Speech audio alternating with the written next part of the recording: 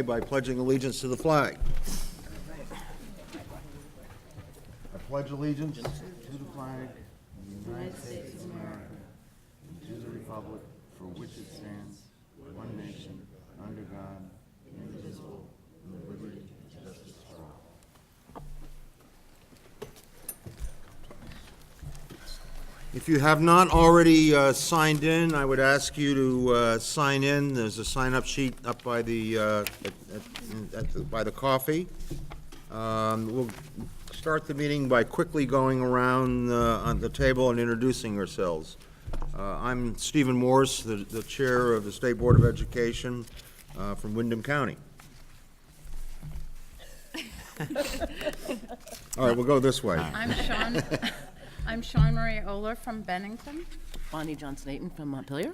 Krista Hewling from Jeffersonville. Bill Mathis, Goshen. Mark Perrin, Middlebury. Morgan McIver, Plainfield. Margaret McLean, Peacham. Lachlan Francis, Putney.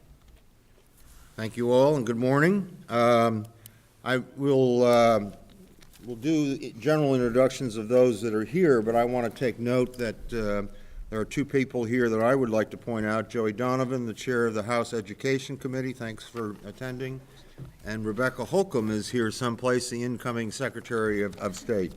So we look forward to our working with both of you. We're going to be welcomed by the Burlington High School. Amy?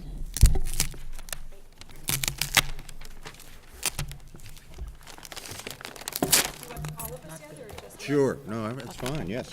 I'll just say an initial word of welcome. We have some remarks we'd like to make for you, but on behalf of Burlington High School and all of our students, we're a school of about 1,100 students, and we have other students who come in as well to attend our Burlington Technical Center campus that's adjoining our main buildings. But we're happy to have you here and be able to show off some of the good stuff that we're doing. And this is the end of our first semester this week, so if you want to walk around, you probably see students doing presentations and taking exams and things like that. But we've had a good first semester, and look forward to telling you a little bit more in the coming minutes. So, welcome. Thank you. I'd also like to welcome you. I'm not sure if we're on the agenda now to talk about Achievement Gap or in a few minutes. In a few minutes, yes. Okay, so I'm Jean Collins, Superintendent of the Burlington Schools, and also would like to welcome you to Burlington School District.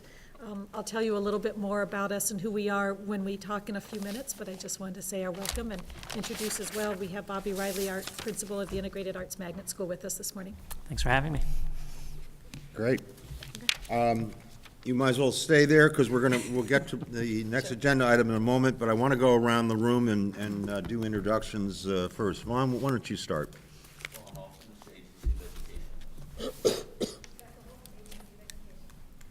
Bill Talbot, Agency of Education.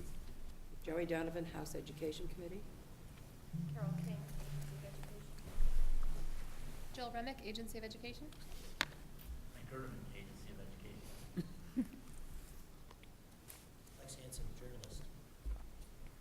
Ken Page from Law Principals Association. Red Bay, living in Burlington now, and they do the Bay and Paul Foundations. Used to live in southern Vermont. He migrated. All right.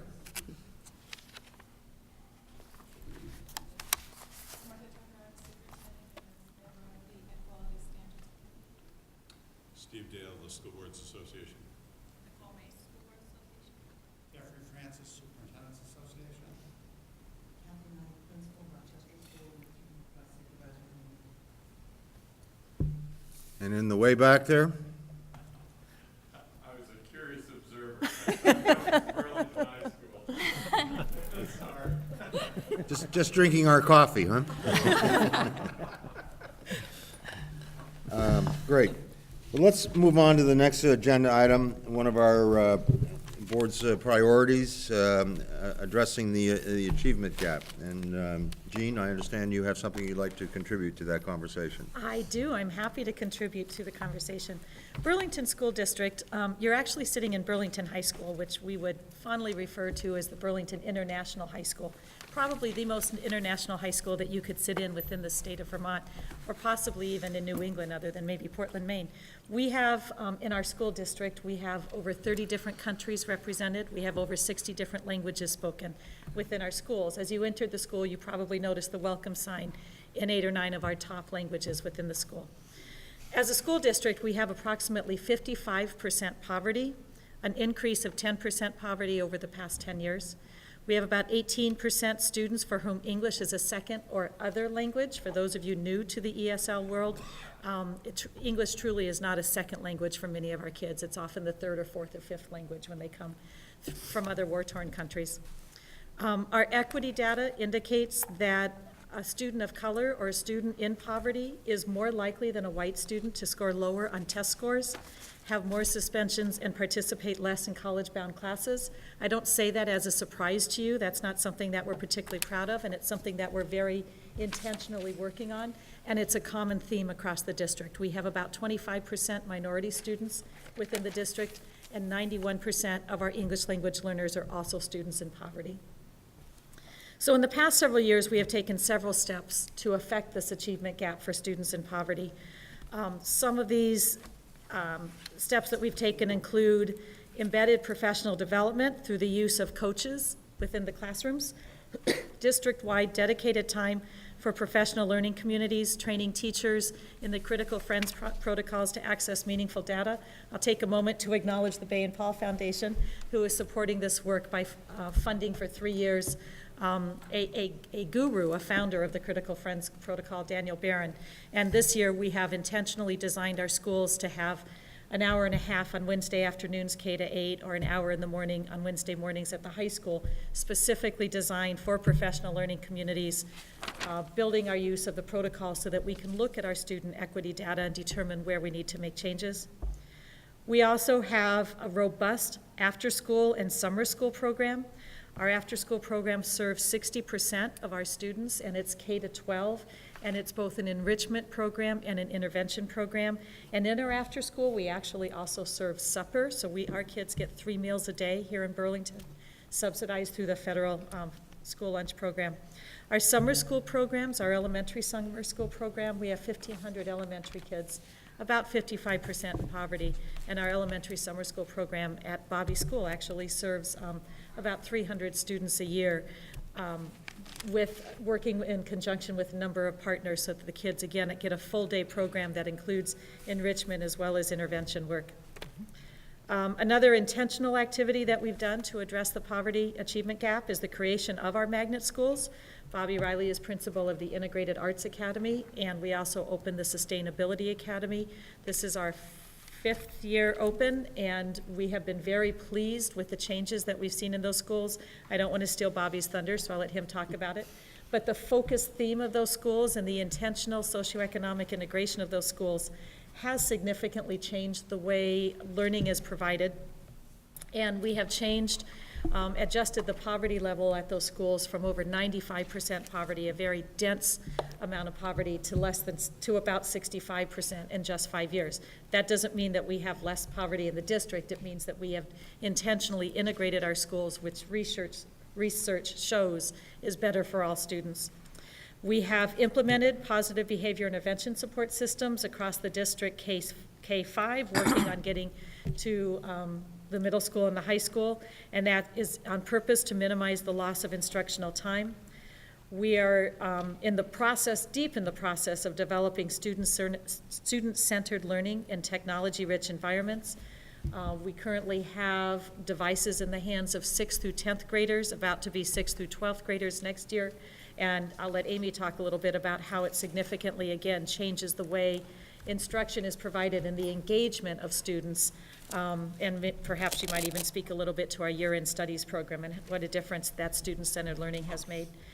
We focus significantly on parent outreach using the Family School Partnership model, which is a research-based model, to make sure that we have committees of parents that represent the different diversity and different groups across our district, helping to make decisions about academics within our schools. We have a very comprehensive continuum of classes and services and professional development for our English language learners. I gave you a number of 18%. That translates to 675 English language learners currently receiving service. That's larger than many of the districts or in the state, and that's within our school district. We have successfully increased test scores in 6 of our schools last year by over 10%. We also intentionally publish a report annually to see how we are doing with equity with our students, because we are very concerned about the poverty achievement gap that does exist within our schools as well as across the country, but we can only affect our schools. So I already mentioned that Integrated Arts Academy was at 95% poverty and is now at 65% poverty. And I think what I'd like to do is ask Bobby to speak a little bit about what's happening at the Magnet School, and for Amy to speak about the innovative work that the high school has taken on with Winooski High School to remodel the way education looks for all of our students. Cool. Thanks again for having me. Appreciate it. Like Jeannie said, we have seen a really significant shift in our demographic.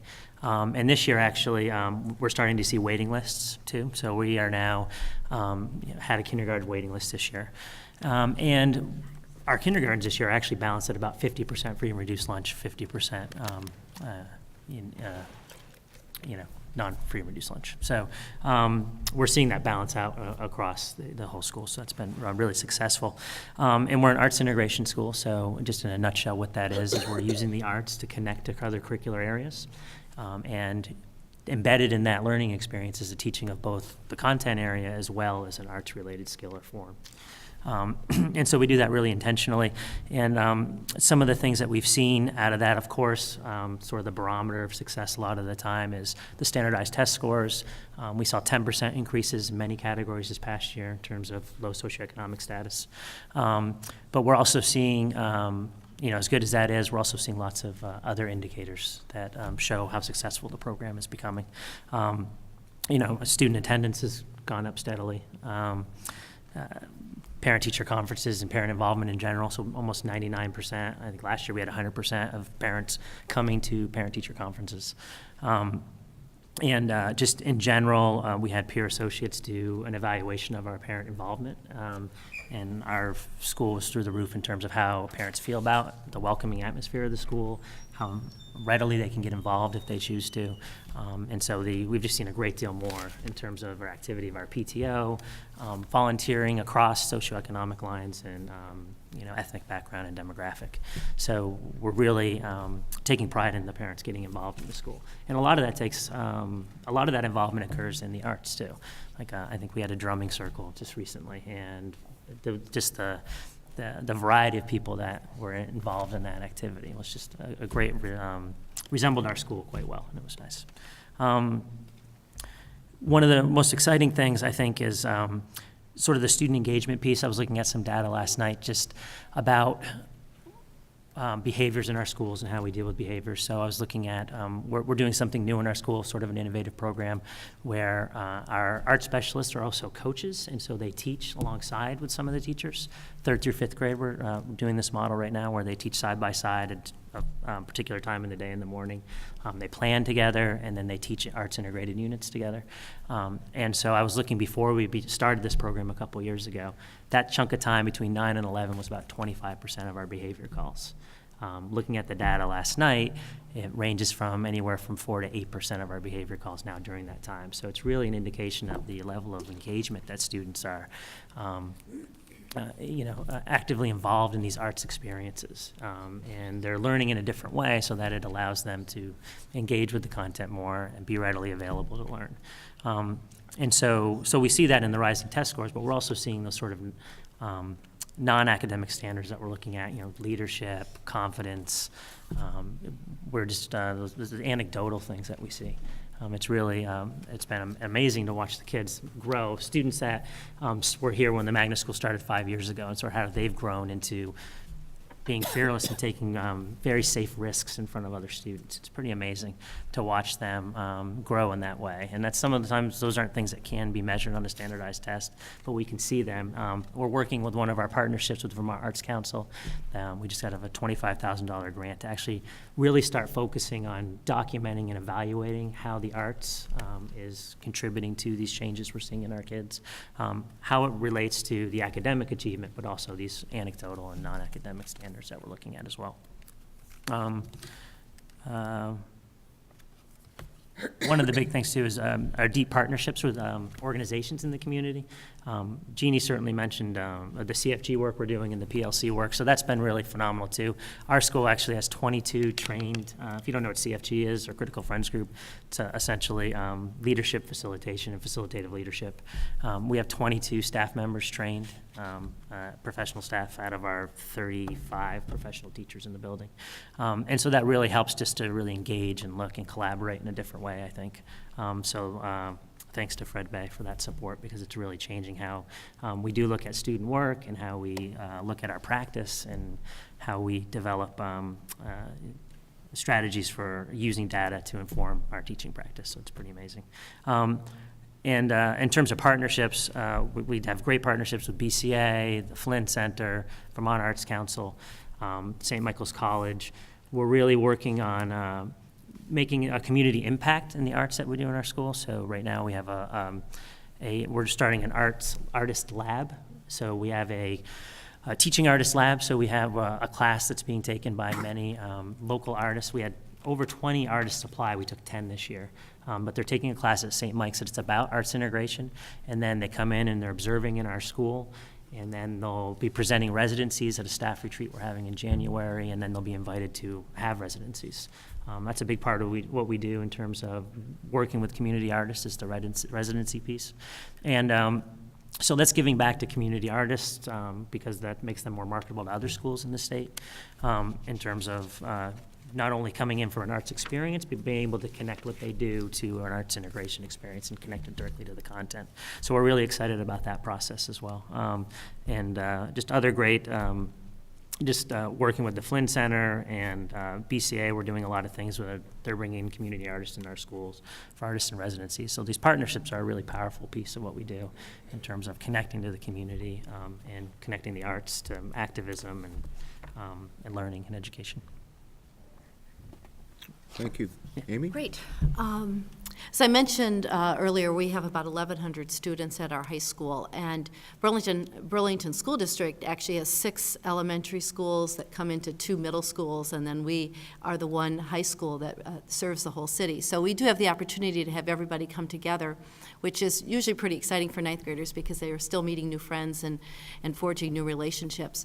But in creating that community, we have had some opportunities the last couple of years that have, I think, really started us in some new directions and forging a newer sense of community within the school. So we have been a recipient of a large grant from the Nellie Mae Foundation to test out some new strategies that allows young people to have more voice in the school, have parents to have more connections with the school, community members, as Bobby's referenced as well, but also for us to really look at how we're delivering curriculum within the school. We do have more than 50% of our students who are in poverty. About 18%, as Jeannie has mentioned, are in English language learner classes or supports.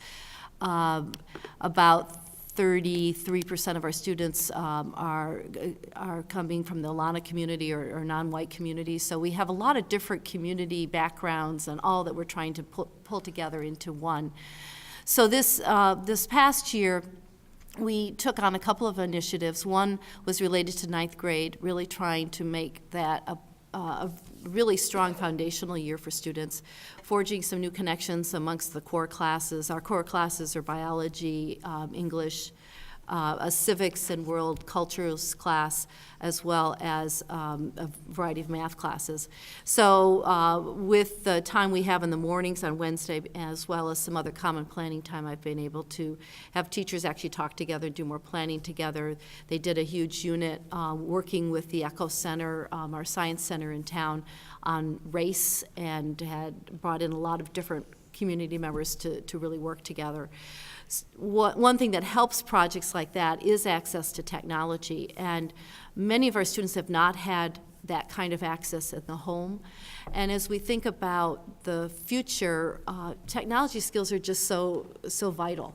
And so we've really made a push to equalize access to technology in our school through this, the Nellie Mae grant, which we are calling Partnership for Change, really, all those connections. And so this is our second year of having, now half of our schools having iPads.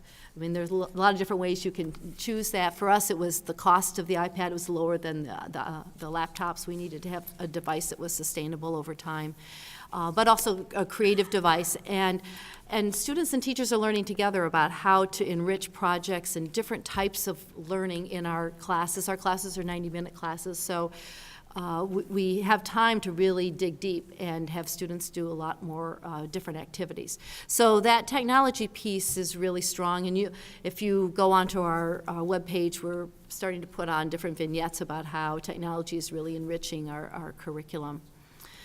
Another way that we have really looked at trying to create community and trying to promote student choice and voice more is through a program that we started last year that turned out to be very successful, which we called year-end studies. I referenced the fact that our first semester is ending this week, so we did change our calendar. Most high schools end their semester in the middle of January with a week of midterms.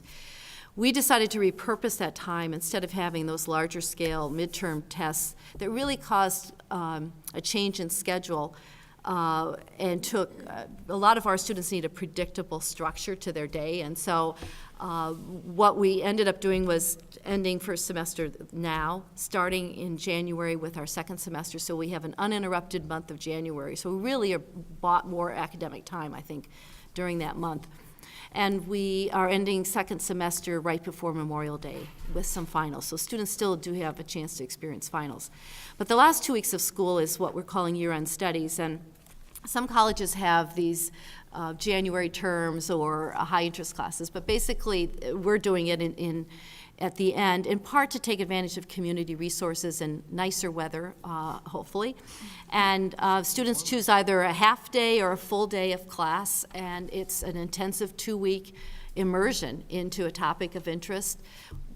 We have the two main requirements we have for teachers is that there has to be a community connection. Often the connection might come into the school, but most of the time there's enough with the 2.5-hour blocks you can get out into the community. We rented a lot more bicycles, people are out and about, and so that's been really helpful. There's been a lot of intensive arts, science kind of programs, writing kind of programs. We shifted some of our world language travel programs to then so that students aren't leaving during the school year to take advantage of those programs. So they're 9th through 12th grade, and I think that was probably the first time that we've ever had students with that many mixture of backgrounds in one class, but it was all predicated on the fact they were interested in a particular topic. Our feedback was very positive. As you can imagine, it was a big change for our school and our families to move to this and to start something new at the end of the year. But I would venture to say the first week of June hasn't always been the strongest new instructional time for students. So I think shifting that time and repurposing it bought us a lot of benefits. And so we're in the midst of having kids sign up for that now, and we'll be doing that again. The final thing I'd mention is that we are on a journey towards proficiency-based education. And I mention that because I think that has so many opportunities to address the achievement gap, but also presents some challenges. And essentially, we want students to be able to demonstrate that they've met high standards in their classes. And one of the things that we've really have come up against are reading and writing skills in particular, but also math skills. When students come to us who are below grade level, it's hard to sort of catch up and really have them take full advantage of all the opportunities we have in especially 11th and 12th grade. So a focus for us is that we've been really looking at how we can provide some additional instruction for students who are not at grade level with reading and writing and math. double dose classes. You may have heard that term, but basically, some students are taking pre-algebra every day during the semester, and then we're moving them to algebra second semester. It doesn't completely solve the issue, because it's much harder learning some basic math skills when you're 14 than if you're 5, for instance. But we really are very focused on trying to think about creative and new ways that we can address the gaps that some students have coming to us, and really trying to catch them up so that they're fully involved in the school, as well as fully able to access all the opportunities that we have.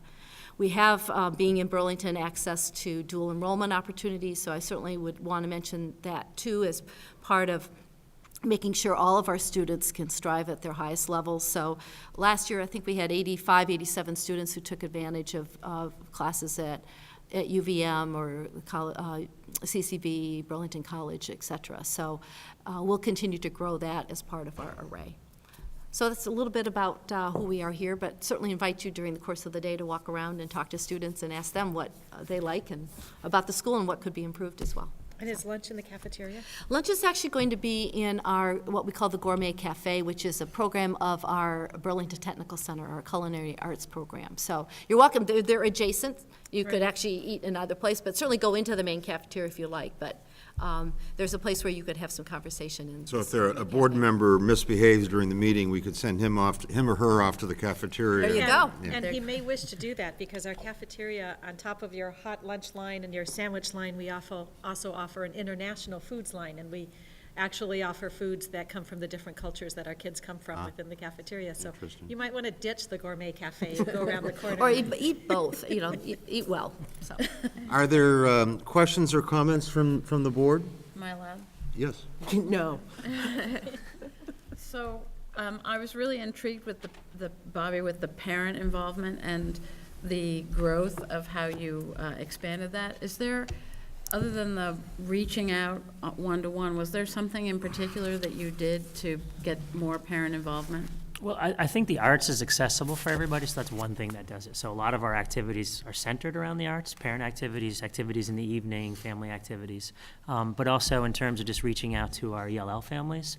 I have teas, dinners, luncheons with those particular groups to answer questions, just to make it, to make them know, let them know that I'm accessible and that the school's accessible. It's a community center. We have a community room in our building that we offer use up for whomever, but we really want to make the school the center of our community in the Old North End, and just really making that apparent, inviting people in, having those meetings, answering questions. At first in a sort of a safer environment for some of the families that don't speak English, and that's a barrier too. And then I think ultimately that stretches out into the other areas of the community. Bobby also starts every Monday morning with the Monday morning meeting that many parents come to, and it's just a way to connect with the kids and set PBIS goals for the week and kind of lay the agenda for the week for all the students. The entire student body, you have about 300 students come to that. And then he ends the week with a Friday afternoon assembly where he students demonstrate what they've learned, or there's slideshows showing what they've learned, or there's a variety of ways to celebrate student learning, and parents also are part of that. And then you also offer story nights. I've attended one where a bunch of different communities come together and share stories about themselves. Family traditions. Really build family traditions, which really builds connections as well. And those all connect to the arts too. Friday's really focused on arts learning and how it connects to the curriculum. Monday is, it sets sort of the tone for the week, but students this week performed a rap about accepting others. I will often do a storytelling in front of the school community or read a book that's really relevant to a social skill or connecting to others. So we really, through the lens of the art, we really try to connect and create this. And I think typically we have anywhere from 30 to 60 parents who are at those Monday morning meetings. So I have two questions, if Stephen will let me. One is you've built. I really don't deserve this reputation. Actually, I'm going to go over to Jeannie as a tangent. Because you have all these different schools within the one district, you mentioned parent committees. Are there parent committees for each of the schools within the district? Yes, we use the parent-school partnership, the family-school partnership model, where each school has an identified family-school partnership team, and a person, usually it's a parent who chairs that team, And we have one, at the moment, we have one district-based coordinator of Family School Partnership who helps each school team identify who the makeup of that team should be, making sure that we're addressing parents in poverty, new American parents, minority parents, as well as our traditional white middle-class parents who are able to give up the time. We also have teachers on that as well. And then those teams specifically look at their particular school and help give contributions as to how to get parent involvement to support academic achievement. And that's in each one of our schools. And that's based on the Joyce Epstein model or framework in which. Right. It Which the state has provided some trainings on recently, So I but we've guess done where it I'm going with district-wide. this is that the Burlington School District is a single supervisory district, and they've reached out to each of the school communities to have groups that have an input in what's happening in the schools. Right. Thank you. This is all very exciting. I was just gonna ask what some of the success rates were for some of the other schools in terms of parental involvement. We actually, one of our indicators is involvement in parent conferences, because that can be very difficult for many parents, particularly as the kids get older. And we are as creative as we can be with parent conferences, with our middle schools at times coming into the Old North End and holding middle school parent conferences in those schools, or things like that. Across our elementary schools, for the last couple of years, we've had between 90 and 100% participation in parent conferences. Our middle schools are up around the 80 to 90% participation. And the high school, which you generally see, what's that? If we had more days, we'd do more If we had more days, if we could expand our calendar, they would have. It's true, because you can only meet so many. I'm sure she's not reflecting And- anything on the building principal. And I'll also tell you that, well, before I do, but and the high school also has had, I think this year, we're over An 70. increase, no, we're not that high. We're more like 45%. Which is still significant for high school. And I will tell you that I'm actually a parent at Edmonds Middle School, and the teachers were extremely creative in meeting my schedule to hold the conference, because they were determined to get that as high a percentage as possible. Great, thank you. This is some pretty exciting stuff that's been happening in the city. How long has this all been going on? Well, the city is a couple hundred years old. But there's obviously Had some intentional changes, I think, over the last 8 years. This is my 9th year as superintendent. We got the Nellie May grant This is 3 years ago. Yeah, this is really our second full year of Yeah, that, so we're still on the cusp of it. And but we 5 brought in years for Family Sunday School Partnership 4 years, this is our 4th year of Family School Partnership. So in the past 5 years, we made some significant changes. Integrated Arts Academy, before it was IAA, was Wheeler Elementary, and it was cited as one of the top lowest performing schools in the state. I understand that sentence is awkward, but it's not my sentence. And it's a Tier 3 school. And ironically, at the same time they were identified, we were already in the process of recognizing the difficulty we had with the density of poverty in the Old North End and transforming both schools into the magnet schools. So we were already on our way, and really could not be more pleased with the success of those programs. So 5, 6, 7 years is the intentional approach that we've been taking. And is it a K-6, or do you have K-5s? K-5. But he's angling for a K-8.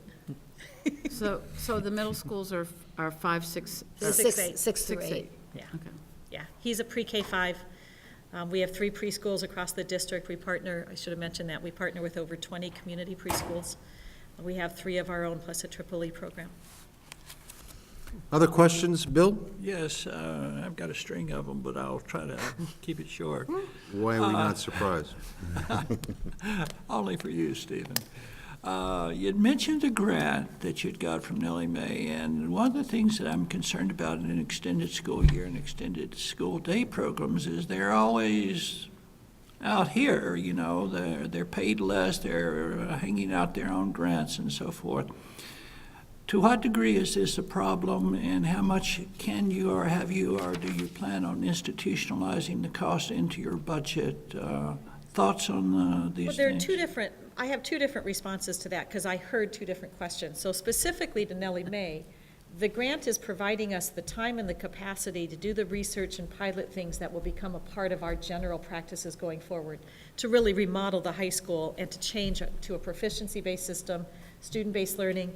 The technology that comes along with that, we developed a 3-year plan, and next year's budget will be the 3rd year of it, where Nellie Mae paid the larger portion, then less, then less, as we built more and more into the budget till it's sustainable going forward.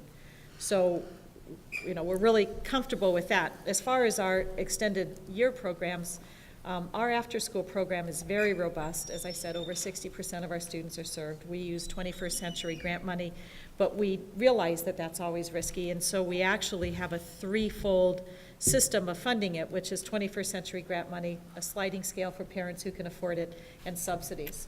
And with those three legs, we're able to serve a large number of kids, and we feel like it's more sustainable. In fact, we are going to be cutting $50,000 out of our local budget this year because we can sustain it that way.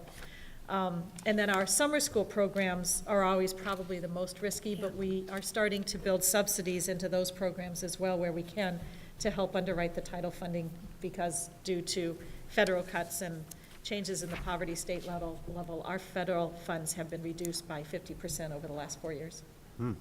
What do you need to make the program really succeed as you would like to see it in your dreams? And what is your need level, if you can express that in some way, versus your participation level? And what's the big hole that needs to be filled? Well,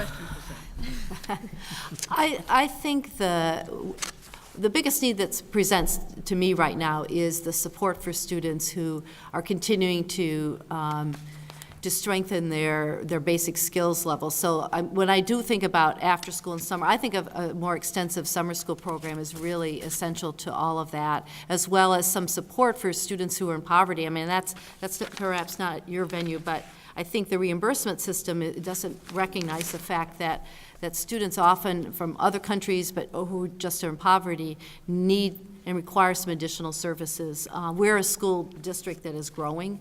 We're not a school district that is reducing in number, and so the challenges of students, you know, and I think about some of those supports have not been recognized. That's one thing that occurs to me. I would agree. We almost cannot do enough for our students in poverty and our English language learners. And when we can do enough, it's extremely successful. We have a number of our students, our English language learner students in particular, and students in poverty who do go on to college, but it does take a village. We partner with several out-of-school partners, Boys and Girls Club, King Street Youth Center, Sarah Holbrook Center, and try to provide as enriching an out-of-school environment as we possibly can. But we don't have enough. We're running a 5-week program in the summer. It really should be a 6 or 7 or 8 week program in the summer. Definitely. And that's really focused on elementary. It's even shorter in the middle school. I think it's a 4-week program. We need to do more, but we're doing what we can with what we have. Mark? In relationship to some of the questions that Bill asked and some of the initiatives that you started, how would Calendar 2.0 change all that? Thanks for asking, Mark. Since I was one of the people who was supporting Calendar 2.0. For our students in particular, what I saw the application of Calendar 2.0 doing was allowing us to have a school year that is that builds in both reflection, growth, and intervention and opportunity breaks throughout the year. So already in the state of Vermont, pretty much, we come back from school after the December vacation and we go to school for about 7 weeks and we take a week or 10 days off. And then we go for about 7 weeks more and we take about a week off and then we go for about 7 weeks more. And it's a very structured schedule. But at the beginning of the school year, we start school on August 31st this year and we go until November, it was late this year, so 25th. 27th. And there's a day where kids are off for parent-teacher conferences, but the teachers are not. It's a long haul. And if you miss that fractions lesson at the beginning of October, you're going to have to wait until summer school to figure out what it is you missed, because we're just moving on. I mean, obviously, we provide interventions and try not to let that happen.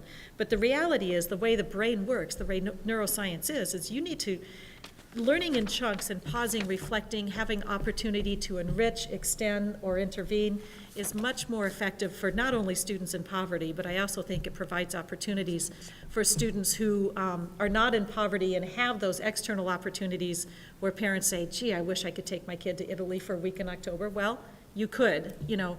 So I really believe that having a different calendar than what we currently have, and I'm not saying that 2.0 was the exact right calendar, but having a different calendar than what we have, and one that acknowledges the way students learn, the way the adults work best in helping students learn, would be much more effective for all students.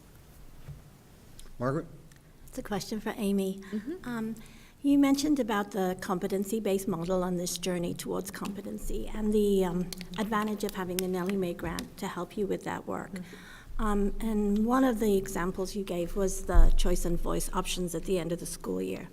So what are you learning in that journey that can support other schools, high schools in Vermont, particularly those that don't have the access to the resources that you got through Nellie Mae? And specifically, what do you see is the roadmap to infuse that choice and voice and personalization throughout the school year, not just in a special program at the end? Well, we're learning a lot just even in these last couple of years of trying to map out some of our journey ahead. But I think at the high school level, at least, I look at it as a combination of some core classes that we want all students to experience and maybe experience together and have some common learning experiences, but also that students really need to make meaning of some of that core knowledge. And so trying to either link some classes, humanities is a common example, for instance, just so that classes seem more meaningful to students. I mean, it's interesting just that one thing alone has actually has allowed some students to, well, they've told me that it's just much more interesting when that happens. But what we're also trying to infuse within the class are more choices about ways they can express what they're learning. And sometimes that choice is just as important as choosing another elective class. It's sort of what happens within the day, because we still want them to grapple with some of the key themes in life and to learn about how our bodies work. And so you don't want to necessarily abbreviate some of the core knowledge that you want students to be exposed to, but let them work with that knowledge in some new ways. So that's where technology is coming in for sure, and trying to work on some more formative assessments and group work and really trying to shift what happens in the classroom. So the way ahead for us is having teachers have more time to actually work and plan that out. We have a summer institute we like to do where teachers could just work for a week on curriculum and think about these things together. The other piece I would mention is that we are starting to look at 11th and 12th grade perhaps differently, so that we could have more of like a concentration in the arts. I'll build off of this example. So we may have some students coming in who that's the way they really have come to express themselves. And so, but if they could, let's say, especially 11th and 12th grade, they've gotten through some of those initial requirements. They've shown that they can read at a certain level, and they could perhaps take 5 out of 8 art offerings, do a significant project senior year. We're going to be offering a senior seminar starting next year. And that might all come together, and they will have figured out what that combination is, and then have a project that sort of ties it all together. So we're looking within the classroom, within some traditional classes, trying to mix up how those classes are delivered and how students experience them, as well as some different ways to link other electives, outside classes that connect as well. So it's about being clear about what you want students to know and be able to do in the class, but let them be creative in how they show that they have come to that learning. Thanks. Thank you very much. This is very exciting, and we wish you continued success. Thank you. Thank you. And thanks for hosting us today. Absolutely. I'd like to tell you just one last thing. I need to leave you now because I'm headed to Winooski Mill, where I'm joining Burlington High School and Winooski High School students in a design thinking 2-day seminar. Very exciting. Yeah, See what we come up with. great. Thank you. Thanks very much. And if anybody wants, I would just suggest you come to the magnet schools and get a tour. Actually being there when kids are involved and engaged in these activities is just really powerful to actually be a part of. So if you have that opportunity, the invitation is always extended. Thank you very much. All right, we'll move on to agenda item C, board member announcements. During this time, I'd also ask if you chair a board committee, if you'd give a brief update of where you are with your committee. Okay. Let me start with Mr. Mathis. All right. I'll talk about the legislative committee, which met last night, and we had 11 people there for a very good meeting, with 3 members of the House, 2 of the Senate. Chair Donovan was there, as well as Secretary-designated Holcomb. And with the climate that we're facing now, there was a lot of emphasis on money. And this was the focus of it, but what was good to me was the discussion that went into how money is spent. There was a little bit of discussion about changes to the formulas and so forth, but I felt that there was a good earnest effort to say, can we be more efficient? Can we use this money more effectively? Some talk about privatization, also a good amount of discussion about the achievement gap, which we've just heard about in the last few minutes. And so all in all, I thought it was a good meeting. The governor is having a meeting on finance that's coming up. The House Democrats are having a meeting here in Burlington, also dealing with education issues. I think it's going to be a very exciting and robust education agenda. I'm concerned about the finance changes is if some of the efforts that are underway end up with things that are regressive or things that may not be particularly productive. With that, I will stop, and I would invite other members who were there last night to contribute their little thoughts or big thoughts, as the case may be, on issues that came out.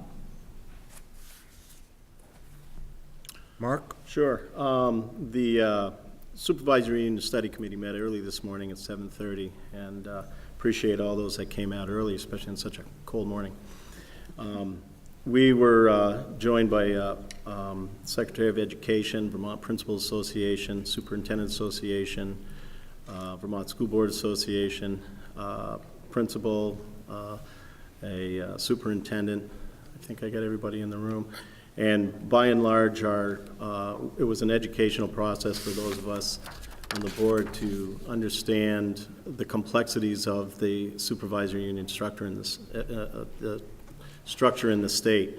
One of the things that was said, if you've seen a supervisory union, you've seen one supervisory union. And there's 60 some odd supervisory unions in the state, and they all function very different from each other. Ultimately, our goal is to hopefully come up with some kind of criterion process so that this board can consider any realigning of SUs if necessary, or any way that we can deal with some of the issues such that we have on our agenda today. I can't say that we came up with any answers today, but it's a daunting task. It's a task that's been in front of many folks for quite a while, and we're accepting that challenge, and we're going to do our best shot to work with all stakeholders involved, and we'll report out hopefully more in our January meeting as to some of the specific things that we'll be doing. Well, we have all the confidence in the world that you're going to be able to bring us a plan that's going to reshape educational districts and provide educational opportunity. I'm sure. Yeah. I'm sure you do. Bonnie, any updates on the strategic plan? My only update is that we did not meet. So there was an update for you. And one of the reasons we didn't meet is my feeling was that we needed to have our new secretary as part of our strategic planning process. So I've spoken to Rebecca, and she has gratefully said that she would be part of our committee. We'll meet in January and have something prepared for June. So with that news and my discretion as chair, I will appoint the incoming Secretary of Education to the Strategic Planning Committee. Much appreciated. Sean Marie. I just wonder, in terms of Mark's committee, did this board give that committee a charge? Is there a charge for that committee? Yes, there is. I think we got a copy of it. Okay. I think we did get That copies. was last month, right? Yeah. Yeah, Okay. I think we got a copy. Are there any other board announcements? Pretty sure. If not, I don't have any major announcements for item D, so we'll move into item E and welcome the incoming Secretary of Education, Rebecca Holcomb, and I say incoming, but from what I gather, she has been traveling the state and meeting daily on getting ready for her new position. So we're excited about you being here and look forward to working with you. Not quite daily. First of all, I want to thank you again for this tremendous privilege. I think you know more than many of us that together we share an awesome responsibility. First and foremost, we're educating other people's children, and we have a sacred trust and a sacred responsibility to make sure that those children get the skills they need to thrive in jobs, to raise their families well, and to participate as members of communities in our state of Vermont. We also are responsible for $1.6 billion, and we need to make sure that money is spent as well as it can be spent, and that every dollar we spend is following the initiatives that we think are most important and will give the greatest benefit to our children. So with that to start, it's been such a privilege to travel the state, to meet with members of various school boards, with superintendents, with teachers in schools, with students here at Burlington High School, to hear about what people care about and where they see the goals of the state as we move forward. I think we have three big challenges which encompass the priorities that the State Board has already laid out. The first of those is equity. And this is all the more important in the context of the changing national climate and the growing inequality we see nationally, and that's here at home as well. Without us, Europe built welfare states, we build public schools, and without us, children who are born in families where they don't have resources will not be able to participate in their communities. When I go to CVS, and I said this the last time I came and met with you, I swipe my card. I don't buy from a person anymore. The kind of low-wage, low-skill jobs that used to be available for our children are not going to exist. If children are going to have meaningful lives when they grow up, we need to give them enough skills to do the things that computers can't do. That's how profoundly our workforce is changing. And so equity is not just about making sure they read and write anymore. It's about making sure they have the capacity to reason from evidence, to use the technology that's available comfortably, to do the kinds of analytical skills that we know are essential for all those jobs that are going to be meaningful jobs. It's also our goal and our responsibility to support teachers and districts in the profound work of changing the way we teach to enable these outcomes. When I met with a student, one of the students, actually I met with several students, and they all said pretty much the same thing, which is a tribute to the school. I said, what is the best thing about Burlington High School? And they said the teachers. And when I pushed them a little harder, they said, because they understand how I learn, and they've figured out how to help me learn effectively. And when I think of the tremendous work that's been done by this board and by the legislature in terms of supporting personalization of learning and trying to find ways to measure our students' progress, not just in terms of test scores, which are important. We need that as an external audit of the progress that we're making. But in terms of the kinds of sophisticated analysis of local assessments that you heard the Burlington school representatives just talk about, that's the kind of work we need to be enabling and supporting, so that teachers can actually make judgments that change the way they work with children, because that's the most important relationship, that and the relationship with the families. And we also need to do it in a cost-effective way. When we look across the state, equity isn't just an issue in terms of within districts. Are we providing students within districts with equal opportunities? It's across districts, and part of that's financial, and part of it's access to the kinds of human capital and the kinds of resources and research and data and evidence that you just heard described here by Burlington. When we talk about effectiveness, it's not enough to look at test scores. We have to look at how much districts are spending and what they're creating in terms of the kinds of educational opportunities they provide children. In some ways, you can talk about an achievement gap, but it's also really an opportunity gap. Have we given students the opportunities to learn so that they can master and demonstrate learning in the same way as other students? And one of the things that is going to be a real challenge for us as a state, particularly because of the complexity of our districts, because of the complexity of the way we organize education, is to get better data that we can use better to help schools continuously get better at the process of educating students. And that is no small task. As of now, we still don't have a common chart of accounts for all school districts. People at the agency have been working very hard. I know the VSBA is very supportive of that. Once we start to have common systems for entering data, gathering data, looking at what offerings are available, we'll be able to provide boards and schools with better information that they can use to look at what they're providing their students, but also maybe look across districts to see if there are other ideas that have already been tried in other places that they might use to do better work. So our goals are to close the opportunity gap, to support these improvements in teaching and learning, and to use data better and use better data to ensure that our initiatives are targeted in the most effective and cost-effective way possible. Part of what I've been trying to do over the last month is understand the AOE better and what the agency can do to support this work. And it really falls into 3 categories. The first is leadership. What the agency can do is try to articulate a vision for the state and hold a spotlight on it. There are so many things we should do. We should make sure kids don't have concussions. We should make sure people are trained to administer EpiPens in every building. But we also need to focus our priorities on what matters most, and that's the teaching and learning. And it's not to say that the other things aren't important, but if we can set 3 goals and really focus on those goals, I think that there's nothing to limit us in terms of what we can accomplish. And I think the agency can play a critical role in taking the education quality standards, which you've been developing over an extended period of time, and then trying to hold those out to the state in terms of what they promise, in terms of a broader vision of outcomes for students. It's not just about math and literacy. It's about civic engagement. It's about the kinds of transformational skills I alluded to earlier and Burlington mentioned that are going to enable students to reason from evidence, think analytically, solve ill-structured problems, and try to do that work. The other thing we can do as a leader in the state is look across the districts to isolate and identify places where good work is being done. Burlington also mentioned positive behavioral intervention services. Or supports for learning. We have numbers of districts who've come and spoken to us about the challenge of changing demographics, increases in discipline incidents, rising poverty, the challenges of dealing with very disruptive students. But there are also schools in the state that have been working very hard on these issues for a number of years and are actually seeing great progress.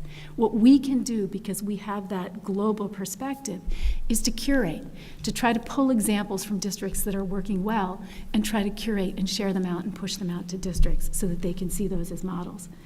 The other thing we can do is work, and I'm hoping to work with the Strategic Planning Committee, and I've already had conversations with several board members around this, is develop a more comprehensive accountability plan so that when we're gathering data to support the work of schools, we can build on the local assessments and the performance assessments that are being developed to give us a much more textured understanding of what it means to get better in the state, but also to support districts that may not have the resources or the knowledge that you saw exhibited in Burlington today, to know how to do that. So we can try to help support them by providing models for schools that don't have that. And then the last function, which, so I've talked about leadership and support, and the last function is monitoring, and I think that's how many people know us best. And I need to be clear that the monitoring, in terms of monitoring progress, much of it is also attached to the federal funds. And as many of you know, an increasing proportion of the agency's positions are federally supported positions, which involve monitoring of the use of Title I funding, consolidated federal grant money, and so forth. We need that money, and we need that monitoring. And I know it's uncomfortable for districts, but what it does ask us to do is ask if we are doing the work that we do in a way, first of all, that preserves access to those resources, but second, in a way that keeps those resources targeted at the students who need it the most and who they're designed to benefit. I think at this moment, we have a unique opportunity. There's been a change in the structure of the agency associated with moving to a secretary position. But most importantly, we have a convergence of interest. And what's been striking to me as I go around the state and talk to different stakeholders is how similar our commitments are. I'm hearing the same goals, whether I'm talking to the school board, whether I'm listening in the governor's office. We're committed to closing this opportunity gap that leads to the achievement gap. We're committed to personalizing learning in ways that benefits all students and not just students who are disadvantaged. And we're committed to making sure that our scarce resources are being used in the most effective way possible. And I really look forward, and I think the primary hope that you had in my speaking today was to talk about how we'll move as we move forward. I really look forward to an open partnership with the State Board of Education. I'm pleased and appreciative to hear that we seem to share the same goals. I've heard those goals echoed throughout the agency. I've been so happy to see, as I meet with different people at the agency, the depth and the passion that people bring to their work there. And I look forward to having us all sit at the table and talk through hard issues, come up with better solutions for the children of Vermont. Thank you. Okay, we will move on to item F, Windsor Northwest SU report. I guess I would call on Vaughn Altimus first to give us an update, and if there are members of the public that wish to be heard on this issue, we will certainly take time and listen to you. We have received a fair amount of correspondence on this in between the month. Just briefly, this issue was before us at the November meeting. There was clearly not full agreement in November. It was the will of the majority of this board to say to the various players, in the next month, please try to work together with the agency and see if this issue could be resolved. Vaughn, you'll give us that report, but I can sense from the correspondence that I've gotten anyways that the issue is not resolved at this point. So, Vaughn, could you give us a brief update of what happened in the month, where we are? I also would find it helpful if you could very briefly tell us what's the history of this issue. I know it's been around for some time, but just there's some new board members here, and if you can remember it all, just give us an update of the history. Yes, sir. If I can't, Carol King can fill me in because she's our institutional memory. If I could just briefly go off topic. When I came in this morning, we had a committee meeting on supervisory unions, and I knew on paper and from talking to my good friend Keith Pillsbury about the cultural diversity here. But walking down that library at 7:30 in the morning, which is a bit earlier than I usually got to school, and seeing this magnificently diverse community of students already hard at work was a truly beautiful thing, and I would simply like to commend the efforts of the high school and the district. The history of the action regarding Windsor Northwest actually goes back a number of years. Initially, two of the districts, Bethel and Rochester, were preparing to, and this is before I was involved, so more detail would require Ms. King, but were preparing to petition the board to leave the supervisory union. I think it may even have gotten to the point where they received the board's agreement, and then things seemed to stabilize, and they asked the board if they could stay. There have been a number of occasions since then. There's at least one and possibly two districts now who were the board not to approve the proposal are exploring the possibility of coming before the board and asking to have their boundaries changed. So I think it's fair to say that a significant amount of the impetus actually comes from inside the supervisory union. That doesn't make life dramatically easier for its neighbors. The more immediate impetus had to do with the retirement of Superintendent Poljacek and the size of the supervisory union, those two things falling within Secretary Vilsaca's criteria for a review. And the state board approved that review. And that was a year ago? Just about exactly. And the I can remember at that meeting, the supervisory union had the option of undertaking the study offered by the board or having the state undertake it, and Superintendent Pilchowski said, look, we've tried to find neighbors to interact with, and we have not succeeded, and if you want to, go for it. Paraphrasing a little. And at that point, we went out and contracted with Norm Andrews, who has done one other study, the one successful merger that's resulted in Two Rivers, to do the financial aspects of this one. In the period since the last meeting, we extended an offer to give any assistance we could, but also made it clear that if they wanted to talk among themselves, we didn't want to intrude and be a presence in the room. So mostly what we got was feedback from their discussions. It is sad to see that a fair amount of heat has begun to come out of the process. I think at least some of that is a result of actual misunderstandings. The secretary forwards to me his correspondence, the emails coming in, and Carol King is very good about doing the same with yours, and I think they do that to cheer me up.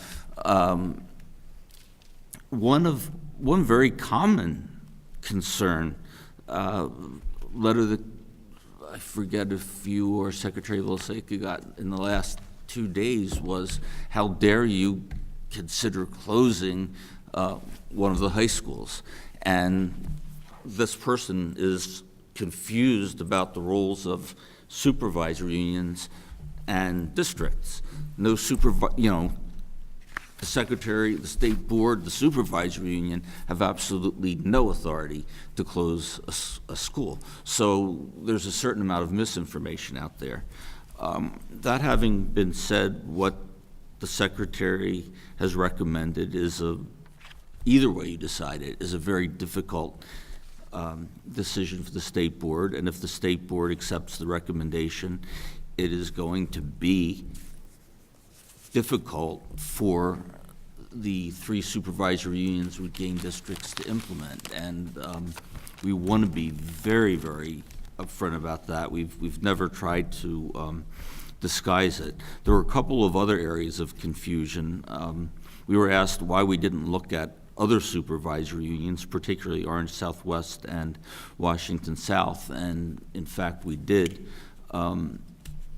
Orange Southwest, all of its members, elementary members, belong to its union high school, and it was very firm. Obviously, the board can assign boundaries where it wishes, but they felt that they had structured a well-working supervisory union around membership in the union, and they made it clear that they would be willing participants only if the districts, in this case districts that had high schools, were willing to join the union. And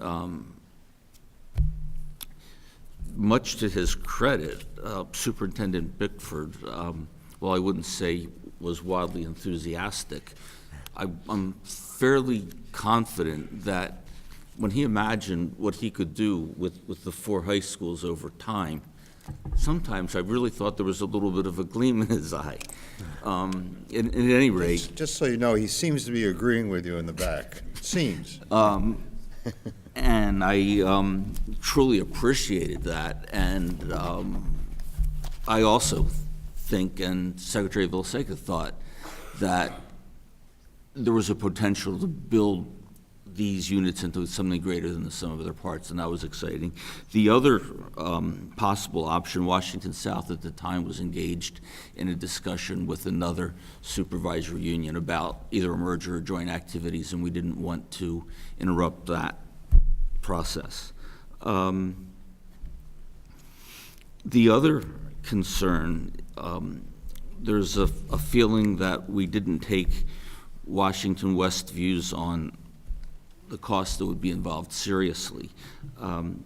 We did take them seriously. We came out in a different place. I don't believe I ever got a complete breakout of cost and revenues. We looked at their addition of the costs. Unfortunately, I had to do much of that on my own.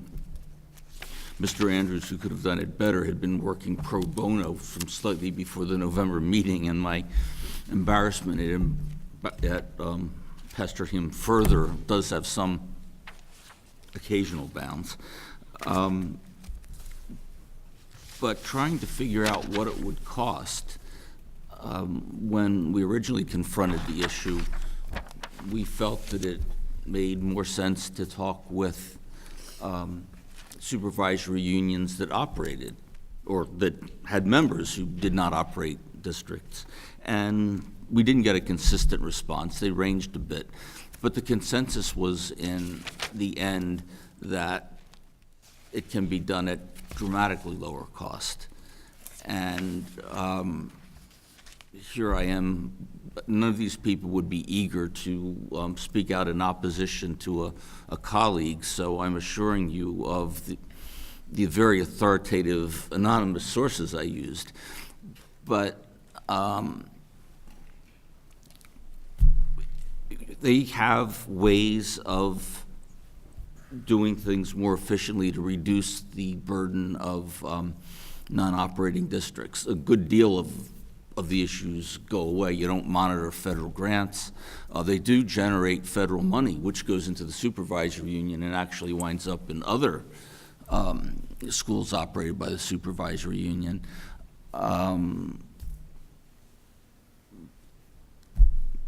We asked about IEPs, and one supervisory union business manager said, "Oh, we have a district that's very good at that, and we simply contract it out to them, and they do it for the non-operating district, and it's quite economical, and it doesn't burden the supervisory union." I could come up with a list of these, and if I were in a thinly stretched supervisory union, I could think of reasons why they wouldn't work immediately.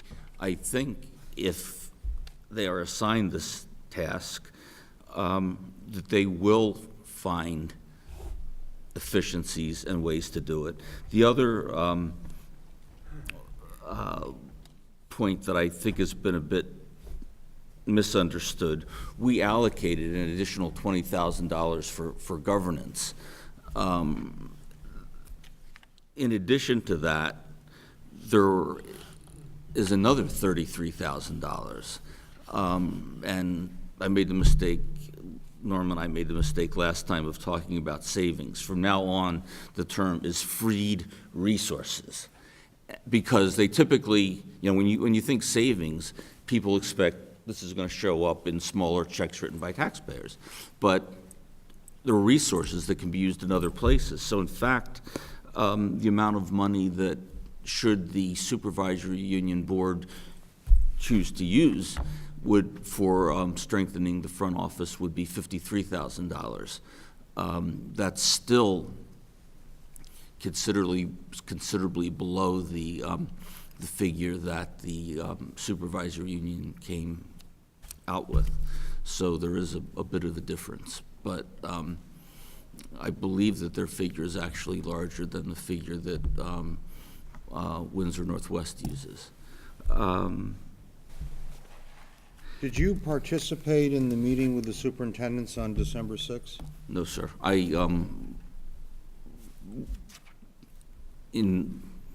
I basically said I would be happy to come, but had no intention of interfering if they thought they could speak more openly among themselves. So as far as you know, within this month's time, no resolution to this issue was found?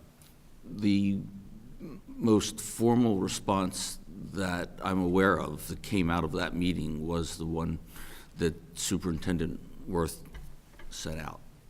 Where and just for the record, in in that, she acknowledges, and she's speaking for the 3 supervisory unions, That's my understanding. something needs to be done. Low enrollment supervisory unions cannot maintain the resources, talent, and needed to provide high-quality learning opportunities for kids. That was in there, sir. Okay. Anything else you want to add? Any questions of Vaughn from board members? Okay, thank you. We may have to call you back.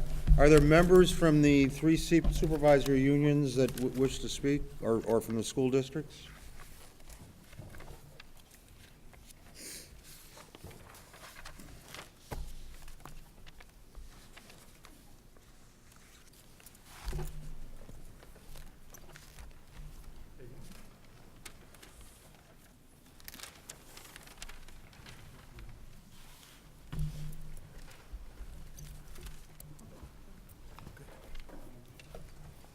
Good morning. Good morning. Thanks for coming again.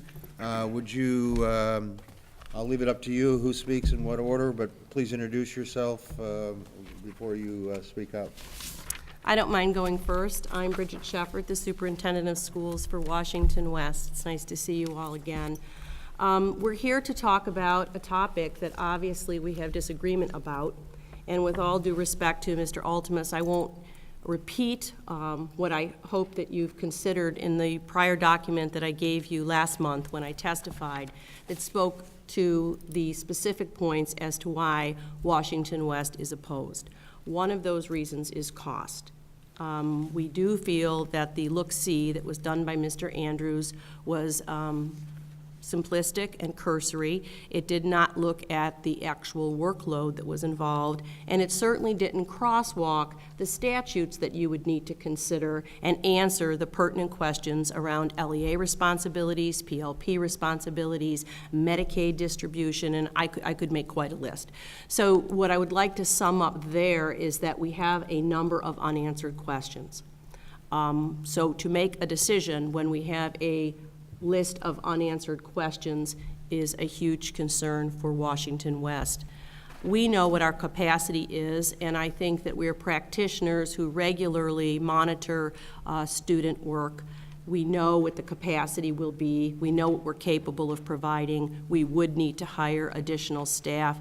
We simply strongly disagree with the numbers that were presented by the AOE. I also want to emphasize that this is not about students. I don't know that I made that abundantly clear the last time. Washington West has the capacity to have all 68 students from Hancock and Granville. We happily would, whether that was on tuition or whether that was under some other arrangement. Our enrollment is also low. We would welcome our neighbors next door as long as it wouldn't be to the detriment of our 6 towns and our 6 taxpayers. 2 things that I thought about in reflection that might be new considerations. Again, we are strongly opposed for all the reasons said. If the board were, however, to impose this forced marriage, I would say there are 2 areas that you should strongly consider, looking statewide at the dilemmas that you face. I think it's unusual for a town to not operate a school and also not be a part of an SU. So you're talking about a different situation where schools are closed, Hancock and Granville do not operate, but they also will not have an SU once this is dissolved. And that's slightly different than a school that has choice, who sends students across the state, but also has an SU to oversee their operations. One option would be that we are designated, that we have all of the students come to us.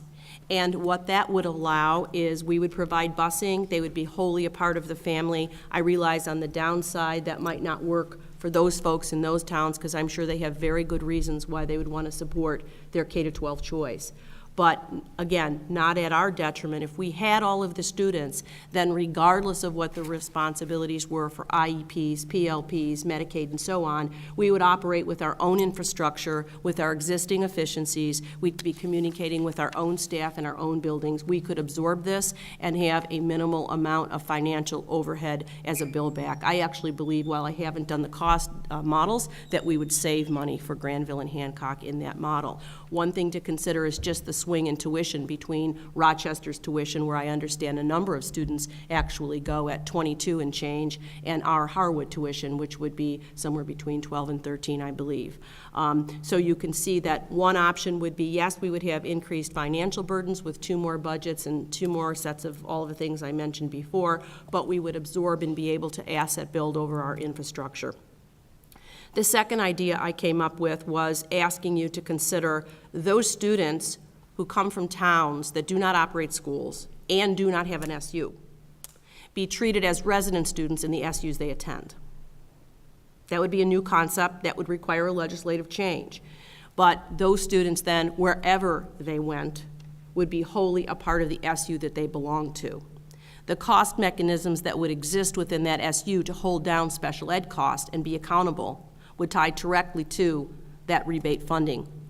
So that would be a viable option in terms of meeting those students' needs for choice, and basically you would be waiving a residency statute, and all the other statutes would flow normally to those students. And again, that would also tie in with our work on the 6th, which is that strongly we believe, as a group of superintendents, all students should be served by the SU where they attend.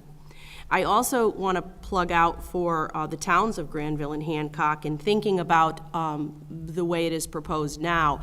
It seems unfair that they would pay SU overhead costs twice. So they're going to have to pay tuition to the town which the students attend, which factors in the cost of the SU in that SU as operating costs built into that overall tuition. And then they're going to pay assessment for our SU, which is another SU cost. So if we're really looking at a macro level at how to drive down costs in Vermont, it seems to me we might be shooting ourselves in the foot if we don't take a broader perspective on how to do that. And as far as the 6th, we did meet, and we spent the better part of a day with our CFOs trying to see if there was a way that we could come to some resolution. We really concluded, based on the AOE's report, I also want it to be said that it's not only Washington West that's saying that the number is too low. You're hearing that from the other SUs as well. We have strong reservations about the study that was brought forth by the AOE regarding the financial numbers, all 3 of us. We concluded that students should be served by the SU. We agree that our neighbors are in a problematic situation, as you are, in trying to find a solution. We would like to be part, I certainly as our superintendent would like to be part of that solution, but not at the expense of my 6 towns that could incur significant costs over a long period of time to operate what we believe would be the standard that we demand and the quality of service we currently provide. Lastly, I will say that I'm kind of curious if the Orange Southwest Supervisory Union said that they had a well-working structure and their SU members were determined to hold on to that they would only consider taking in the other towns if in fact they got the children in the family. Then I respectfully ask the board, why isn't the same approach being taken for Washington West? Thank you. I'm Dale Smeltzer. I'm a resident of Waterbury. I've served as a school board member for Waterbury in the Waterbury-Duxbury Union School District for almost 15 years now, and I've served for almost 13 years at the supervisory union level in Washington West. And that's where my energies have really been focused, and so I appreciate the work you're doing in the state board and looking at supervisory unions. I appreciate the changes that have been made over the years in terms of empowering supervisory unions to take on a greater role, because I've really come to believe that's how we can best serve our students. But as I look at the proposal for Washington West to take on 68 extra students, of which 65 would not go to any of our schools, it just doesn't make any sense to me cost-wise, and I think it would be very disruptive to the function of our supervisory union. We're not a small supervisory union, whether you talk about students or geography, and it's been a real challenge and a slow process to get us to working in a functional way. I've given you comments already through a letter, so I won't go into a lot of the details, but I think it would really stretch our supervisory union's ability to function effectively if we had to take on responsibility of students in many, many more schools. And I would, Bridget's covered some of the extra points that I would have made from hearing the conversations today. Orange Southwest is a union school, and the supervisory union is built around the union school. That's exactly the way Washington West functions. And believe me, it has been a long time for us to finally get in a position where we're functioning well as an SU.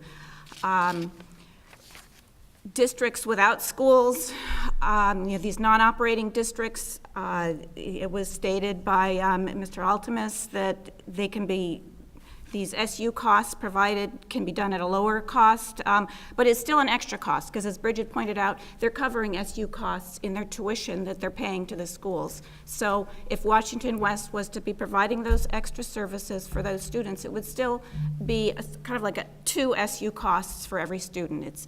I would encourage you to think about how we could move forward as a state and maybe simplify what our supervisory unions do. If we could do it on the basis of the students that are attending our schools rather than where the students are residents, and having us follow students simply because they're resident of one particular town, following them to the numerous schools that they attend, just doesn't make any sense from a cost perspective, or more importantly, from the student's educational perspective. So I appreciate your taking the more time to further consider this issue. I'm David Bickford. I'm superintendent in Orange Windsor Supervisory Union. And I want to thank Vaughn for characterizing me as maybe a faint ray of hope in the wilderness here. Excuse me. Orange Windsor Supervisory Union has 5 towns. 2 operate K-12 schools. 1 operates a K-6 school and tuitions their secondary students out. 1 operates a K-8 school and tuitions their 9 through 12 students out. And 1 operates a K-8 school and designates Thetford Academy to receive all of their high school students. So we're a pretty mixed bag. And the notion that Rochester and Bethel may come in our direction, 2 K-12 schools, did indeed cause me to voice some optimism about the opportunity to create a sense of community there and explore other governance options. So I talked a little bit about that in my first letter to you.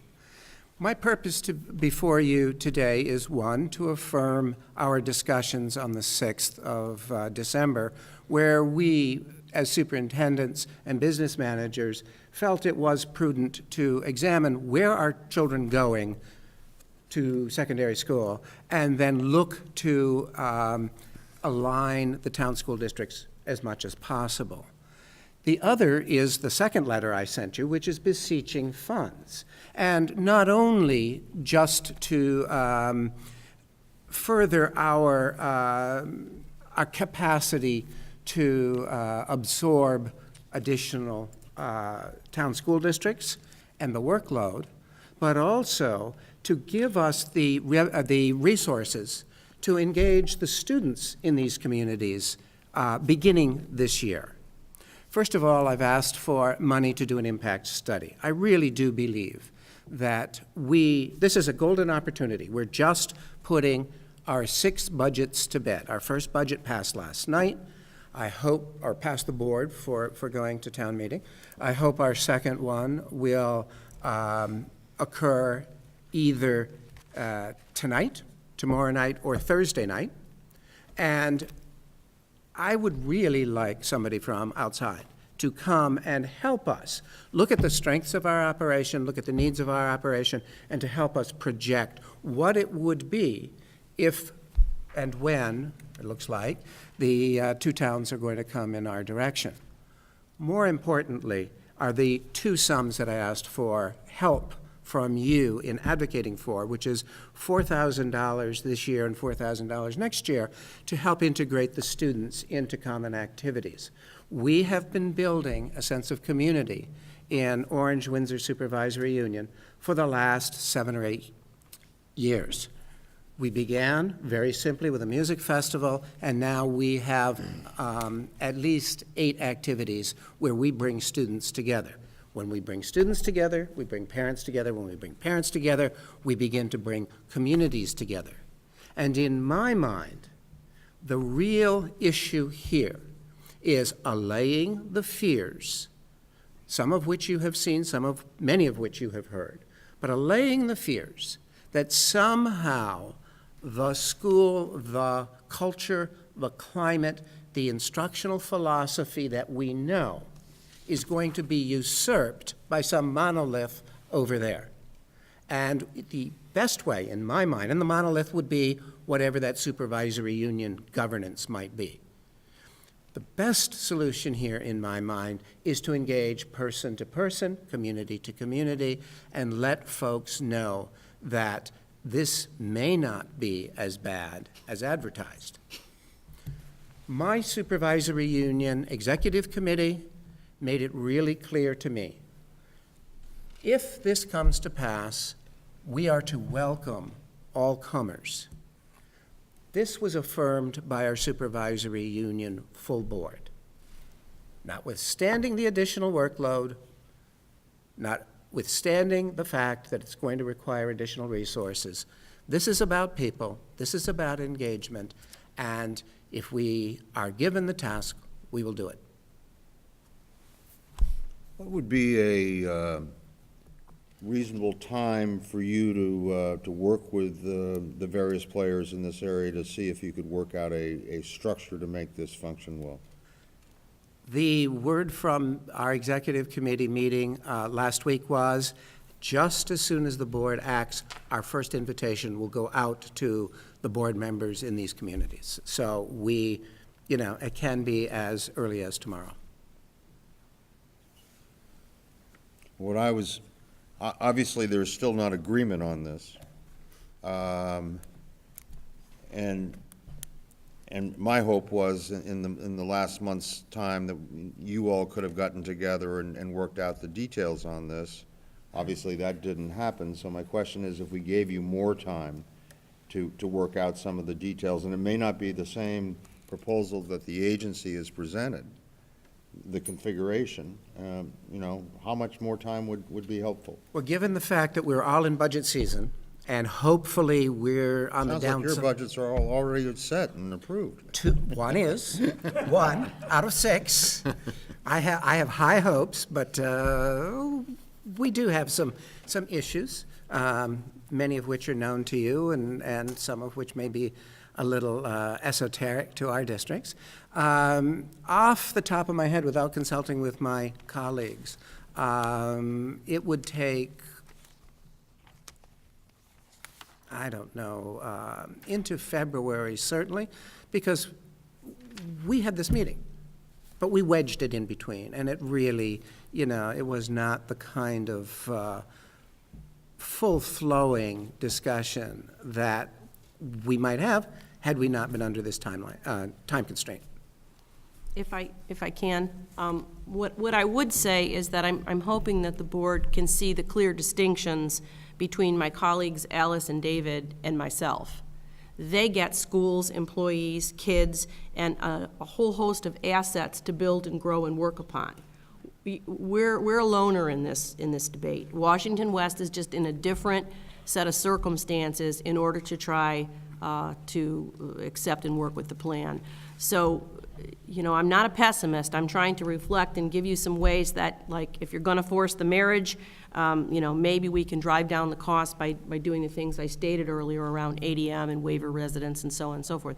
But we are just in a completely different spot, and I don't see more time solving that for us. I did ask point blank at the meeting, since the majority of the students I do understand attend Rochester, if we believe that students should be served by the SUs that they attend, then David, since you're in this position, maybe you should take Granville and Hancock as well. And I didn't run screaming from the room. So, I mean, we did talk about, what could that look like in terms of those students in the sense of their community, where Rochester was. I'm sensitive to the uniqueness of your situations in your supervisory union. And my thinking is that it's just a lot better for your neighbors, the people you work with in the same geographical area to work that out, as opposed to someone from on high saying, nope, this is the way it's going to be. So that was my hope in the last month, but Jean Marie. I want to clarify something. Bridget, you stated that there would be certain students or towns that would not be part of a supervisory union. And I don't believe that to be true, because every single non-operating, operating school district is going to be assigned to a supervisory union. So did I misunderstand you? I don't think so. What I was trying to say was that the Windsor Northwest Supervisory Union won't exist anymore. It's original SU. Right. So it makes it unusual for Granville and Hancock in that they've now closed their schools, they're non-operating schools, and it's not as though their supervisory union is still operating, Rochester and the others, and will continue to do so, and they just happen to have two non-operating schools. That's a different scenario than other places in the state where they have an SU. They also don't have operating schools, but their SU has remained their SU. I don't see that as I don't see that as not having an SU. So I guess we'll agree to disagree, but they will be assigned to an SU. Yeah. Right? Is that? I mean, that's the. And yes, you're saying that the non-operating districts within that SU will now have a new SU as their superintendent. The non-operating schools. They'll now, in the plan put forward by the AOE. Right. I was trying to look at it from a financial perspective, and I did not, we're rushed here. I haven't had enough time, and I own that, to look at it deeply. I was trying to find a way that you as a board or the legislature, if they should change the legislation, could differentiate and have a small group of schools who towns who don't operate a school, whose SU has now been dissolved and redistributed, and waive a residency statute so that they could be treated as resident students in those schools without taking away the revenue that ultimately flows in those towns where schools do not operate, but their SUs are still intact.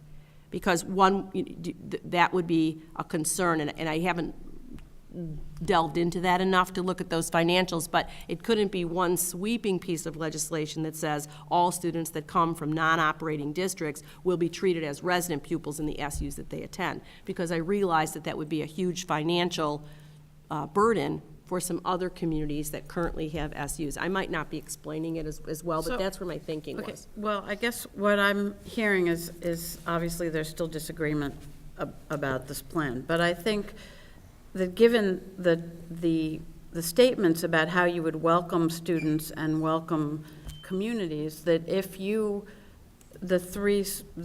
people at the table had the opportunity to come up with their own plan and eliminate an SU, that you might be able to do it without the agency or the state board taking the recommendation that's been put in front of us to do that.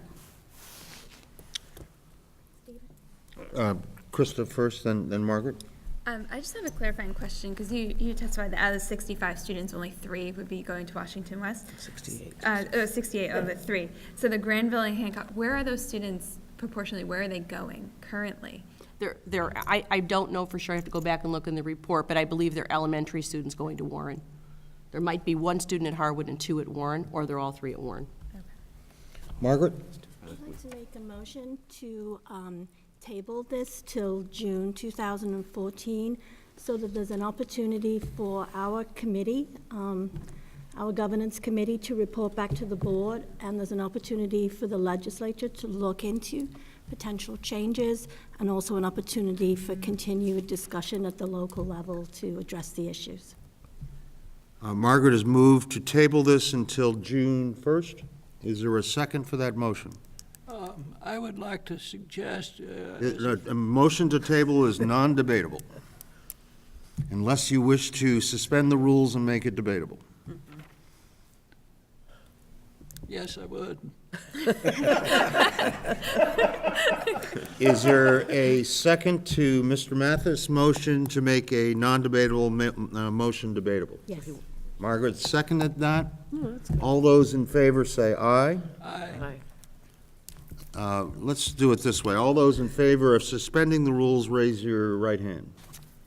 Okay, and the motion is passed. The motion is debatable. I would simply like to hear from the other people who have come to speak on this issue before we take any motion. That was the entire thing. Debate? The motion is on the table to table this until June 1st. Is there any other discussion on the motion? Wait, Well, who seconded? I was thinking that you were the last folks to speak, but if there are other folks, I would like to hear them before Well, we address you've made a them. motion to table, which is on the table. Any other discussion on the motion? Well, it hasn't been Then seconded. to hear the discussion, we need to vote Oh, it was no. seconded. Bill? No, he didn't second. He disrupted. Yeah. Ah, okay. Is the motion to table till June 1st seconded? Not yet. So we'll wait. Okay, the motion is not seconded, so dies for lack of a second. Anything else you folks would like to add? Just answer any questions that you might have. We may call you back, but there are other people go that for it. I think want to testify.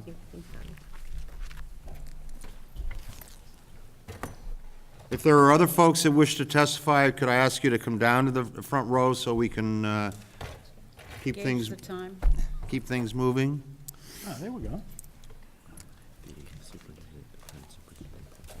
gives him a time limit.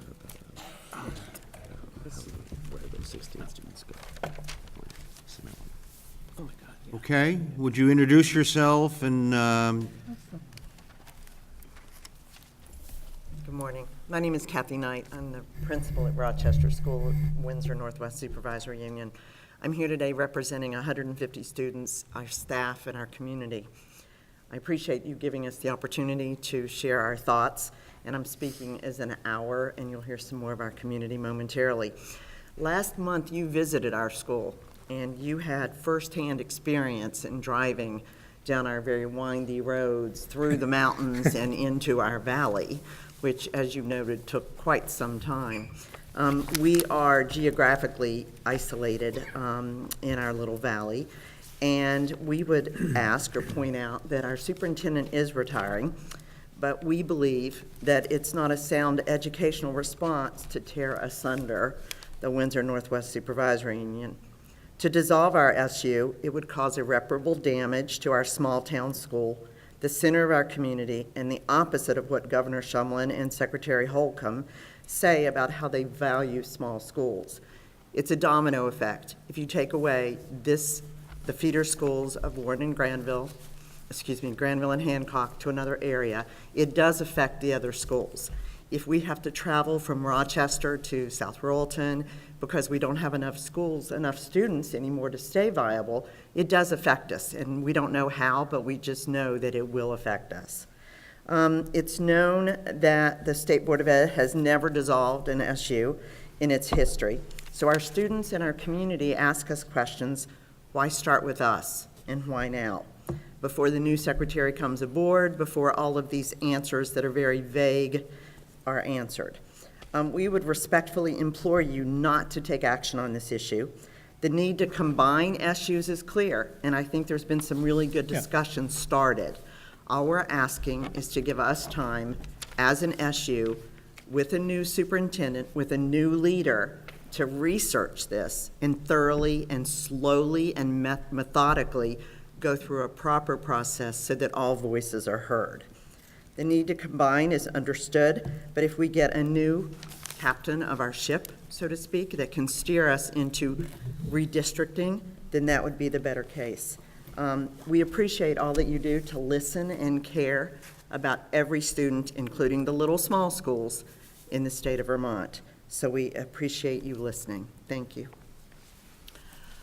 My name is Yolanta Labesha. I'm Rochester School Board Chair, and I'm speaking for the children, and it's because it's all about the kids, and I agree with our principal. Our students have been confused for the last couple of years. There's been a lot of changes, and now we just got a new principal who's wonderful, and our children are finally feeling a bit better about their security and their future. But now this is thrown here, and they are very scared again. They are afraid that that we might lose our school because we might lose our students from Hancock and Granville. So they would, especially our high school, they would not make our high school viable, probably, or possibly, I don't know. But it's again, I would like the board to give us a chance to, first of all, to give our principal a chance and our students to feel more secure, because a new superintendent is coming. And also, the second question is I'm getting a lot of concerns and a lot of questions from the community asking about why Randolph, we are geographically, like Kathy was saying, we are very isolated. And going over the mountains and going every extra mile is a big burden for our families. So Randolph was proposed, but I don't think it was ever studied. And that's our question from the community.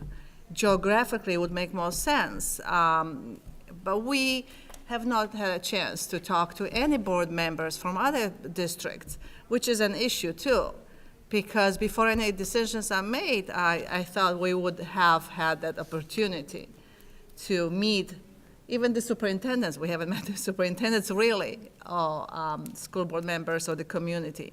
So this is very premature. And why in haven't our you opinion. been able to meet? This has been going on for Well, more than a year. Well, first of all, the study has been delayed 5 months.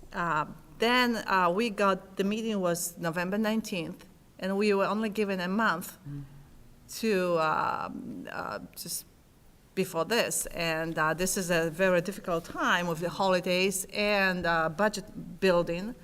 So first of all, it's not a really conducive time for such a change. And second of all, it's not a lot of time to arrange meetings. Well, December 6th, there was another meeting that was between the superintendents. So there's the 6th, and now it's the 17th. That's not much time when you try to get 3 boards or more boards together now. So that's all I'm saying. Thank you. Sir? All right. Good to see you again, Mr. Morse.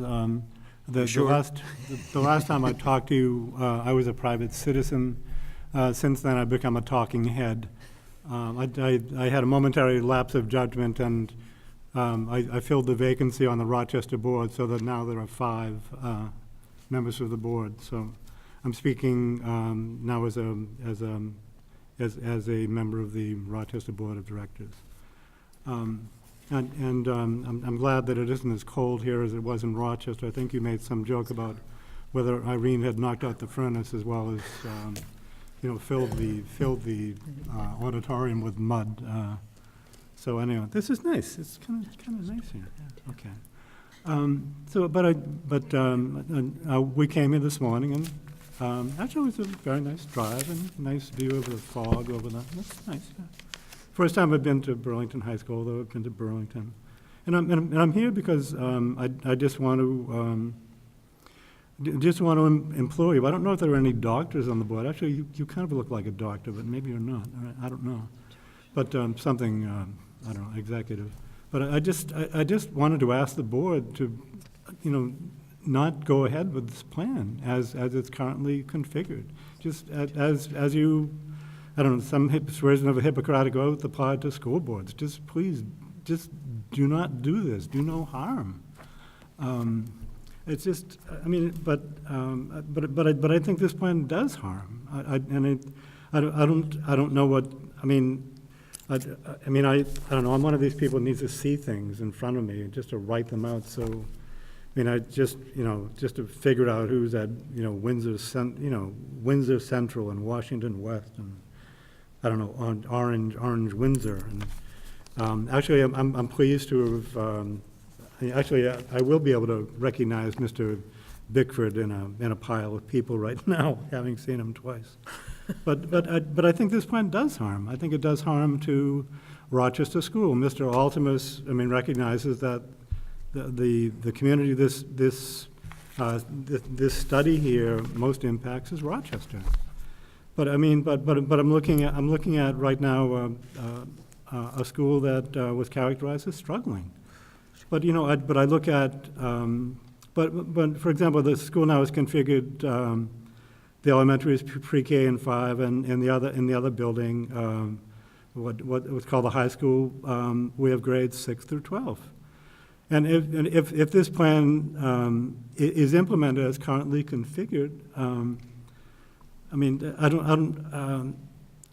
there'll be Hancock and Granville will be in a different supervisory union, Washington West, with Mrs. Shepherd. And in grades 6 and 12, I'm looking at, I do have figures, actually. But Hancock, that's 13 students. Granville, that's 4 students. 0.2, I guess that's equalized somehow. Pittsfield, 4 students. Stockbridge, 8. That's 29 students who, they're in a different supervisory union. I don't think they'll be coming to Rochester School. And then for, pre-K to 5, it's 6.74, 4.2, and Hancock is 6.7. All right, Granville is 4.2. Pittsfield is 1, and Stockbridge, obviously, it operates its own elementary, so they wouldn't be attending Rochester. But that's 12, and we can just not afford to lose those students. I think if this plan is implemented, then Rochester is at risk of not having a high school, and that bothers me a lot. And that's impact on enrollment, but impact on staff. Kevin Durth at, I'm sorry, I have to write it. At Whitcomb, but Bethel, he's saying this plan is having a serious impact on morale, where people are saying, am I going to have a job at the end of this? I don't know. I'd be surprised if Mrs. Knight hasn't fielded the same questions at Rochester School. Kevin Durth was talking about that with at the first meeting at Whitcomb Library with Armando Villaseca, and that was in obviously the news report too, where he's getting staff questions like, what impact is this going to have on staff?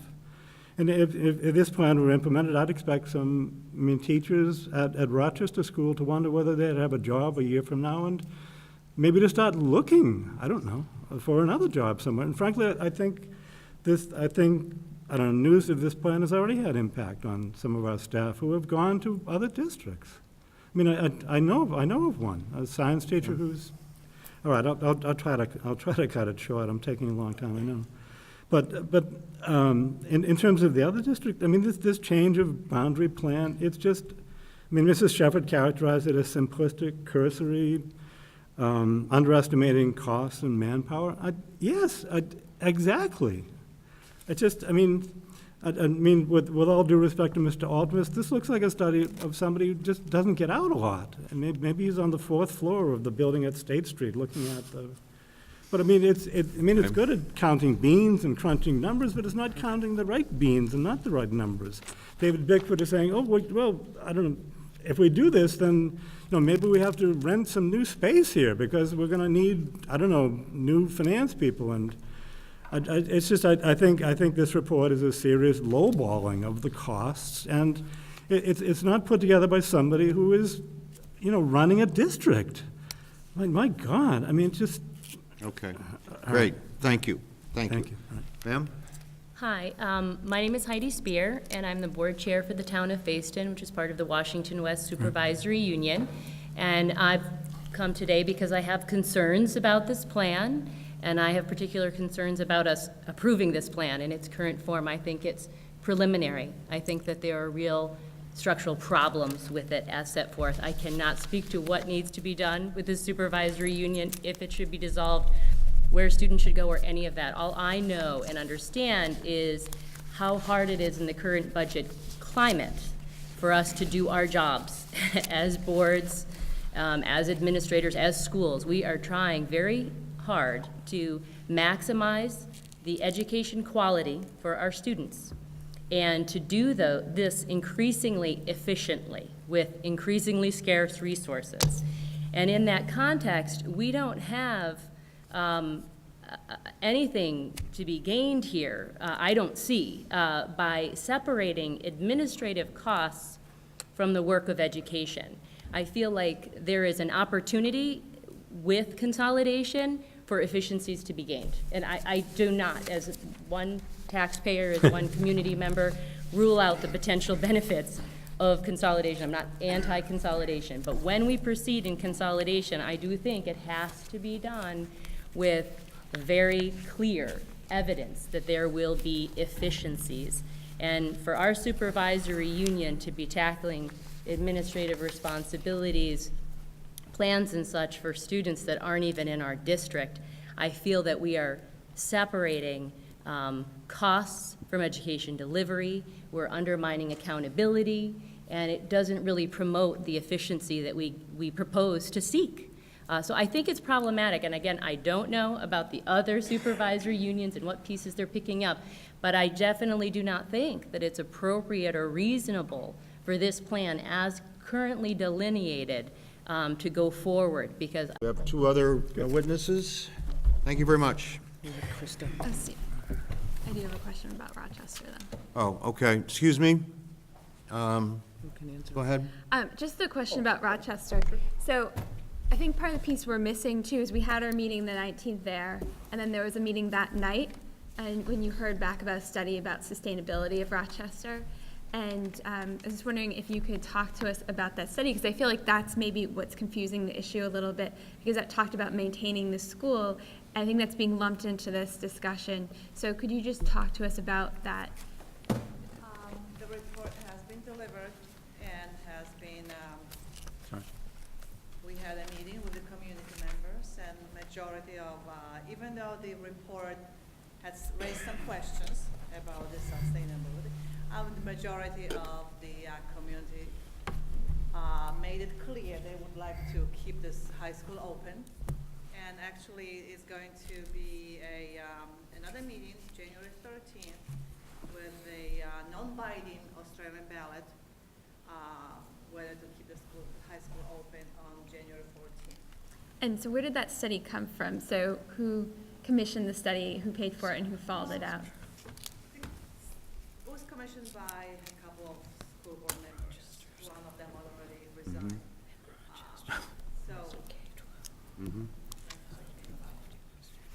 It's probably inflated. You know, I guess the answer to the question is we know the task at hand. We right now have a principal and give, for example, Rochester School or Whitcomb or just some briefing stations. Do this planning, do this thinking, do this. Okay, great. I Thank just don't you. want to get confused, because it was a separate issue going on within Rochester. It's just the same day that we were there, so. Good question. Hi there. My name is Bruce Hyde. I'm the Granville School Board Chair. I've been there for quite a few years, and I'm also on the Windsor Northwest Executive Council. And I'd like to put just a little bit of a different perspective on where these things have been going. There's certainly going to be quite a bit of savings by eliminating the Windsor Northwest Supervisory Union and their superintendent. As you know, John Polchasek is retiring in a couple of months. We are now torn about what do we do about getting another superintendent. We've advertised for 3 years. It doesn't look like that may happen. John has done an incredible job with his staff of turning the finances around of the Windsor Northwest District. When I first got on the board in Granville, we had just closed our schools, and we had a mess financially. They've done a great job financially, but there's still a huge cost for just over 400 kids in that supervisory union. I understand some of the problems of having sending districts go with a new supervisory union that doesn't get a lot of students. When we first closed our schools, almost everybody went to Rochester. John jumped on that and put a bus down there, and he got almost everybody. Unfortunately, what's happened is a lot of parents have decided to go elsewhere now with school choice, and most of the kids are now going to Ripton and Middlebury because they supplied a bus to come down to Hancock and Granville. I've encouraged Warren and Harwood Union to send a bus north. I have a fourth grader that goes to Warren Elementary School. I think that, I look at the supervisory union as more of a business office, and we have less than 10 checks a month that we have to go over and sign the warrants on. The tuition bills come in different times from different schools. We have, I think, 6 or 7 schools that kids are going to right now, and they do range from, Rochester and Randolph all the way to, over to Middlebury, Ripton, Harwood Union, and Warren. I understand the burden of that, and we've tried to work together with Hancock and have our school board meetings back-to-back on the same night so that it eliminates some of the travel. We do not get a superintendent at every one of our meetings or a business manager at every one of our meetings. We're pretty simple. Our biggest problem is probably to maintain the residency of those families, split families, the uncle's taking care of the kid, dad threw the kid out or whatever. Why are we paying the tuition? And that's what our local school board is really focused on, is to make sure that our taxpayers are paying for the right kids going to what school they have for choice. There are a few concerns that I would have too. I'm concerned a little bit about that we are coming from a collaborative approach where special ed costs go across the whole supervisory union, as the state is, I think, mandated, to a school district, whether it be Washington West or Middlebury or any place else, that the burden is placed on the town. And then you get some big ups and downs on what the town taxes are. You can get a surge in special needs kids and really put a burden on a small school population. But that's the way it is, and I understand that. And I do think we need to have finality to this situation. It's been going on for 4 or 5 years. I understand that there's people that are going to be perhaps out of work from the supervisory union, but when you have 400-something kids in 6 different towns, I think you've got a job to do. And July 1st of 15, I think, is certainly a good target date to do that, and we can work out a lot of the details before that date. The IEP situation, I think, is another situation that needs a little bit more work. I understand the supervisory union in charge has to follow those special ed kids and make sure that their IEPs are in place and being attended to. But I think a lot of those details can be worked out. Thank you. Sir? My name is Ben Smith. I live in Duxbury, and I'm a member of the Waterbury-Duxbury Board and a member of the Washington West Supervisory Union Board, and I'll try to keep it real quick. I just wanted to add 2 points. One of which is that we've got a number of board members, I think 4 at my last count, who made the trip up today, and I just want to emphasize that fact, and I think that's a testimony not to any disinclination to help our neighbors out, but the strength of feeling we have about the potential implications for our own communities and our own schools, and we just want to emphasize the fact that we hope that some consideration will be given to slowing this down a little bit so that we can really address all of that. Secondarily, I had the good luck to walk in the middle of the testimony from Superintendent Collins and Principal Mellencamp from Burlington High School, and I heard the part where Superintendent Collins was talking about how she'd been here 9 years. I know Principal Mellencamp's been in the job for well over a decade, if I 15. You Recall. know her quite well, I think. Yes, indeed.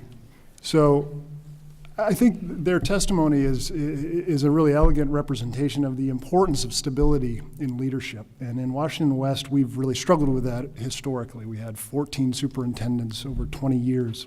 And Dale Smeltzer, who spoke earlier, sort of alluded to this fact, but it's something that we've worked extremely hard to overcome, and we've now had the same superintendent for 5 years that we're really happy with. In addition to all the financial concerns that we have, the other is the simple logistics of this job over a large geographically dispersed area for a superintendent, for a business officer, for special ed, for curriculum people. And we're really, one of our concerns is the ability to continue to retain the kind of quality leadership we have been able to develop that we've worked very hard for. Thank you, Ben. Are there other members of the public that wish to be heard on this? Yes, sir. The cause of the problem. As he's leaving. John, I did want to apologize for retirement. If I didn't do it, we wouldn't be here, correct? I think there's some truth in that. So, Bill, all right. Questions, or I'm the superintendent from Windsor Northwest. Any questions for me? I think we've got all the information, but thank you for the offer. Okay. Not a good idea. Plant that seed. Thank you. I'm not quite sure what you meant by that, but we'll. Not a good idea. It's not a good idea to run Granville and Hancock. It is a good idea to restudy Pittsfield and Stockbridge to Woodstock. Can you sit here? More than welcome to. I'm not picking up on the mic. Can you sit here? David is more than welcome, interested in discussing the possibility of Rochester, and Bethel joining their SU. I think you need to reopen the discussion with the Randolph SU as well. I share that because I've been here forever, and I don't think all of the options have really been studied well enough. But I do want to commend Vaughn, Norm, Bill, and everybody else who's been involved, because they brought us to this point. And it makes sense to revisit the reorganization of supervisory unions. The one that's in front of you right now, sending the towns in various districts, in my opinion, based on my experience and life on this planet, is not a good idea. But it's close. It's very close. You're retiring sometime this spring, if memory serves me correctly. Yes, sir. Would you see it as a possible role for you to try to work with the neighboring supervisory unions and try to put together a proposal? I think you need a team of people like Norm Andrews, Vaughn, other people, possibly people in my capacity, I didn't suggest myself, to look at some of the organizations around and what makes sense. Because we live there. You know, I heard you say, how come we couldn't do it in 30 days? We had other things to do. Actually, I said why it couldn't be done in a year. Yeah, because Armando called me a year ago, October. Right. And you've had since then to really figure this out. And when you finally placed it in our laps a month ago, and I was able to coordinate a meeting with my colleagues, even tried to get a facilitator, and I couldn't do that, because who would want to try to control Dave Bickford and Bridget Sheffer? Not me. But, Good thing you're retiring, John. thank you, Bridget. Okay, thank you. But anyway. Yep, we hear you. Thank you. Vaughn. Chair, I just want to make one very, or I take no offense whatsoever in comments about Mr. Talbot chaining me into the fourth floor, but the study itself was done by Norm Andrews, the financial piece of it, and there's always a degree of estimating, and when you have to wonder what individual SU boards will do, that part of it gets very, very broad very quickly. But I would remind those members of the board who were on with the merger that became Two Rivers, that Mr. Andrews' financial calculations were accurate virtually to the dollar. Mr. Thank you. Chairman? Yes. I have a question for the folks here. How much is a reasonable time without lollygagging or dragging this thing out even further and forever? But what is a reasonable time frame that you folks would work together and bring us your proposal? Is it June? Jeez. I think that's what Jody that was where she was going, and is that reasonable? And we can trust all the actors to play with that date and work toward that date? Lachlan? Well, I guess I'd like to introduce a motion to give all parties here until March 1, which was suggested by Mr. Bickford in his testimony, to propose an alternative plan to the one that was set forth here by the agency, and to come back to us in March with a proposal, and then we can review that as opposed to what we have now. I'll second that. It's been moved and seconded that we delay action on the current proposal and allow the supervisory unions in this area to come back to us with another proposal on March 1st. Is there discussion? I would like to hear people's thoughts as to how reasonable March is. I'm all for a set timeline and a not too distant timeline, but I want to be reasonable and not go through this again. Right. Yeah. Yeah, want to be done. The chair of the Windsor Northwest Supervisory Union sent a letter to Armando months ago. It has not received a response. They are trying to hire a new superintendent. We are advertising for a 3-year position. You are suggesting March. What do we do? Hire somebody for a few months? No months? 1 year, 3 years, or what? How about responding to the commission, to the SU chair, or at least recognizing the fact that 18 things need 3 years? And we're not suggesting you don't dissolve the SU, we're just saying it takes time. But what do we do in the meantime? So March 1 doesn't work, and July doesn't work, or June, or whatever you say. Jean-Marie? So I apologize on behalf that you did not get a response, but I think all along, this has been over a year that we said we were going to vote on dissolving one of the supervisory unions. And I don't know the ins and outs, I don't have the file, but I will support this motion, and our hope is that if you want towns to go somewhere else, then you propose that to this board.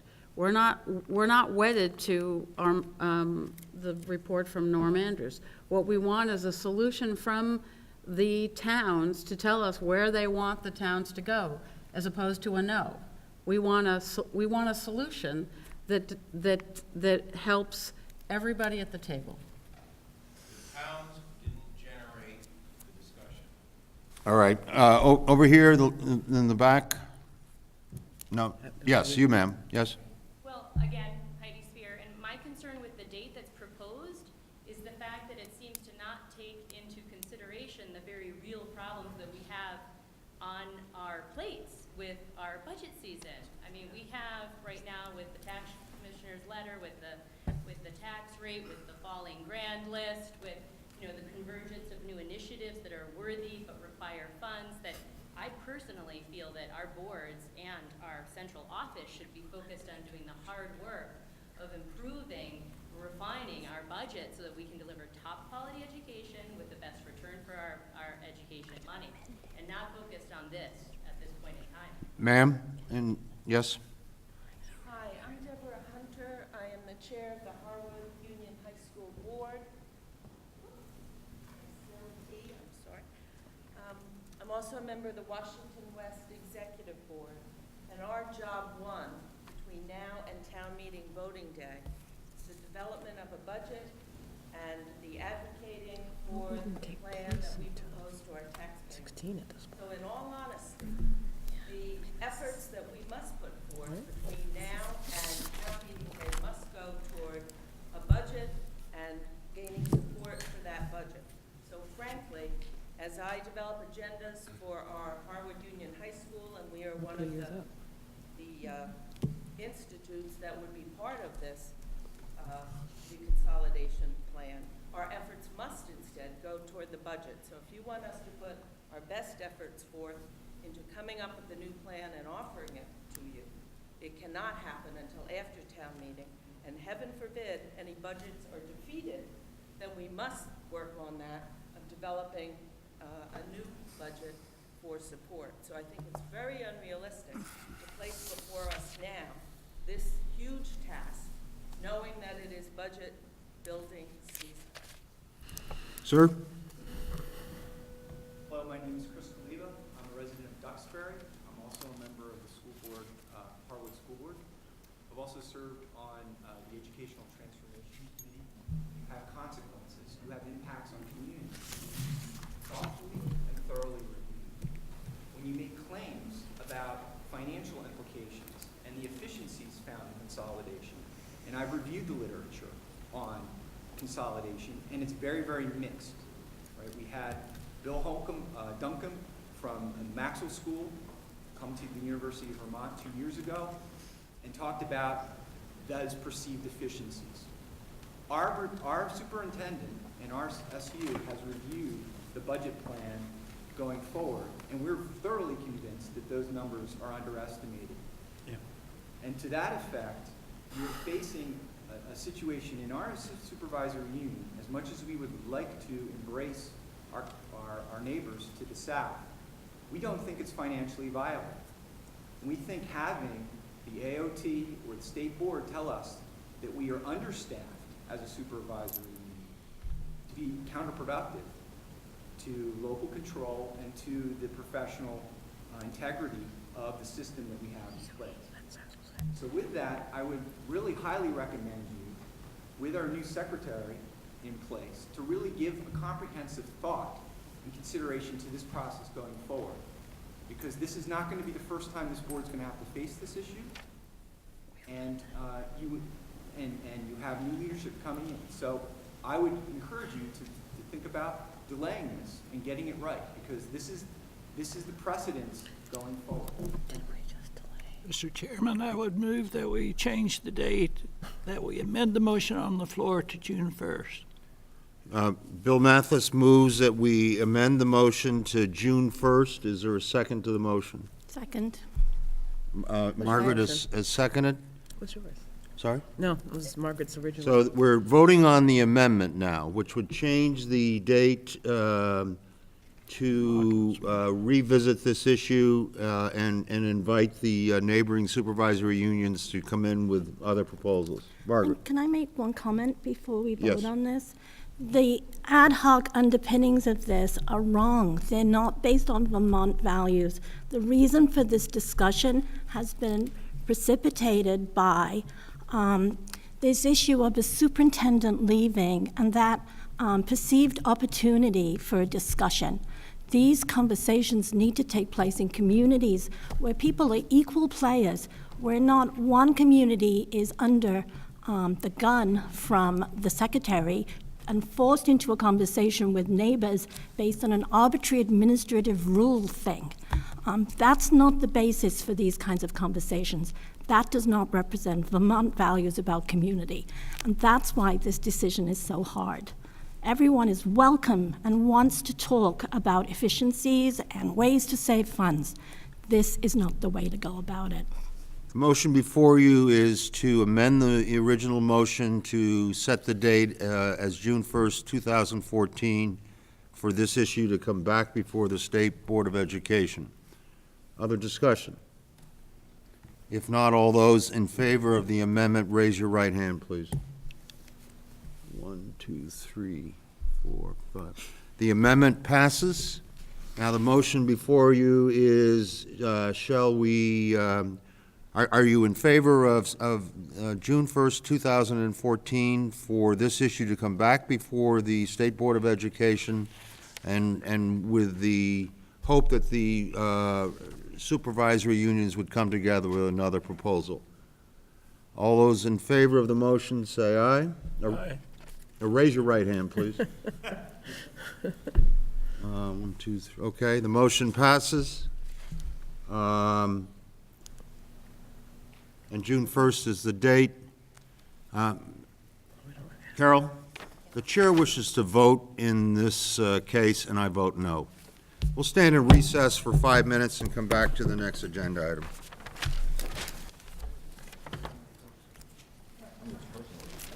We'll move on to item G, the final adoption of proposed rules, revisions to the State Board of Education Rule Number 2000, the so-called EQS standards, which has been a long process, been a very thorough process, and I want to commend Jill for all of her hard work in pulling this together. So, where are we, Jill? Okay, great. Thanks for having me. And John is with you as well, huh? And ditto your comments about Joe and the work. Long road here. So, as you noted, this is the latest step in the process for revising the State Board Rule 2000, currently known as the School Quality Standards. The proposed rules we are referring to as the Education Quality Standards. This comes after over a year of a pretty intensive amount of work on behalf of lots of folks. You put together this outstanding group of Education Quality Standards Commission members, a few of which are here to watch and hear the comments you folks have made today. Made up of principals, teachers, superintendents, school board members, folks in the business community, folks from higher education. They spent several months really digging through not only the existing school quality standards, but really taking to heart and articulating some of the other foundational changes that you folks and others have advocated for personalized learning, for ensuring students are college and career ready. And that also happened at the same time as Act 77 of 2013, which the legislature passed this past spring, that expands dual enrollment for students in high school, it expands the early college program, and also has a rolling implementation for personalized learning plans for every student, grades 7 through 12. And so this document is reflective of those very significant changes in policy and practice, of the requirements of Act 77. They're reflective of the charge of the Transformation Policy Commission, which Mr. Kaliba had mentioned back in 2009. That group, one of their very specific charges to you as a board was to revise these and change them to education quality standards. In addition, the Superintendents Association and the School Boards Association and the Principals Association have also joined the chorus of folks really pushing for a transformed education vision. We hope that you and they will find this document reflective of that. And then, so we also had the pretty extensive public comment period back in October. We held hearings across the state, got a great deal of public comment, over 200 pages, which I gave you folks very little time to review. We had our board conversation in November. You folks charged us with coming back with those latest changes, which this document reflects. And also, I would be remiss if I didn't also note that I really appreciate the time and attention that Nicole Mace from the School Boards Association put into conducting a really thorough legal review of this whole document with myself and an attorney, Jesse Morman, at the agency. There have been a lot of changes in statutory language since the original school quality standards came out, and I really appreciate her attention in ensuring that this document is reflective of that, trying to clarify roles and responsibilities, and I think that the document is much better for it. If you folks do vote to approve these today, the next step would be that we would take them to the Legislative Committee on Administrative Rules, which would probably be at their January meeting. I believe they have a meeting January 5th. And then it becomes rule 15 days after that adoption. I feel like I must be dreaming that I'm actually saying that we're actually this far along. John, did you have anything you wanted to add?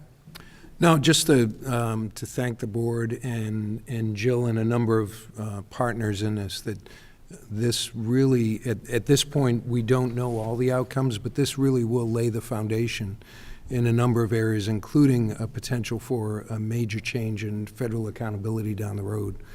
So this ensures equity for students in public education and carries forward that element from school quality standards, but really lays the personalized learning approach on top of this with a lot of well-thought changes and updates to it. Bill? I move adoption, Mr. Chairman. Is there a second to Bill's motion? Second. It's been seconded by Bonnie? Sure. Other discussion? Are there other members of the public that wish to make comment? Yes, sir. Yes, I do. My name's Ed Webley. Could you come up to the table, please, Mr. Webley?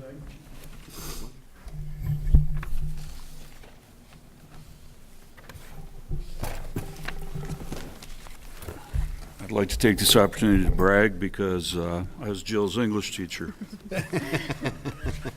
Also makes me feel old. I sent a letter to many of you, if not all of you, or an email, and I'm sorry for the lateness of it. And it was about, I am concerned about the feel of certain inputs at the last minute into the document. It was a visionary document. I sat on I was on the commission. Thought I worked pretty hard at it. I thought we all did. And it was an idealistic document. It was a visionary document talking about the outcomes, student outcomes. It matched up and was designed in many ways to support Act 77. Personalized learning. Now, Virginia's Union High School, where I am principal, we are out ahead of the curve as far as personalized learning plans and performance-based graduation requirements. And the text of my email was simply that some of these inputs, job guarantees to phys ed teachers, school nurses, media and library media specialists, and even to some extent driver's ed teachers, those kinds of inputs and guarantees block the flexibility necessary for a continued visionary transformation of education. And it's a simple mechanism, I think, that if you demand certain inputs and you don't address the outputs or what the student should come away with, then it really isn't a student-based document, and every other piece of this document is student-centered. And I thought Jill and David Roof did a magnificent job. I thought the entire process was wonderful, and I'm bone-picking with these 4 inputs. And again, it's the idea, I'm afraid, is that after the real work was done, then lobbying occurred. And, you know, I was telling Jill, I'm still a member of the National Council of Teachers of English, even after all these years on the dark side.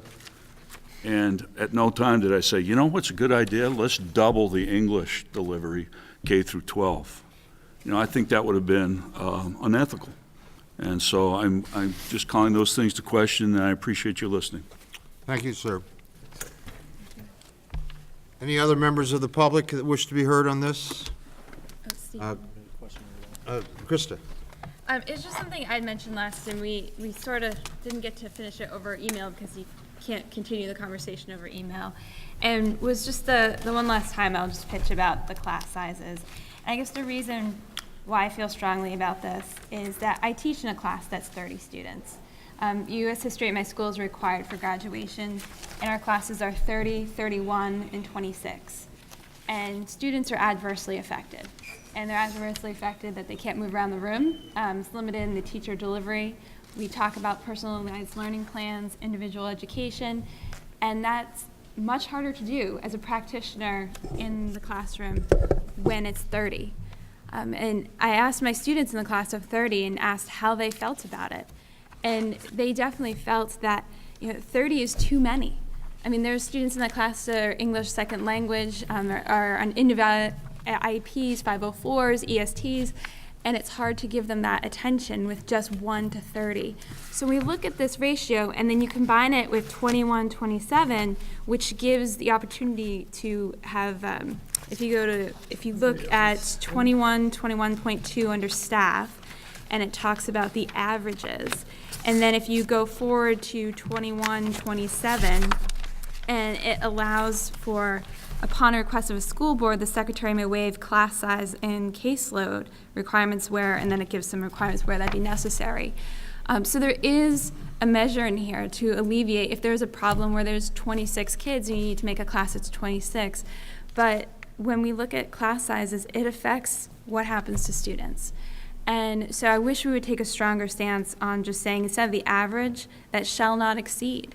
And if that needs to exceed, then there's a process for a waiver. And I think that's a stronger message. And it's really giving voice to those students, which, I mean, I can tell you, they're one of 30. If we're working on individual projects, and how much time can they get from me if there's 30 of them? and I'm walking around the room. I can barely walk around the room because you're navigating between desks. I wish you could see the parents when they came in for parent-teacher conference. And one of the parents asked, well, where does my student sit? And I'm like, well, we actually don't have enough desks. And so I have to bring in a table and put chairs around it because we can't fit enough desks in this room. And they were horrified.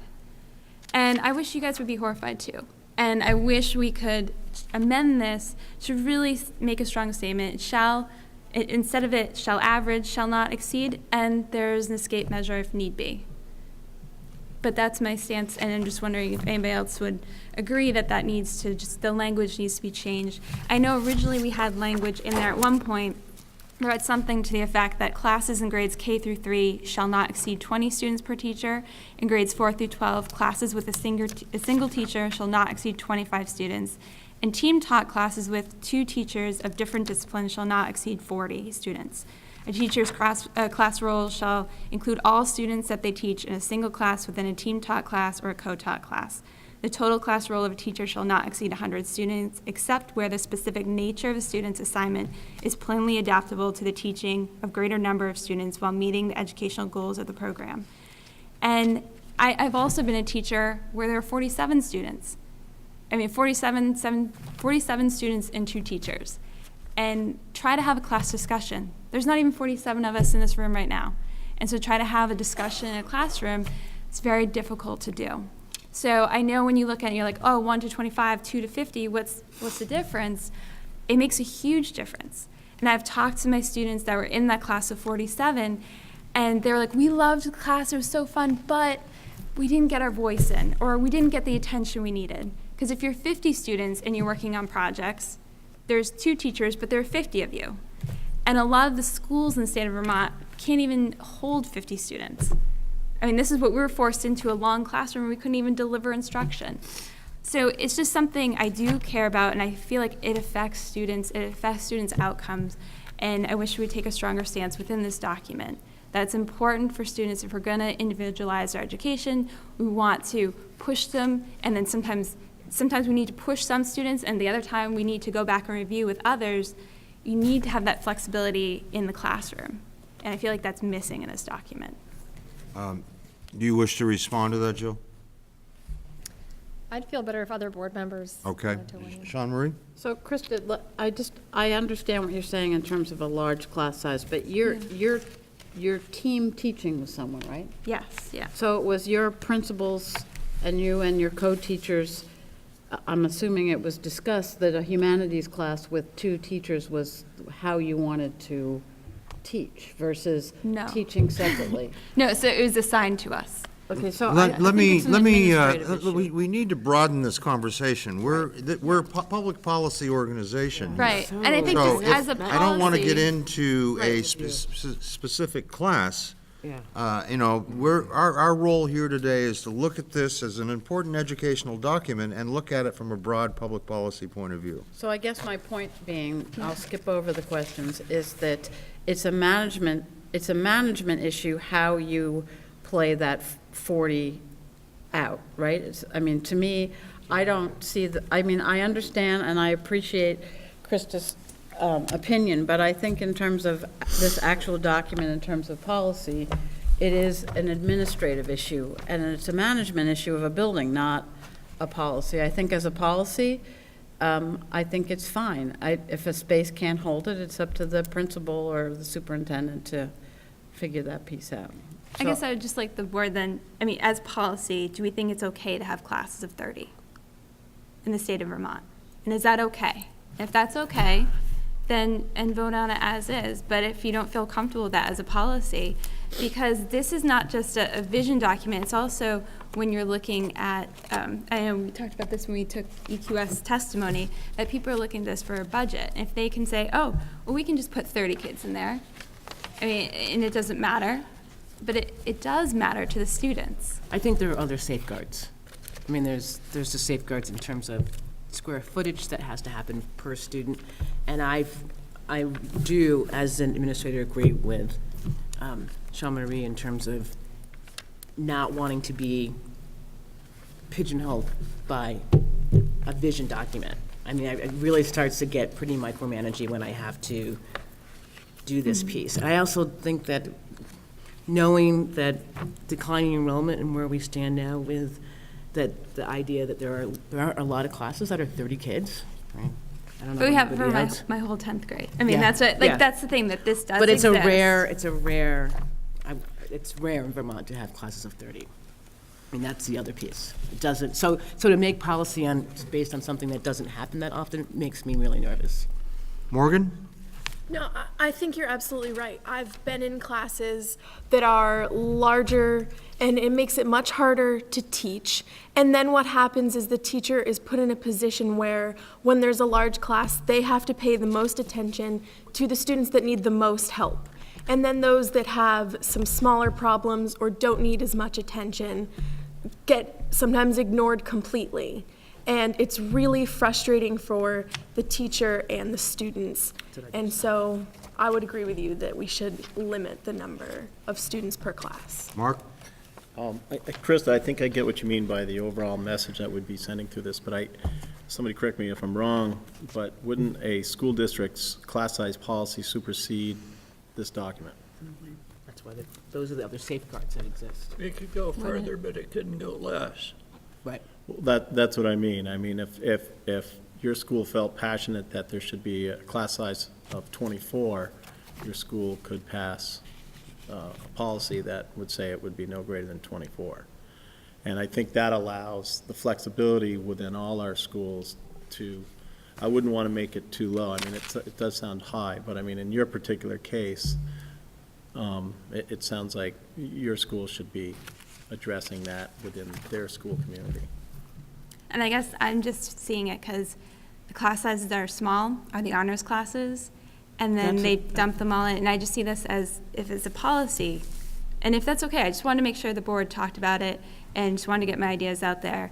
And if you all feel that, 30 is fine, potentially 30 is fine, it's up to the school, that's the board's prerogative, Yeah, but I just want to. I don't know how that particular number came about. Yeah. That's not what's in here, actually. No, in here, it's the average. The average. It's Two 25. And so that's the idea, when you average the classes together, you can take a class that's a learning seminar of 5 students, and you average that with 30, and our class sizes are still very low. I mean, I truly don't even think our board knows what the class sizes are in reality, because they're off put by these other, when you average, it doesn't say what classes you're averaging together. So any class that you put together in the whole high school, I think our average is low 20s, but it's because we have some learning seminars that are only 4 or 5 students. So that term average is sort of the complicating factor here. Other comments?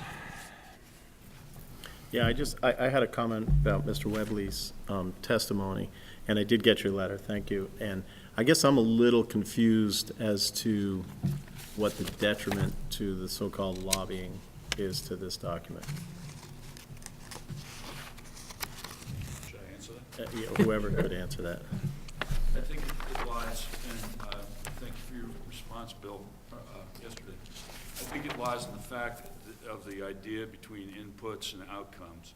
It's not that I have, as I said in my email, very wonderful librarian, media specialist, great phys ed teachers, we're way out ahead on the curve, a great school nurse, all down the line, great, my driver's ed teacher's miraculous. My argument is that we keep finding new ways to be flexible and new reasons to be flexible. And I was actually thinking about a school like Rochester or even Virgins. What if... Why don't we keep the conversation till Right. Virgins? Okay, I won't bring up Rochester again, you're right. But I was thinking about small towns and how you might achieve economies of scale, for instance, by housing your health clinic in a high school. As the numbers decline, you get more space, and instead of having a school nurse, you'd have access to a doctor and a number of nurses or nurse practitioners. And instead of petitioning the state to say, can we please do this, my argument was that inputs make it less likely to be flexible and to look for solutions in the community to help schooling maintain its cost efficiencies. think that was my argument. If it wasn't clear enough, I apologize. It's only one draft email. Other comments? Yes, ma'am? Would you please come up to the table? She was on the committee. You were a dedicated member of this group, right? Yes, I'm a member of this group. My name is Martha Tucker. I'm a superintendent, and I wanted to respond to Mr. Perrin's question. Please do. To Mr. Webley. In addition to what Ed said, or to augment what Ed said, I just would point out that the areas that were responded to within the document in so far as revisions were entered, stand out as having a level of detail that's not reflected in the rest of the document. So whereas we were looking at outputs and describing local processes and expectations that would give school districts flexibility, when you look at the physical education additions in particular, you see a very prescriptive reference to 2 class periods a week and how long those class periods are, and it just leaps out at you as something that doesn't fit with the rest of the document. And there was a reason for it, and the reason is what Ed has shared with you, that we were really focusing on outputs. But it's just very inconsistent with the way the rest of it was formulated for a reason. Thank you. Bill? Just in terms of that question, it wasn't lobbying, it was a public hearing on the, as required for the rulemaking process, and Krista and I were in the Burlington area hearing, and we were besieged by a large group of people who were arguing that these things needed to remain in the standards because of the financial crisis, and this, which is only going to get worse. And they were perhaps self-interested, but also educationally interested in wanting to protect these services for kids. And they felt that having ratios was a way to do that. And I look at the standards as being input, process, and output as well. The bulk of the document, the EQS document, is proficiencies, and that remains as the core of the entire thing. This does have the provision with some latitudes in it to make sure that those services are available. And that was the thinking. It wasn't to take anything away from that philosophy, but it was to add something to it to prevent wholesale riffing of those positions. At least that's... Any other comments? If not, I'm going to call for a vote on the EQS standards. All those in favor say aye. Aye. Those opposed say no. The ayes have it, and they have passed unanimously, and congratulations. On to the next step. The board will stand in recess until 1:15. This agenda item is the consent agenda. So moved. Been moved, seconded by Lachlan. Any discussion? If not, all those in favor say aye. Aye. Those opposed say no. And the ayes have it, the consent agenda has been approved. Moving right along to item I, discussion of legislative items. Jill? Sure, and one of the items in the consent agenda was the policy that you folks were required to approve for epinephrine auto injectors, and we relied very heavily on the expertise of Sharon Lee Treffry, the school nurse consultant from the health department, so I formally thank you for all your work on that. Well, you could tell you did a very good job because we went through it very quickly. It's fast. Get on too many boards, so I appreciate it. Thanks for pointing that out, Jill. So there's 2 kind of buckets of legislative information that I could walk through with you folks. One would be the legislative reports that we're currently putting out that we were asked to do from the last session as a result of studies we did over the summer. And then the second piece of legislation obviously is looking forward to less than a month from now when the new session, or the second half of this session, starts. Would you like me to just run through the reports that we've published? Yeah, that'd be, just do Okay, it quickly. great. Yep. No rush, so. Take your Well, and if time. anyone has questions as she's going through them, well, just, speak up. Sure. So there's always a combination of reports that the agency is asked to do annually, and then new ones that we're asked to do that are one time. So this past session, we hosted a summer study committee on concussion. Basically, this health in schools bill that passed last year also included the epinephrine auto-injector piece that you folks just approved. Expanding coverage by healthcare professionals at athletic events to better identify and hopefully mitigate concussion incidents for high school athletes. It also had a requirement for the agency to work with AHS to do a study of mental health and substance abuse services for students in schools. That is being hosted at the agency. The bulk of that work is being done by Susan Bartlett from AHS with a team of folks from the health department, AHS, and the agency.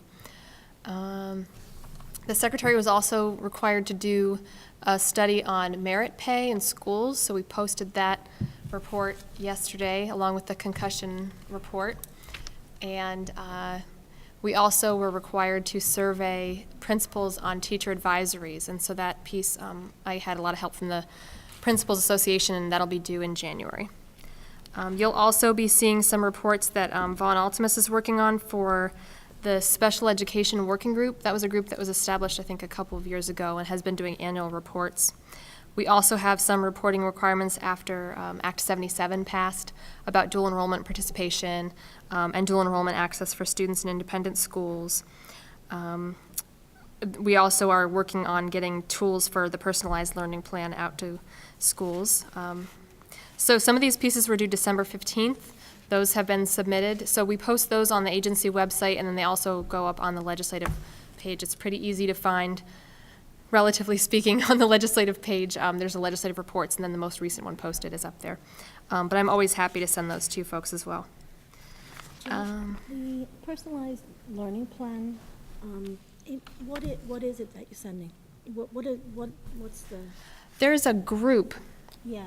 Tell me about that. So we're staffing it, Debbie Price and the agency and the Principals Association, Peter Evans, and forgive me because I don't participate with this. So they're creating basically models and templates, and they'll be publishing those. And are they collecting models and templates from schools? Yes, exactly. Okay. And Jill, can I just ask, the Standards Board, just to piggyback on Margaret, the Standards Board was talking about that. Do they have a role in it? Or are they just updating like you did for Margaret, for us? I believe I was at the Standards Board meeting last week, and I think there's a person on the Standards Board who's also a part of that PLP work group. I don't remember their name. And are they getting models from out of state? I assume so. I'm sorry, I don't know. Yeah, okay. They're meeting today, I think. There, okay. Let's see. So that's sort of the quick rundown of the reports that we've either published or are working on. You mentioned the privatization of public. I failed to mention that. How could I forget? I'll just read the paper today. So we have also, He's always there. the secretary published a report recently as a result of the legislation. It was in the miscellaneous education bill, as it turned out, that there was a summer study committee studying the effects of when a public school closes and reopens as a private school, serving essentially the same student population. I believe that report was sent to you folks, and if not, I can certainly do that when I get back. It's caused a fair bit of a stir. An interesting thing about that, in all my years of being involved in the legislature, and I've never seen a summer study committee formed where it was not a committee report. Under this legislation, there was a committee, a very large and broad committee, but it instructed the secretary to write the report. Right. So he wrote the report that he could have written in May. That report has also, last night when the state board had its legislative committee that got together, the results of that came up, and I would anticipate that there would be some conversation in House and Senate education about addressing that, and it may very well also, I believe the report also includes recommendations to the state board for re-examining the independent school approval process. There was also a panel last week put on by Vermont Digger, which is the vermontdigger.btdigger.org, of legislators, and that included Senator McCormick, who's the chairman of the Senate Education Committee, and he said absolutely that was one of his priorities, was to bring that back up this session. So it's not the last we've heard about that topic, I would say. All right, now looking forward to next month. You got plenty of time now. Right. Nothing else to do.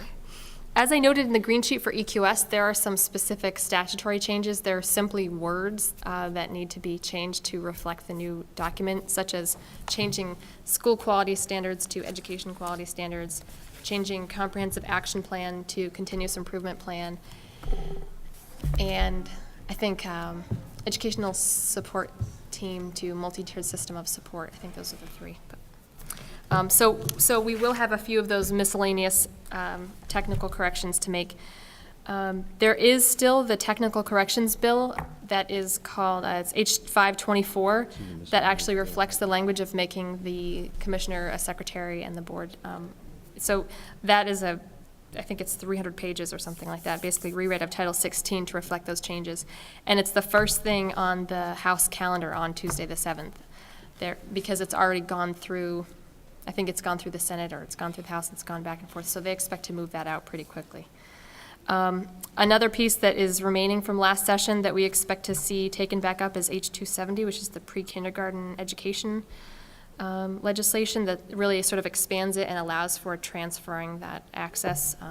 So, for example, if a parent works in a different town than they live in, they could access the pre-kindergarten program where they work rather than where they live. Based on the comments we heard last night at the legislative committee from folks in the appropriations committees, I think they're still interested in hearing a little bit more about how much that will cost and what that cost really And what means. it'll look like, what the outcome Right, will look like. right. Let's see.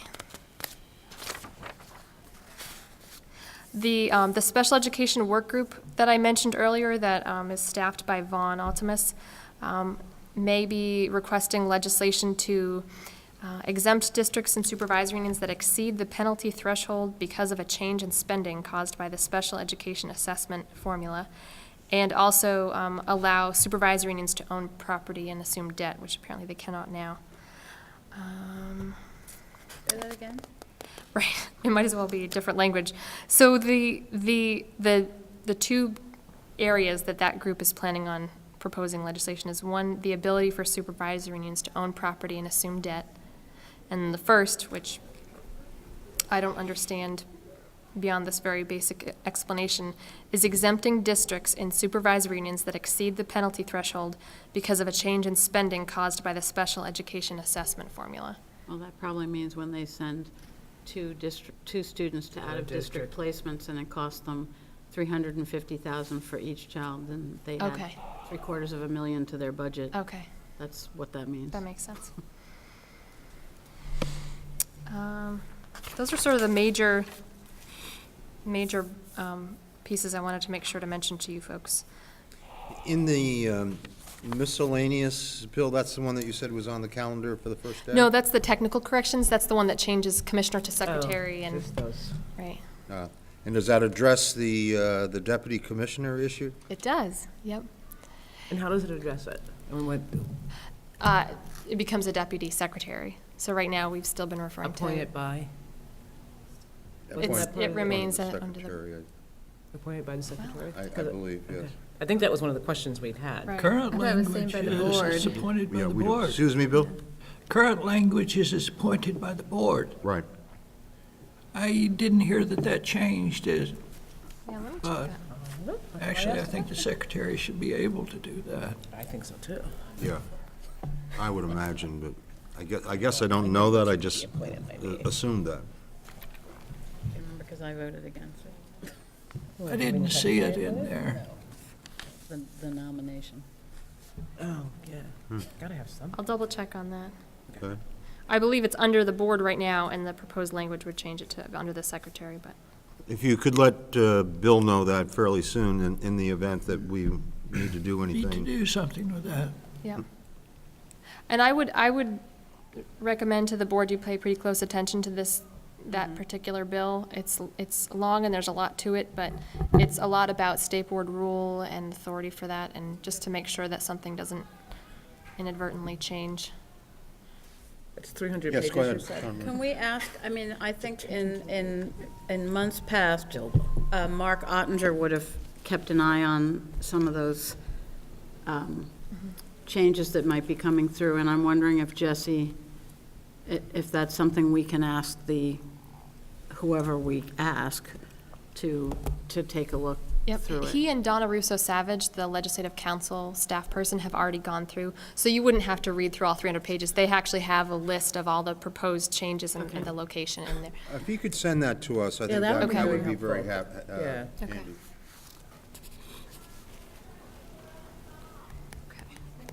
And I guess because that's legislature, if anyone has any thoughts on that list, they should contact Bill. And the goal of the bill is really simply to be technical corrections. It wasn't meant to change policy. That's why it's important to keep an eye on it. Okay? Okay. Anything else, Jill? I suppose not, unless there's something that I didn't mention from yesterday that you think would be, I suppose you folks have already addressed that. I think you pretty well touched on it. I was kind of curious as to what the merit pay report said. I can send it to you. It's pretty short, basically just saying the way that funding is distributed in Vermont and those local decisions are made, it really wouldn't be something you could implement statewide, because one district's way of determining merit and then awarding said merit pay might be different from another's, and then everyone would end up paying for those. The end is so small that you can't really generalize off of it. Right. And if it says this is a non-starter, they're probably in the right place. Okay. I would like Okay. to, if we could get a feel of the board on privatization. Last year, as you will remember, we testified against it, and we thought we were doing quite well. Stephen and I were. And then it just got X'd out. And this was the bill that would have made it illegal, basically, to privatize. Are you comfortable with maintaining the same position from last year, or are circumstances changed in your view that we should discuss? I'm comfortable with where we left off. So Yeah. Keep at the same place? Yeah. That's Okay. what I'm hearing. Okay. Looks cool. Good. We can believe it. Thank you, Jill. Okay, thank you. Thanks, Joe. Thanks, Jill. Twice in one day. Hey, was ready you're, to talk you're, EpiPens you're if two you for I'm so zero. glad. Thank you. Mark, would you like to introduce our next guest? Sure. These are some folks from the Hunger Free Vermont, Marisi Parizai and Honora. Is that Horton? Nora Horton, yeah. Come on up and grab a seat at the table. I got to know these folks because of a council that they put together in Addison County, and we started up, I believe, this spring, early March or April, and learned a tremendous amount and have a tremendous amount of I think, local groundswell and community collaboration to come together. But in specific, there was a presentation last year on hunger and around schools that I thought would be really great for us to hear, and how hungry children and closing the opportunity gap is directly related. And so these folks are here to talk about it, and turn it over to you. Thank you. As Mark said, I'm Marissa Parisi. It's been a pleasure working with Addison County. It's our fifth, what's called a Hunger Council in the state of Vermont, where we bring together we call them grass top leaders, people who are very influential in their county to help us find county-specific solutions to hunger and implementing the programs that we work on. And Mark's been a great participant and a real leader, so thank you, Mark, for making this connection for us to speak with the board. Before we start our presentation, I just wanted to say two things to the state board. One is I just wanted to register our incredible thanks, because this is the board that appointed Secretary Villaseca to his position. He's been really an outstanding partner in the work we've done. And we will miss him, and we're thrilled to be working with Secretary Holcomb, which I know who is starting soon, and I know we'll have a productive working relationship with her, and we will miss Armando. He's been fantastic. So thank you for your appointment of Secretary Vilseca. And I also wanted to congratulate all of us, because in your priorities to close the achievement gap was to support the legislation that removed the reduced price category for lunch for Vermont students. And what we're hearing anecdotally, and we'll tell you a bit more in our presentation, is that many more students are applying for the reduced price program now because they know that they're able to get those meals now, and they likely previously couldn't afford them, even though it was just a 40-cent copay for the meals. So congratulations to all of us for passing that legislation. Jill, are you going to run our? I'm happy. You're the best. Thank you very much. So what we wanted to do, and Nor Horton, who's with me, she's our Child Nutrition Advocacy Manager. She's the expert on our work that we do in schools. So we wanted to give you an overview of where we're at with hunger in the state, and then get more specific about what we're doing in schools to really improve the state of childhood hunger in our state. So this is a snapshot of hunger. We currently have 1 in 8 Vermonters experiencing food insecurity. That's a measure done every year by the USDA through the U.S. Census. In households right now, we have 1 in 5 children under 18 who are experiencing food insecurity, and food insecurity in Vermont has increased 45% since the year 2000. So that's due to a number of different things, but really in the recession since 2008, it's probably had its most intense growth over the last few years. And there are 31% more homeless students this year than last year. That's a new statistic that just came out, which we were very surprised about. And we continue to work with our partners in the who work on homelessness to do anything we can for the students who are experiencing homeless right now. What does that represent? What is that 35? What's the number? It's the number of students that are enrolled that aren't able to say that they have a permanent home. What is that number, though? Oh, I'm sorry. I can get it for you, but I don't have that. Do you have that number? It's about 1,600. I don't have the exact number. We're happy to circle back with the Well, that's board on fine, that. just to get some perspective. Wow. Yeah, that's how we felt, which is why we included it in this slide. So the next slide is just a little bit deeper context of what Vermont families are struggling with right now, because there have been a lot of changes in the 3 Squares Vermont, also known as the SNAP or food stamp program, in the last few months that we think are really impacting families and will impact childhood hunger. The first is that there was a cut to food stamp benefits this November 1st because of an end to a stimulus package that was put into place in the food stamp program. So for the last few years, many families have been receiving more money to buy food. At the same time, the cost of food has gone up significantly.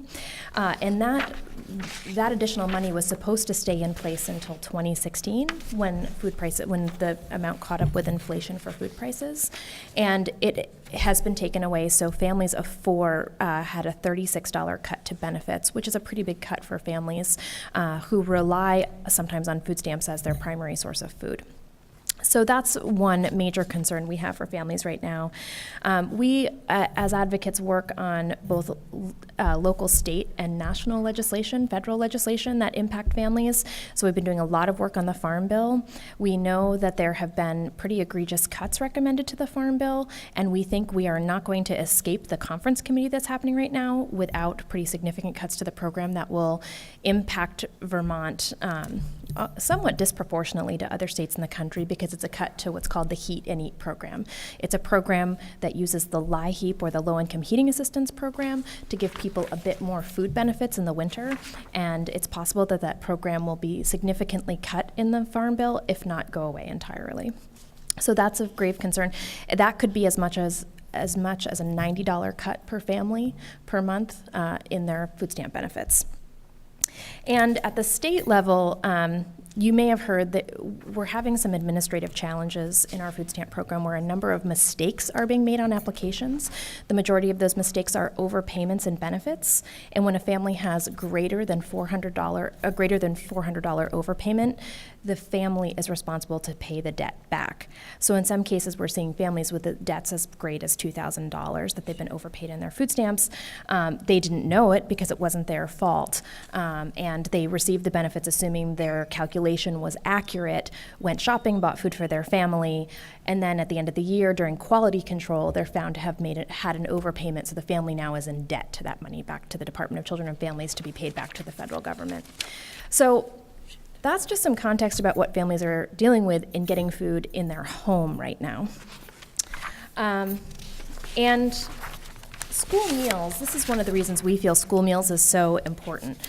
We think we're doing a really good job on school meals in Vermont. 98% of Vermont schools serve meals to about 92,000 students right now, and over 37,000 kids qualify for free or reduced price meals. So that's 41% of all Vermont students qualify for that program, which means that now that we have no reduced price category in Vermont, all of those kids can get meals for free, which is incredibly important. Probably being a little picky, but I thought the enrollment in our school system was 87,000. I thought Miranda said it was less than 80 this year. Oh. Well, No, that's how many qualify for free and reduced. No. No, that's 92, yeah, right. so No, it's not 92. I didn't correct that number. I would insist on you being picky, being on the State Yeah. Board of Education. Yeah. So thank you for correcting our number, and we'll reflect it in future presentations. Just so you know, you weren't here all day. It's the first time I've been right all day. No, provide you with that opportunity. you broke for lunch. That was a good move. I'm glad I could provide that for you. Let me know if anything else needs updating, please, in our presentation. You're the experts. So just moving on to the next slide, food insecurity in children, as many of you know, is associated with a lot of challenges kids experience in school and in the home. Nutrient deficiencies, increased risk for obesity, which I know is a big challenge for our youth right now, poor quality diets and poor health, behavior problems, decreased social skills, and academic failure. So we really feel that as we address childhood hunger and improve nutrition in our schools, we can be very helpful to the State Board of Education and to the educational system in Vermont to help close that achievement gap, which is why we worked so hard on the reduced price bill. Thank you. The next slide, Jill. Thank you. School-age children from households who are food insecure also tend to have lower grades, more anxiety, aggression, psychosocial dysfunction, increased grade repetition, greater difficulty getting along with peers, higher absenteeism and tardiness, and more depressive disorders and suicide symptoms in kids age 15 to 16 years old. So there's a lot we can do by improving the food security of our students, and we find that schools are a really great place to do that. So, so now I'll hand it over to Honor to get a little bit more specific about what Hunger Free Vermont has done in schools to really address some of these issues. And I know that you are all very familiar with Vermont schools, and so some of this may be a review, and I apologize if that's the case, but I think I'd like to start by just reminding all of us what school meal programs look like and how they're functioning right now in our state. So there are a multitude of federal programs. They were all created separately at separate times by the federal government, by Congress, that provide food for students in schools. The National School Lunch Program, of course, the School Breakfast Program, an after-school snack program. The newest of the programs is the At-Risk After-School Meal Program, which provides a full and balanced, nutritionally balanced meal like a lunch for students who engage in after-school programming. And then there's also a program that schools and other organizations can use to provide meals for students during the summer. So there's the possibility, if you cobble all these different programs together, to really provide wraparound meal service of 2 to 3 meals a day for students in many communities in Vermont in order to qualify for the at-risk after-school meal program and to provide summer meals for any child in a community. That area or that school has to have 50% or more of their students eligible for free or reduced price meals. But we have many schools in Vermont that meet that and many more that are close. Okay, next slide, thanks. And just to let you know, the biggest opportunity, the easiest opportunity that we have right now in Vermont, because we've done such a great job at having almost every single one of our schools provide breakfast and lunch, The fastest way that we could make an impact in strengthening the nutrition of our students and helping those food insecure kids is by expanding the after-school meal program. There's 154 schools in Vermont that could be providing after-school meals, and that's meals that are reimbursed at the free rate, the highest rate from USDA, and every child who participates in after-school programming or is at school after school can have a meal for free, no matter what their family's income is under this program. Only 31 of our schools are currently using that program, and we have with 4 more coming on. So once those 4 more come on in January, that's still only 23% of the schools that are eligible to run this program running it. So that's the fastest way that we could really impact food insecurity for children in our state, is to expand that program to more schools. And what schools have found that have been using this program is that, first of all, it brings more students into after-school programming, and if we're committed to closing the achievement gap, part of that's going to happen with enrichment programming after school. And then it's also stabilized school meal program finances. This is a program that tends to actually generate more revenue than it costs to provide those after-school meals, and that additional revenue can legally, according to USDA, be turned to supporting the lunch program or the breakfast program. So overall, schools that use this program who are able to have found that their overall school finances, school meal program finances have been strengthened, and they've been able to actually reduce their school meal program debt. So a win all around with this program. Thank you. Just to get a sense, this is the amount of money this year that USDA reimburses school meal programs per meal, depending on the income of a child's family. So $2.99 is the full reimbursement rate that USDA offers if you qualify for free lunch or for the after-school meal program. $2.59 for reduced-priced kids, 34 cents per full-pay lunch. It's $1.58 for breakfast, free breakfast, unless you're in a high-needs area, which many of our schools are. It's over 40% free and reduced. Then it's $1.89 for reduced price, $1.28 or $1.59, depending on your area, and 28 cents per full-pay breakfast.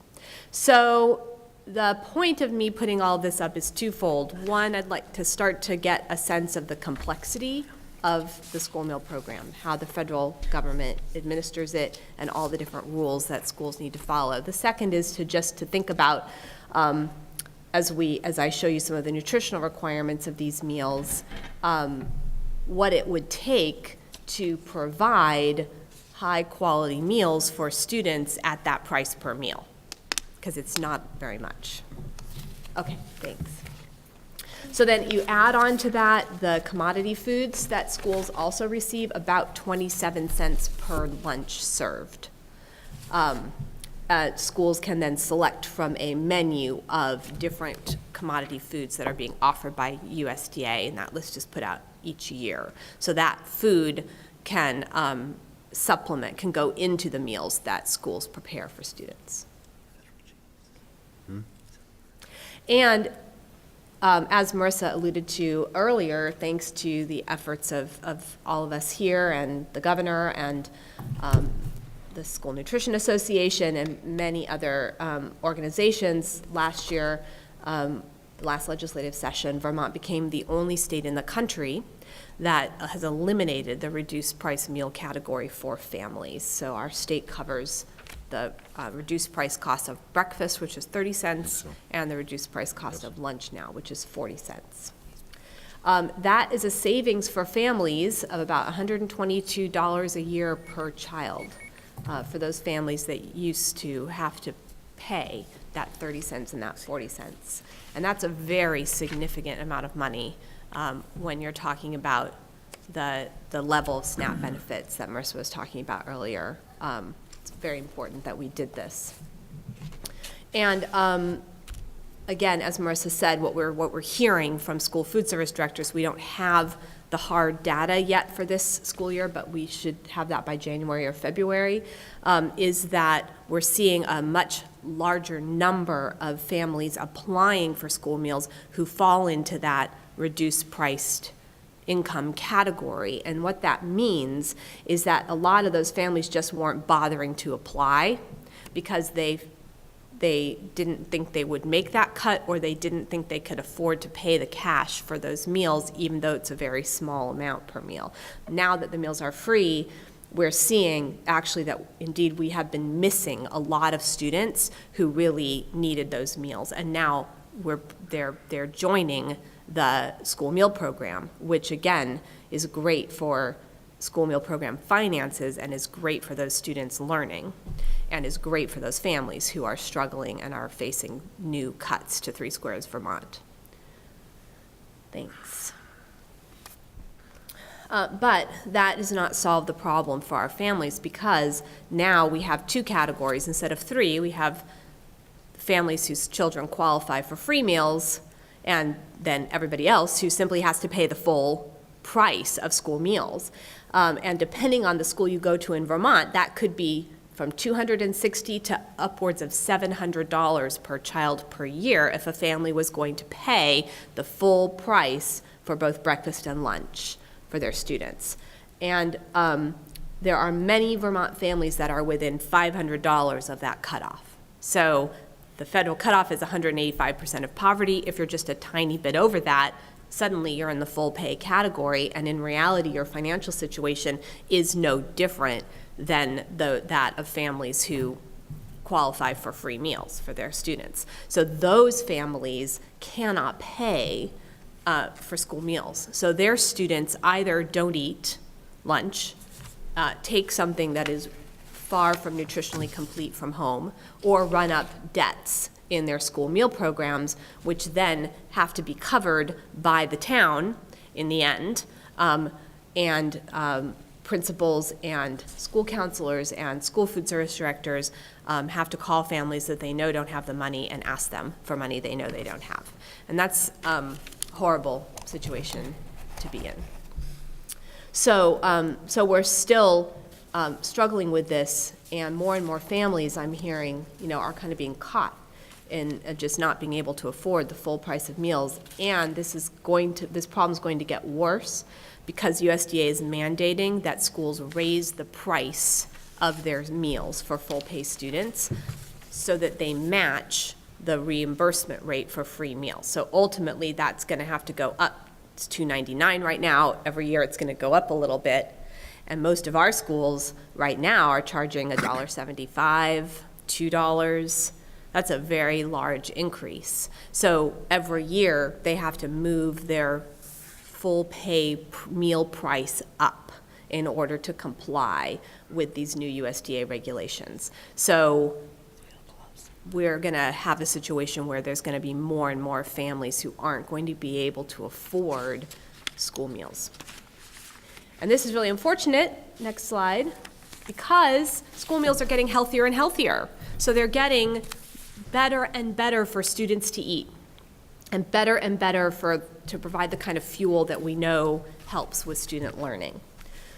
So these are the current requirements for school meal programs. Students have to be offered vegetables, fruit, 50% at least whole grain, protein and fluid milk at every lunch. They have to be offered fruit, 50% whole grain, and fluid milk at breakfast. They have to take at least 3 of those components to have their meal count as a USDA reimbursable meal. In addition, there's minimum quantity and minimum and maximum calorie requirements. And fats are strongly limited, and no trans fats are allowed. So those are the kind of baseline nutritional requirements from USDA. Go ahead. And they've been recently strengthened for breakfast and lunch. So larger quantities of fruits and vegetables are being required at lunch and breakfast. Greater variety of vegetables are being required at lunch. Students must select a fruit or vegetable at lunch now in order to have their meal be a reimbursable meal. And starting next year, they will have to select a fruit and or vegetable on their breakfast trays as well. Only whole grain rich grain products are allowed, so that means at least 50% of the grain in every grain product has to be whole grain. Calorie maximums have been implemented as well as minimums, and there's a significant reduction of sodium that will be phased in gradually over the next 10 years. So these changes are really hard. They've been really, really challenging for school food services to make. Those changes are not in line with what we know most Americans are eating at home, and which is why we have the obesity epidemic we have in part. There are also requirements that most families can't afford to implement very well at home because of high costs of food. Fruits and vegetables are much more expensive, we all know, than many other products. So this is really good for Vermont's children. And you may have heard, I'm sure you did, a lot of negative media attention, especially early last school year, about students being hungry, there not being enough food in the new meals, about there being a lot of food waste, and about students dropping out of the meal program because they didn't like the healthier food. So I'm happy to report that for the most part, school meal programs in Vermont have very quickly rebounded from that. They've recouped those enrollment numbers. We're back up again this year in terms of the number of students enrolled, and in many schools, even more students are enrolled. So after the initial shock, students are actually beginning to prefer the healthier and better prepared food that's being offered. They're getting used to salad bars, they're using them. So while this change has been very, very difficult, I think it really has been beneficial for Vermont students. And I think school meal programs are really rising to the challenge. The problem, though, is that the reimbursement rates are not rising with them. And these meals are much more expensive than what was permitted under the previous USDA regulations. So school meal programs really are struggling financially, and many of them are in debt. So this is what I was just saying. So a majority of our school meal programs, are in debt in Vermont. And this is going to get even more challenging next year because new USDA regulations are coming into effect that will be regulating what schools can serve as what are called competitive foods. In other words, a la carte items that compete with the USDA regulated school meals. So now all foods that school food service sells in schools will be regulated. And not only school food service, but school stores and vending machines that are not under the control of school food service will also have restrictions on the products that can be put in them. So since many schools rely on these cash sales from students who can afford them to help cover these rising costs of meal programs, I think this is going to be very, very, very challenging for our schools financially. Although, again, from a nutritional standpoint, these new regulations are very much needed. So, I hope that this very quick tour through the complexities of school meal programs has left you, as it left me when I took this job and started learning about them, clear that this is not really a sustainable way to provide nutrition for our students in schools.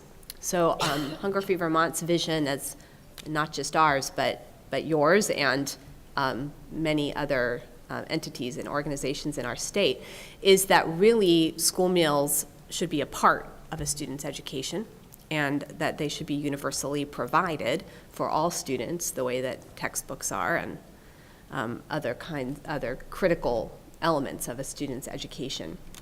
We think that would be a system that would be much more democratic, much more efficient, and much more focused on the needs of our children. It would be much simpler for schools to administer. It would make it possible for schools to focus a lot more on cooking and a lot less on paperwork. It would address childhood hunger and malnutrition much more effectively. It would also strengthen the local agricultural economy. Schools are buying more and more local food, and the more funding that school meal programs have, the more of that they can buy.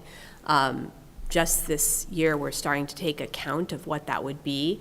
And even if you count only the largest of multiple food distributors in our state, and even if you exclude fluid milk entirely, it's over $445,000 that our schools have spent on local produce just in 2013. So if you added in all the fluid milk and you added in all the other distributors, we're talking over $2 million easily. It's a very significant amount of money, and that could really grow if meal programs were feeding all students and the reimbursement funding for those meals was coming into the state. It would also save schools and towns a lot of money because you wouldn't be having to go to the town every year as the school board and asking for money to shore up the school meal program debt. And universal school meals have been shown to produce very dramatic educational benefits. So just one example is a study that was done in Quebec, where certain schools were, the students were provided with meals, all students in the schools, breakfast and lunch, and the other schools they were not. And the schools where that was provided, they completely eliminated the academic achievement gap between low income and other students, just feeding them meals, making no other changes. And we have quite a few Vermont schools that are moving to universal breakfast. And what we've been finding is that schools that have expanded breakfast participation by moving breakfast to after the bell, bringing it into the classroom, or allowing students to take bagged breakfast to go and eat them later in their classes, is that behavior referrals and school nurse visits have significantly declined in those schools. And tardies and absences have significantly declined in high schools and middle schools that have done this. In other words, students who get themselves to school are much less likely to be tardy or absent if they are provided with free breakfast or can get their breakfast later in the morning when they're more hungry. And what schools have found is that moving breakfast to after the bell, whether you make it universal or even if you don't, is the fastest way to increase participation and make sure that all students are getting this very important meal. So, just in closing of our presentation, and then we're happy to take your questions, Hunger Free Vermont is working this year on the launch of a universal meals campaign for Vermont. We really saw the passage of the school meals bill for the reduced price category for lunch as one of our first achievements towards that goal.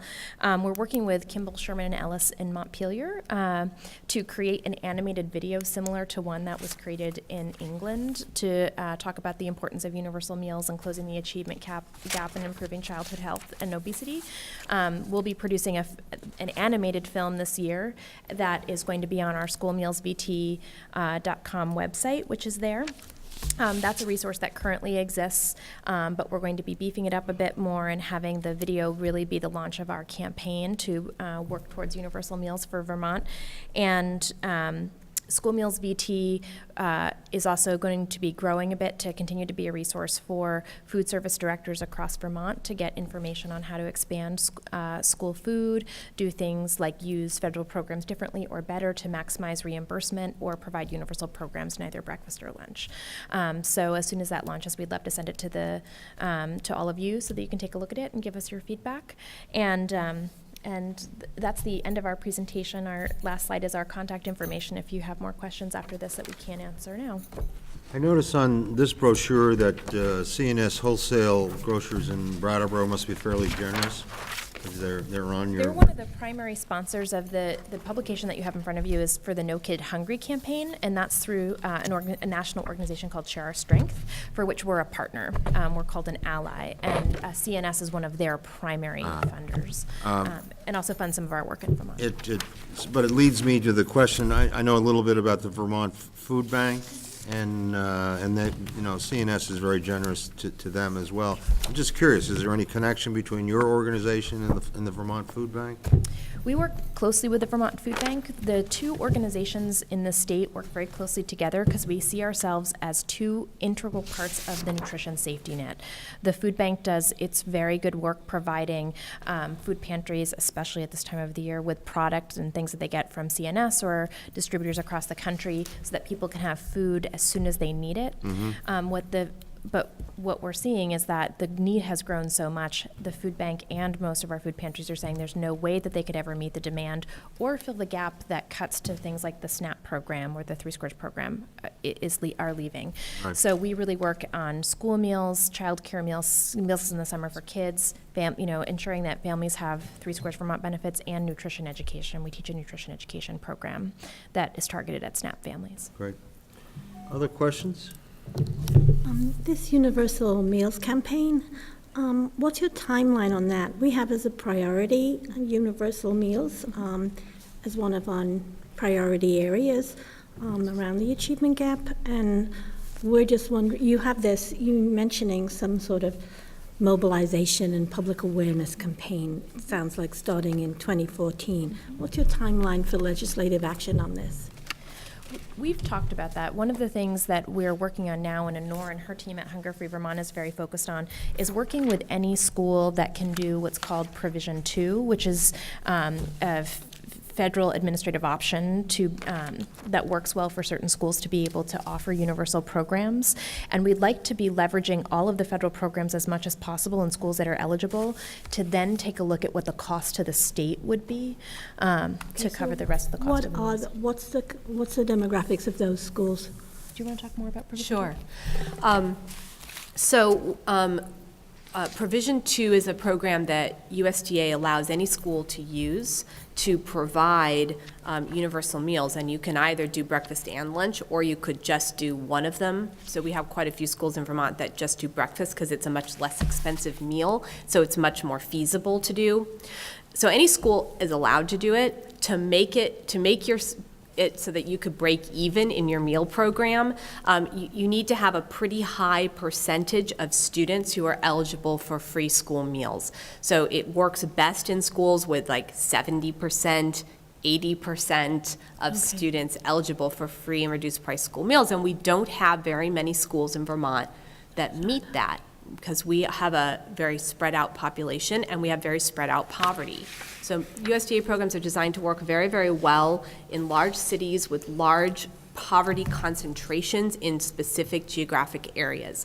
They're not designed at all for Vermont, and that is why we have to scheme and figure out how to make them work. But that having been said, there are schools in Vermont who are figuring out ways to make Provision 2 work even when their percentages of free and reduced price students are lower. So we're working with more and more schools are coming to the conclusion that they need to do universal. So is it possible to have free universal meals and to have donations? So people who perhaps wouldn't be eligible but would normally pay would donate, like public radio, Is it possible for those schools to use that? Yes, it's possible. I think it could be a challenging program to try to administer. West Virginia is trying something like this right now. Okay. And it's too early to see what's happening. What they've done is the legislature put no money toward universal meals at all, but said they wanted schools to do it, and said any school district that wanted to could set up their own kind of charitable donation bank account and solicit donations and try to do it. Now, I don't know what's going to happen with it, but I'm skeptical. Yeah.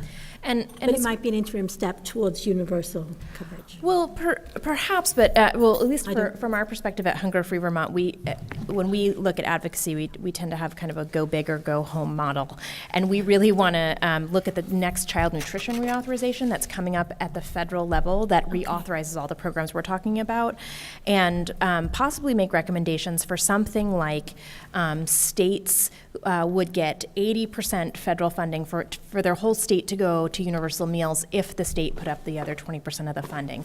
And as you know, we're already putting up some funding in the state of Vermont for those free and reduced breakfast and lunch kids, that we are already in a good position. If federal legislation changed like that for the whole state to do it, we could very well get there. But I think it's going to need to be a mix of the state making some policy changes and increasing some funding sources, and then also the getting as many federal revenues as possible. Okay, thanks. Yeah, thanks. Thank you very much. Very interesting, and we wish you the best of luck. Thank you. Thank you. Thanks for having us. Thank you. Thanks for your time, and thanks for your commitment to Vermont students. And we'll change our data. You will. Thank you for that. All right, moving on to balance in childhood and adolescence.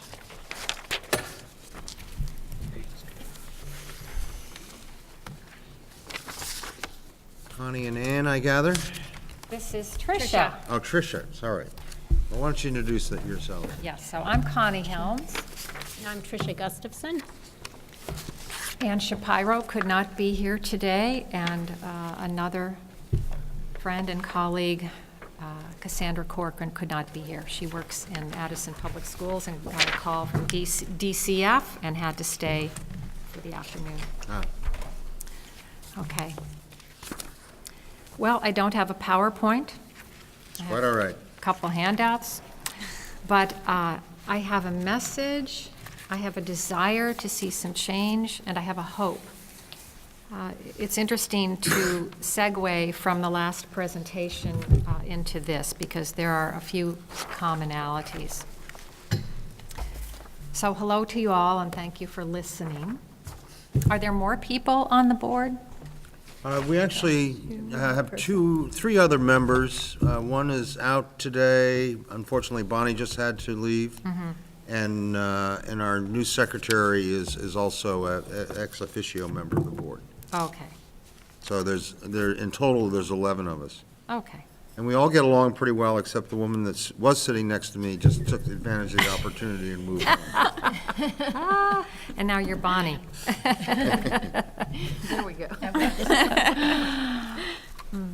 All right. So my main goal is to help the state, school districts, and parents save time and money, and to help children not have so much loss of self-esteem. I'd like to think of this as creating a revolution in the classroom, just like we've had this revolution in the food movement. So one of my questions is, can the Common Core standards that are coming into being now include common sense before resorting to technology in the lower grades? I believe there's a lot of technology in the kindergartens and the lower grades. I don't think it's serving children. From my experience, I know it's not serving the children and parents that I have talked with. And there are many reasons why children are struggling, not just the nutrition piece, which of course is very important.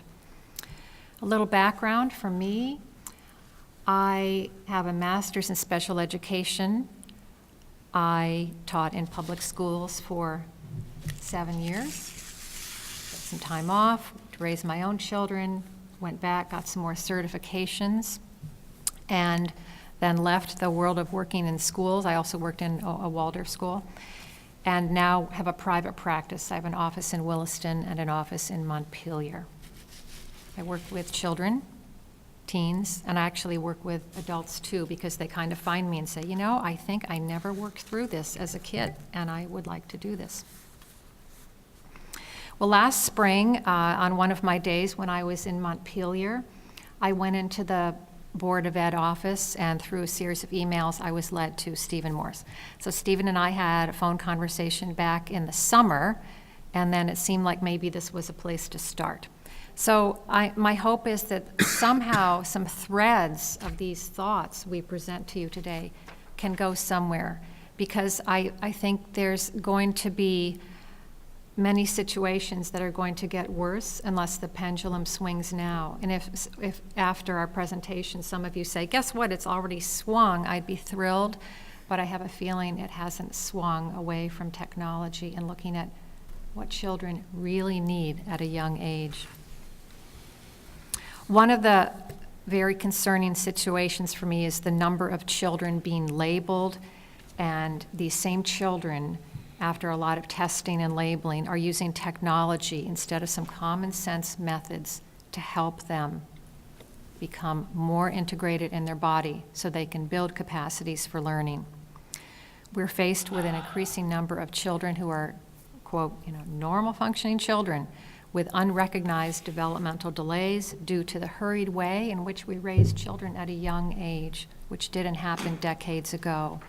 We have a fast-paced culture, and now the expectation is, let's beef everybody along, and all you need to know how to do is push a button or now even tap a screen. What's missing, the missing piece, is educators not understanding that the physical body has to be well built by age 7 or 8 in order for all the past capacities for learning to be there. Just this morning I heard on NPR, maybe you were already here and you didn't hear it, a story about the implementation of the Common Core standards, and one of the states in the Midwest had a speaker on talking about how we're reducing the amount of facts we're pushing upon the children. Why do they need more facts? They just need to have something penetrate without having it be a plethora of facts. So that was a good trend. I was glad to hear that this may be a result of the Common Core. So here's an example of what I'm talking about. You all have a pen or pencil in front of you. Find a little space on paper in front of you to draw a 5-pointed star.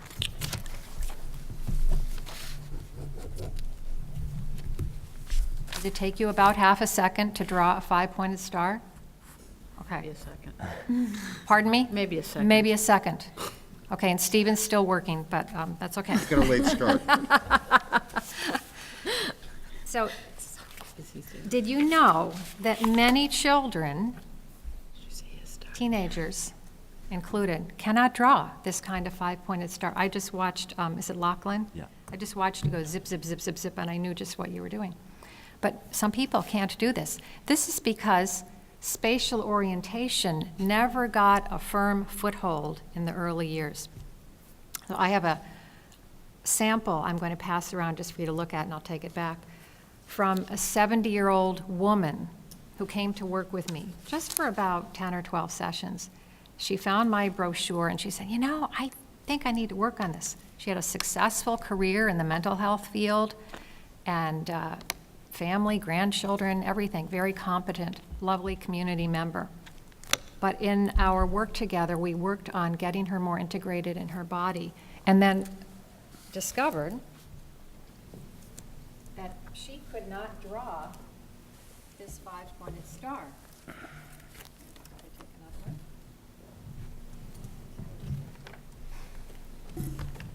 So if you look at this sheet, you will see how she had to practice.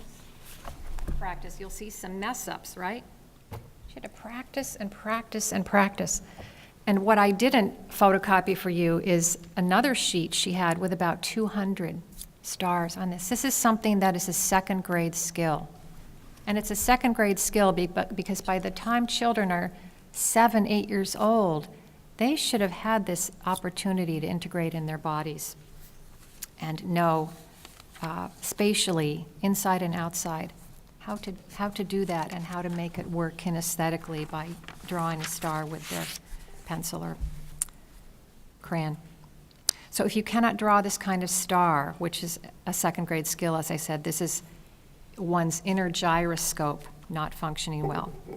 So one of my goals is to help teachers, educators, school systems understand how to observe children better so that we can target. This is what's going on with them. We don't need to do a lot of testing initially until we rule out these kinds of questions early on. I feel that some adults in education don't recognize that children have the same developmental needs, even though the culture is changing so rapidly in our time. And this is at great cost to them academically, emotionally, and socially. Here's another thing. Lack of vertical midline integration is a very common situation that I get calls about. Well, I get calls from parents saying my child has this label and that label, but when I spend time observing the child, or teenager, I see that this is what's going on. Vertical midline integration means when the two hemispheres of the brain start really functioning together in a partnership by being joined at the corpus callosum. And this really doesn't fully come into a good partnership until about age 7 or 8. So when we are asking young children to do technological things on computers and screens in the kindergarten and the early grades, that's robbing them of the time they need to build those brain pathways. And when children have the opportunity to build these brain pathways, they can make remarkable gains in math and writing and reading and social skills. But until the connections are there, they cannot do it. So the use of technology hinders the building of brain pathways, the connections that are essential for academic success. Human beings are spatial beings.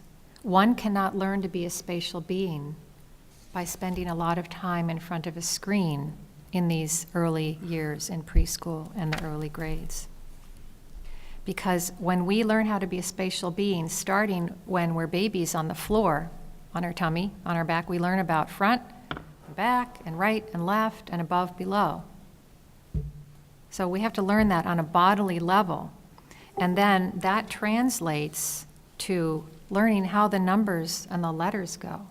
We have many, many children in our culture labeled as dyslexic. And really, in my perspective, what dyslexia is not having a clear understanding of how the letters go. Any child who's been taught the alphabet, they know what the E looks like, or the S looks like, or the T, whatever.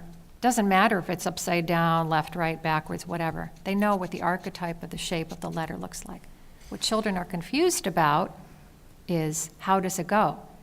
The window of time is between 5 and 7 to help them learn this is how you navigate in space, this is how you navigate your body and the space around you, and this is how the letters go, and then they get it. When we push them to touching screens and touching buttons at an early age, they never get that kinesthetic sense of how their body moves and where their inner gyroscope should be leading them. So instead of putting young children in front of screens, what they need is rhythmic and purposeful movement with songs and poems and more poems with good role models. So labels aren't necessarily a bad thing. They help children and parents get the services they need. But what I'm asking you to consider is that we're not spending enough time looking at the developmental needs of early childhood, but instead putting them in front of screens because it seems to be the thing to do. You all know about Bill Gates. Bill Gates and I are the same age. From what I've read, he started working with those early prototypes of computers when he was about 13, and he had a computer club thing going. But Bill Gates and I had the same kindergarten education. We learned how to play and move and sing songs and listen to the teacher and those kinds of things. We weren't put in front of screens. So what my point is, as you know, whatever new technology comes along, you don't need to have learned it when you're 3, 6, 5, 7, whatever. You just learn it. You get on the train wherever you are. So I brought a little article that was kind of interesting. I'd like to just read a quick section from it. It's written by Dr. Richard Sinatra. Everything you always wanted to know but were afraid to ask about sensory motor experience and brain growth. A technical but terrific insight into the brain and growth, wherein we learn that nonverbal experience gives kids something to verbalize about. Preschoolers and some beyond may not have the physiological capability to do some of the tasks requiring hemispheric integration demanded of them. And remember, I said that this hemispheric integration doesn't happen until 7 or 8 if they've had enough movement experience. I'm working with 14-year-olds in this domain. So Dr. Sinatra continues, I am becoming more and more saddened by the increasing number of normal first and second grade youngsters led into our reading clinic. by anxious parents who have been told by a teacher or a school system that their child is abnormal or learning disabled. And he goes on to talk about developing the brain pathways through movement and early childhood activities. Well, this article was written in 1983, before children were using computers, before we were using computers. It doesn't change. The sensory motor needs of childhood are always going to be there as long as we have the kind of physical bodies we do. So when we develop these neural pathways, this enhances our auditory function, visual function, social function, self-esteem, etc.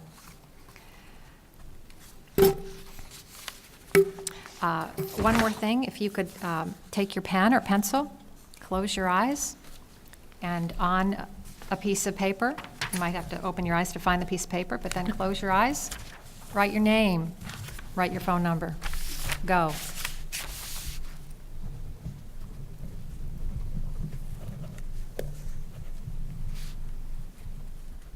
And then when you're done writing your name and your phone number, look at it. Can you read it? Or ask your neighbor if your neighbor can read it. Was it successful? Yeah. Yes, pretty much. And that's because we took away vision, but you have a bodily kinesthetic sense of how your name goes and how your phone number goes, because you have developed an internal sense of movement. That internal sense of movement is your inner gyroscope, your inner GPS. So I close with the notion for now, and let Trish talk, that there seems to be this push for technology starting in kindergarten and going into the early grades, which really robs children of opportunities to develop the brain pathways. And developing these brain pathways is so cost, what's the word I want? Pardon? Effective? Cost effective, and it's so low cost, right? It doesn't involve technology. It involves just common sense about what children need. So I will let Trish talk, and I hope we have time for a few questions. Thank you. Thank you. Thank you, Connie. So I have prepared over the last 24 hours, what am I going to say? It's a new experience to come talk to the Board of Education. And I'm sitting and listening to Hunger Vermont crew, and Connie, I'm just going to throw out everything I had planned and just integrate the three things that seems to be the most appropriate at this time. So my background is business and conflict management and human resources and training and organizational development. Right before, I have a 9-year-old who's in 3rd grade. So right before she was born, I started a consulting firm, a coaching firm, to kind of integrate my past experience. And then once I had a child, I decided to stay home, and I taught yoga and wanted my child to thrive. So I was almost 42 when she was born. So I said, I'm going to stay home with my child. She's going to thrive. So I let go of everything, and I taught yoga while she was young. And then I said, when she starts school, I will go back to work. School came. She went to public school in South Burlington and reacted to that quite strongly. Coming from a fairly balanced home life, it was just one thing after the other that her nervous system, her brain, her opinions, nothing, it just didn't settle with her. And that's where it comes into balance with what Connie was talking about. And I can go back to, I'll just give a very brief, some of the things. Is one of the biggest problems was nutrition. This girl was starving. She had about, now I've talked to parents, and it's pretty common in public schools, it could be a 15-minute lunch, 15-minute recess, 10 sometimes, if the kids don't settle down and eat. So it's minimal. She would come home, and she had a 5-minute snack. I had to negotiate with the teacher. I had to beg the teacher. She begged the teacher to make it a 10-minute snack in the morning, just because they were so rushed. The adults were so rushed, so focused. So she would come home every day from day one and eat from 3 to 5, nonstop. And then, of course, she wouldn't be hungry for dinner. In the cycle, we'd get her more balanced on the weekends, and then Monday morning, it would start all over again. So this child was starving. Again, like 20-minute recess or whatever. During the recess period, talk about balance, we found out later she was pushed on the playground from day one, been playing tag. And, kids push, whatever. My question was, where were the adults?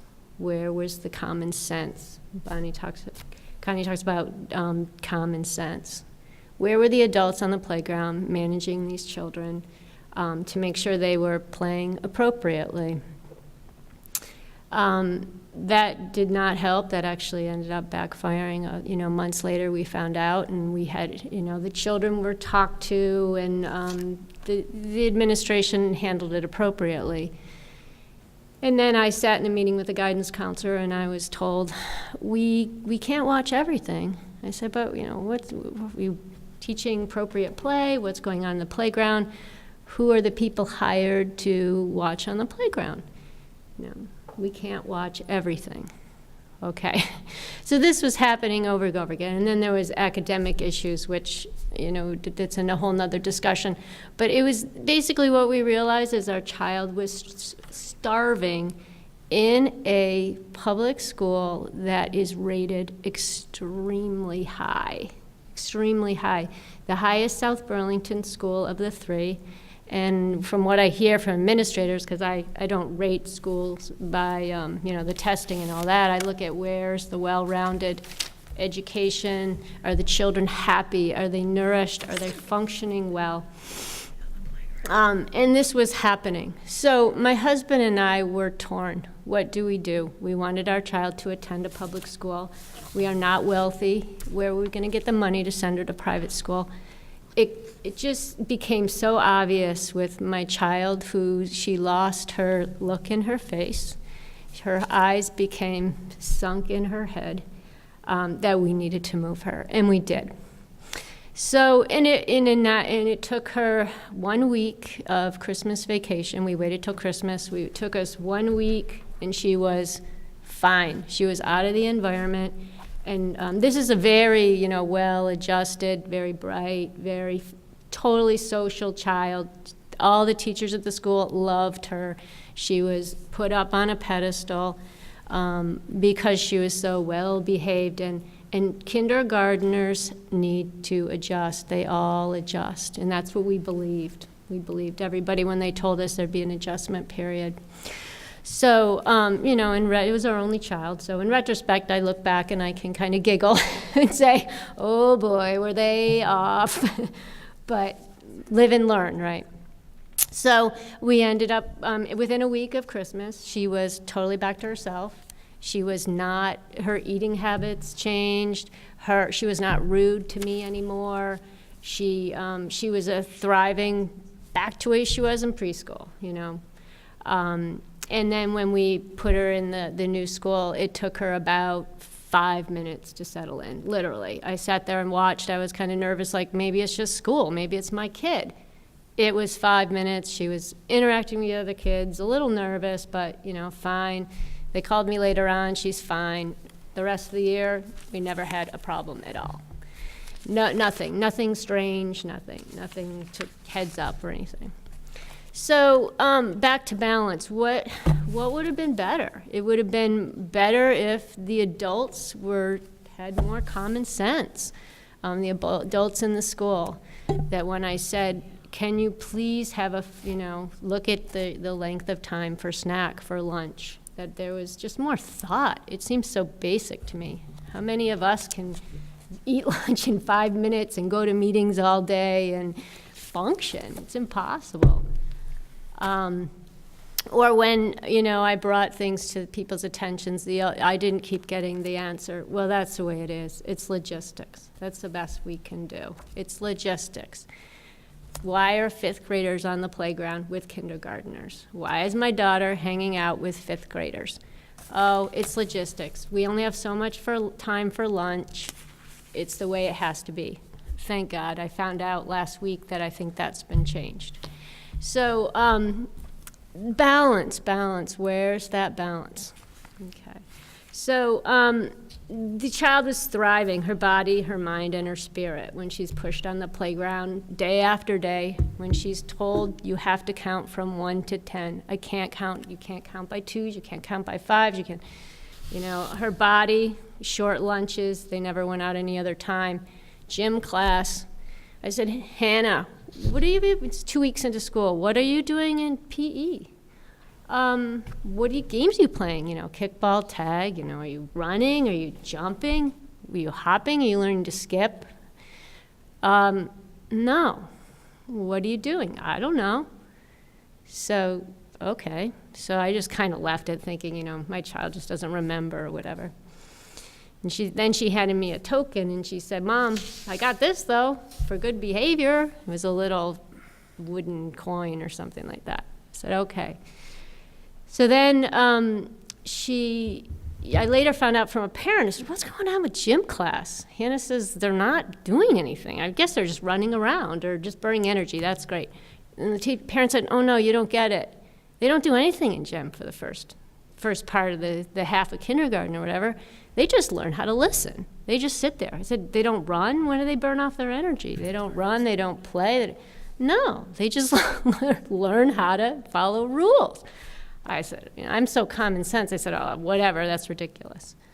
Anyway, so now the child, you want to switch back? We got to switch. Let me just end it. The thing is, why am I here? To help start to create change and start having this conversation more often, balance, common sense. Connie talked about getting back to the basics. And a lot of families are like ours. Now, a personal situation, we are $40,000 later.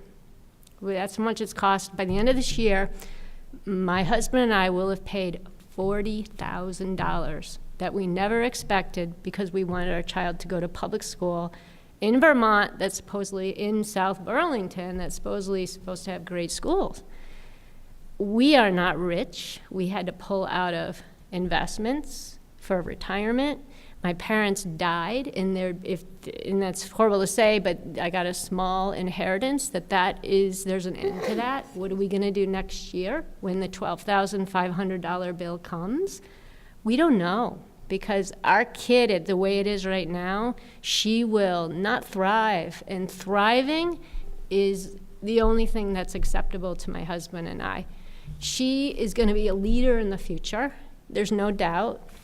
She's bright, and that's another thing. But if she can't function and her basic needs aren't met at a young age, like Connie's talking about, where they have sensitive needs, she's gonna crash. So anyway, thank you. Thank you. So thank you for listening, and hopefully we can start creating some change in Vermont. Connie, did you have something you wanted to add? Well, I don't know if you got a handout by email called What Learning Cursive Does for Your Brain. You got that? Okay, so that also. Got that? Here are your stars. Yeah. Thank you, I'd love my So, stars. thank you. I mean, you gave us some interesting things to think about, Yes. and I'm sure we will, and So- as we go through these things. Where to go? Can I ask a question as they're leaving the table in regards to, what I thought I heard you saying was kind of back off the technology a little bit before 7 and 8. And is there data out there or something that shows how much the shift has been? Because you also mentioned the fact that, you and Bill Gates didn't have technology at that age, and there were still some of those same issues. So I hear on one hand you're trying to slow things down, balance things out, but I'm also hearing we're still missing something. So is there some data points or something that you can send our way? I can certainly do that, because the screen time robs the children of imagination, brain pathway development, et cetera. Then when they get off the screen, guess what they have to do? They have to move, because children intrinsically move.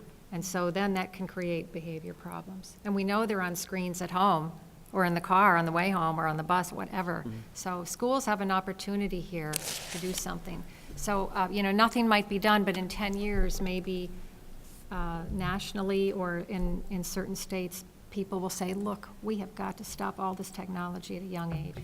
But yes, there is data out there, and I could send some. Okay, And I'll have to say, my child, the school she's at, she does not have technology in the school. However, she is a computer whiz. And even if it, you know, we've given her minimal exposure to the computer, and she is fine. She can do a mouse, she can, you know, Google, they learn so quickly, so quickly. Thank you. Thank you. Yeah, thank you very much. Okay, we'll move on to our last agenda item, item L. SB Big Picture. Do I need a mic? Is that like feeding into a? Yes, into the TV, yes. The TV. Works for me. So, Introduce yourselves, would you, before you get going here? Absolutely. That was the plan. Hi, I'm Cecilia Giordano. I am a senior at Big Picture South Burlington. Before I begin, I will explain what Big Picture is, but I'll pass it on to alternate introductions. I'm Lucian Norrell. I'm a sophomore at Big Picture South Burlington as well. I'm Jason Kushner. I am a chauffeur, supporter, I'm a learner, and then also for fun, I'm the program coordinator for Big Picture South Burlington and Rolling Fellow. Look at you go. Alrighty then, are we ready to begin? Do you have any questions? Okay. So, just to give you a little bit of background on what Big Picture is, Big Picture is a school within a school at South Burlington High School.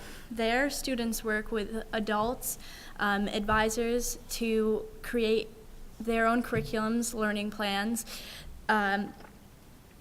based around their interests and passions and through internships.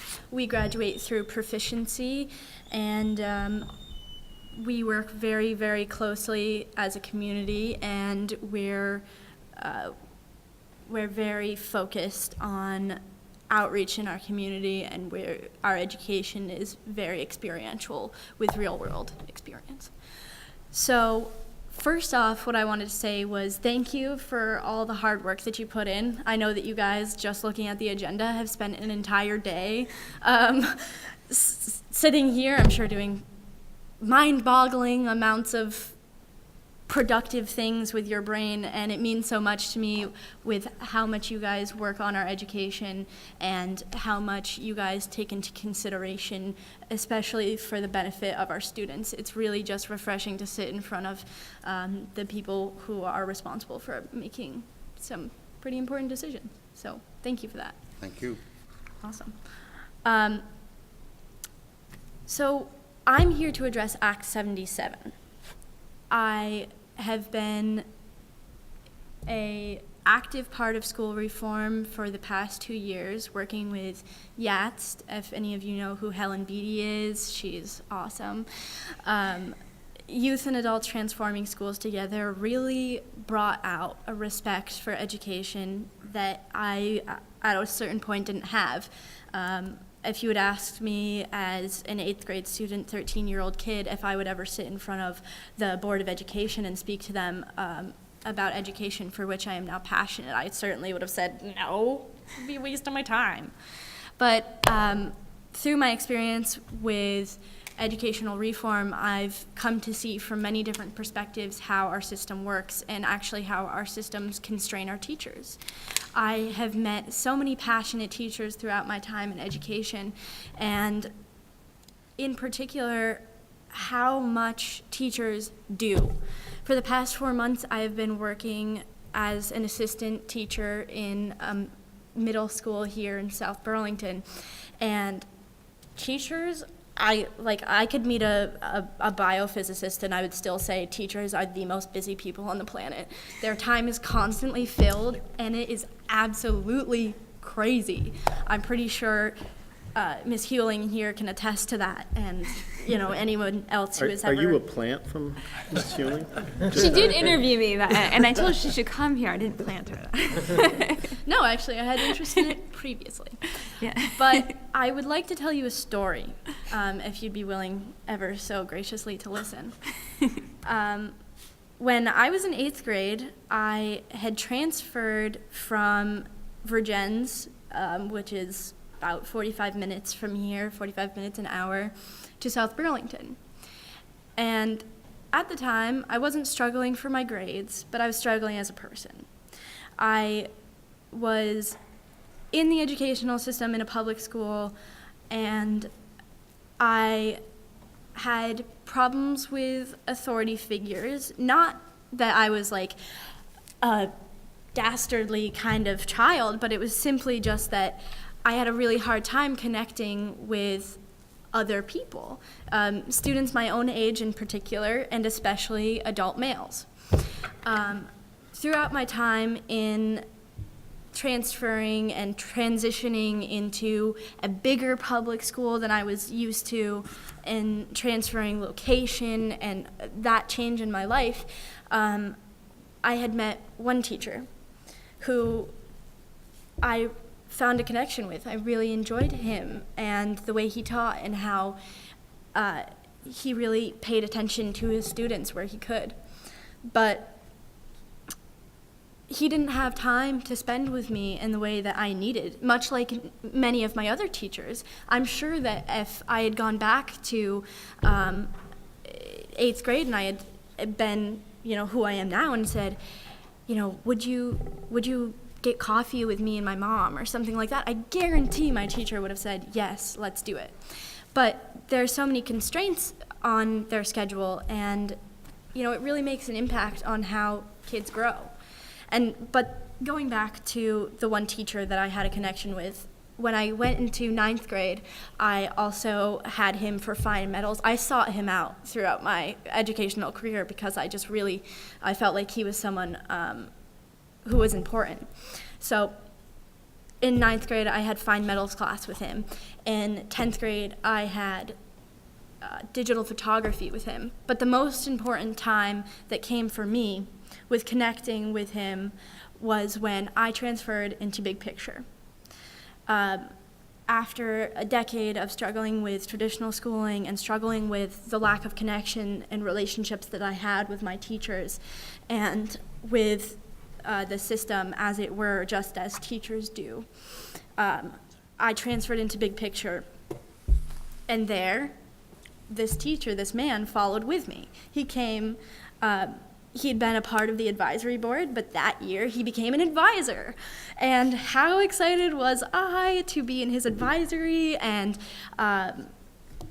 through that time, it changed my life drastically. I was in a completely alternative setting. I was creating my own curriculum. I was pursuing my passions and interests, and I was sharing it with this adult in my life, and I was also networking with many other adults and teachers, and that was an experience that was completely abnormal for me. Now, the reason why I'm telling you this is because so many teachers, as far as Act 77 goes, are looking at Act 77 and feeling very threatened, and I know that one of the fears around Act 77 is that for teachers is that they feel they won't have a place in the classroom. But I know, because I live it every day. For the past 2 years, I've lived it day in and day out, how the alternative education that I've committed to being a part of has changed my life so much for the better. And the teacher that I'm discussing with you had said to me at the end of his time, at the end of his year, he said, "This was my dream job. I got into education to be a part of students' lives and make an impact. And this is the place where I really felt like I did it." And I shared things with that man that I never ever thought I would. And I had the opportunity to both grow with him professionally and personally. It was an incredible experience in my life. And I think that I want you guys to take away from that story that students who are engaging in the things Act 77 are going to require of our schools. I want you to be able to take away that those students are getting out of it so much, and that our teachers will too. I know that personally I am far more, maybe dependent isn't the word, but I'm far more engaged with my teachers now than I ever was before. I'm networking with teachers who I've never even had a class with before because of the things that I'm planning and because of the things that I'm doing. I know that if you guys were to go out and speak to the teachers who I'm sure you guys frequently are in touch with, that fear would come up. But I want you to implore them and say, keep an open mind because these things are already happening around our state. They're already going on. And students like myself, like Lucian, teachers like Jason, are engaged and are so deeply a part of each other's education and each other's growing. The next thing that I wanted to say as a transition into talking about student voice would be thanking you for having a student on your panel. I know that We actually have 2 students on the panel. you have 2 students now. That's super cool. What's up? I think that student voice is so essential when it's our education that's being changed. I know that you guys think that too, or else, you wouldn't be here, or else, none of it would be going on.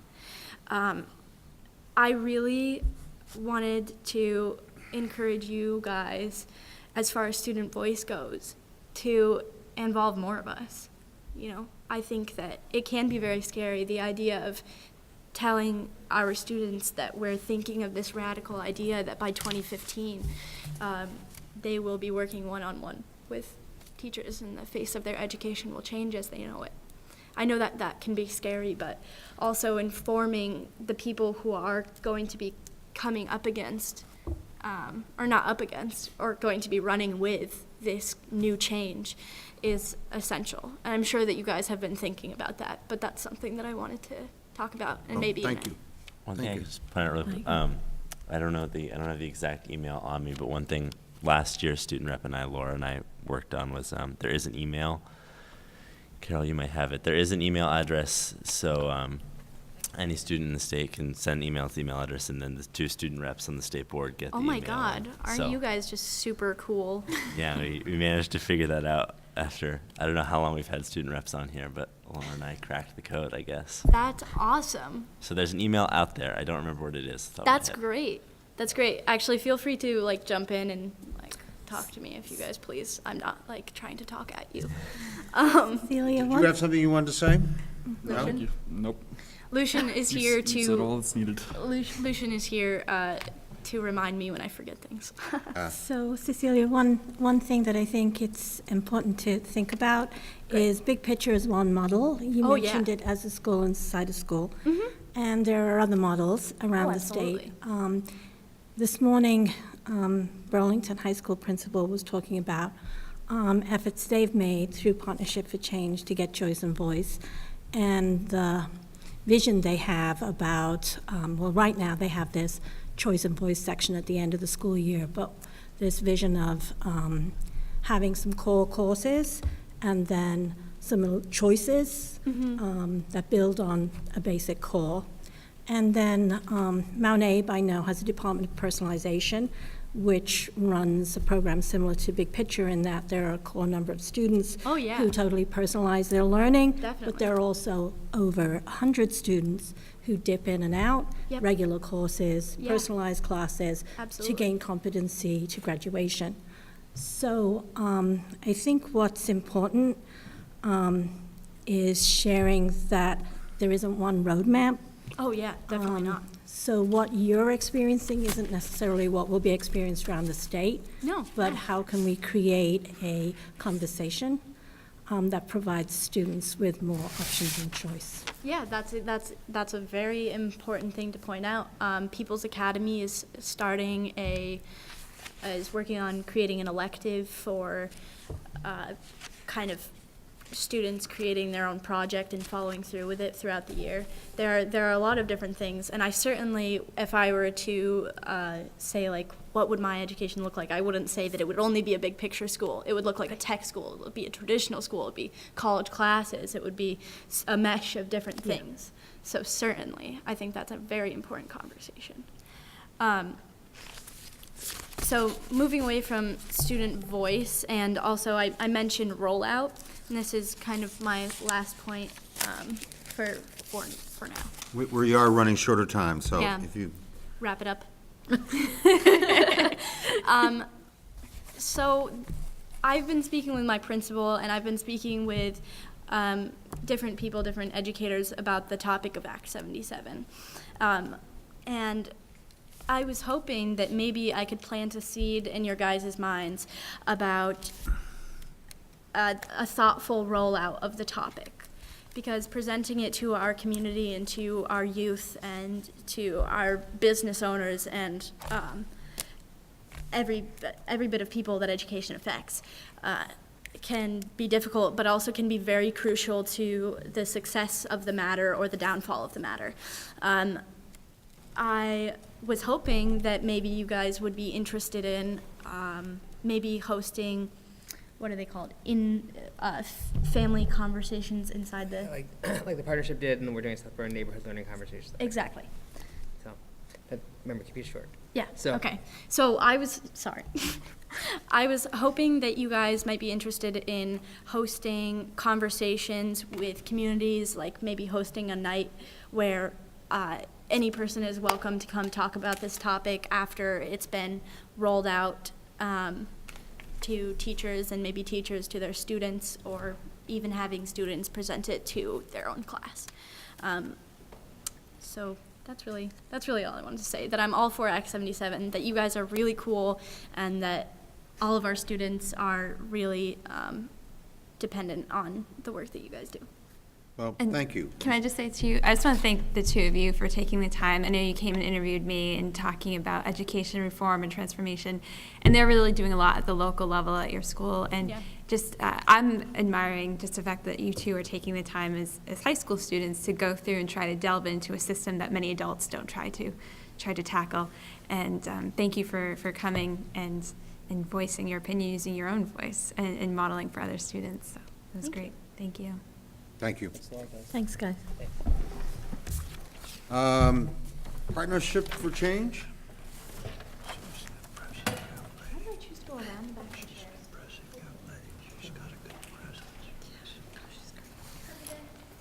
Thank you.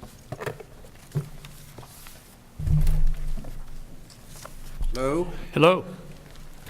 I'm Hal Colston, Director of the Partnership for Change. Hi, I'm Henry Prine. I'm a student here at Burlington High School. And I prepared a written report that I can leave for you, and I can also share an electronic copy if you wish. And I just want to give you a brief overview of what the partnership is about. And I would like Henry, who is one of many of our student leaders involved, either in Winooski or in Burlington, share some of his experiences. The Partnership for Change is a cross-district initiative of Winooski and Burlington that is funded by the Nellie Mae Education Foundation, whose purpose is to remodel both of the high schools into student-centered, personalized, proficiency-based learning education models. It's a 3.5-year grant that provides $3.7 million for the work and is administered by the Burlington School District. The partnership is the innovative arm, the convener, the communicator that really bridges the community and both school districts to be engaged and to create a new model so that all of our students will be successful as they receive their education, whether or not they choose to go on to career or to college, and become contributing citizens in all of our communities. I first got involved with the work a year ago summer when I was asked to volunteer and be the co-chair of the steering committee along with Martha Maxim of our local United Way. And what really sold me was the work of our lead community partner, Voices for Vermont Children, which has done extraordinary work to really engage the new American community, going door to door, soliciting people to be involved, training them how to be involved, and supporting them to be involved, and helping them to have a voice in this whole change process. I was really moved by a story that I heard at a public action that Voices for Vermont Children organized They identified leaders from the New American community. They did some action research. They came up with some findings and recommendations to the Burlington School District administrators in terms of needs that they saw for their children. And I'll never forget this Somali father who stood up with a translator, interpreter, and shared his pain that his son had graduated from Burlington High School and received his diploma, yet could not fill out a job application. And he basically said, what is this piece of paper worth if my son can't do better than I? So what's at the heart of our work is student-centered approaches. And it's all about equity. How do we provide what all of our students need in order to be successful? So I'm excited about where we've come. It's detailed in the report, and I want to give some time to Henry Prine, one of our student leaders involved in the work. Thank you. Henry? Hi, thank you. So I guess I kind of was asked here to talk briefly about kind of what the partnership has meant for me as a student. And I'm a student who I think traditional education kind of works pretty well. And I guess I kind of thought that in my first 2 years of high school in 9th and 10th grade.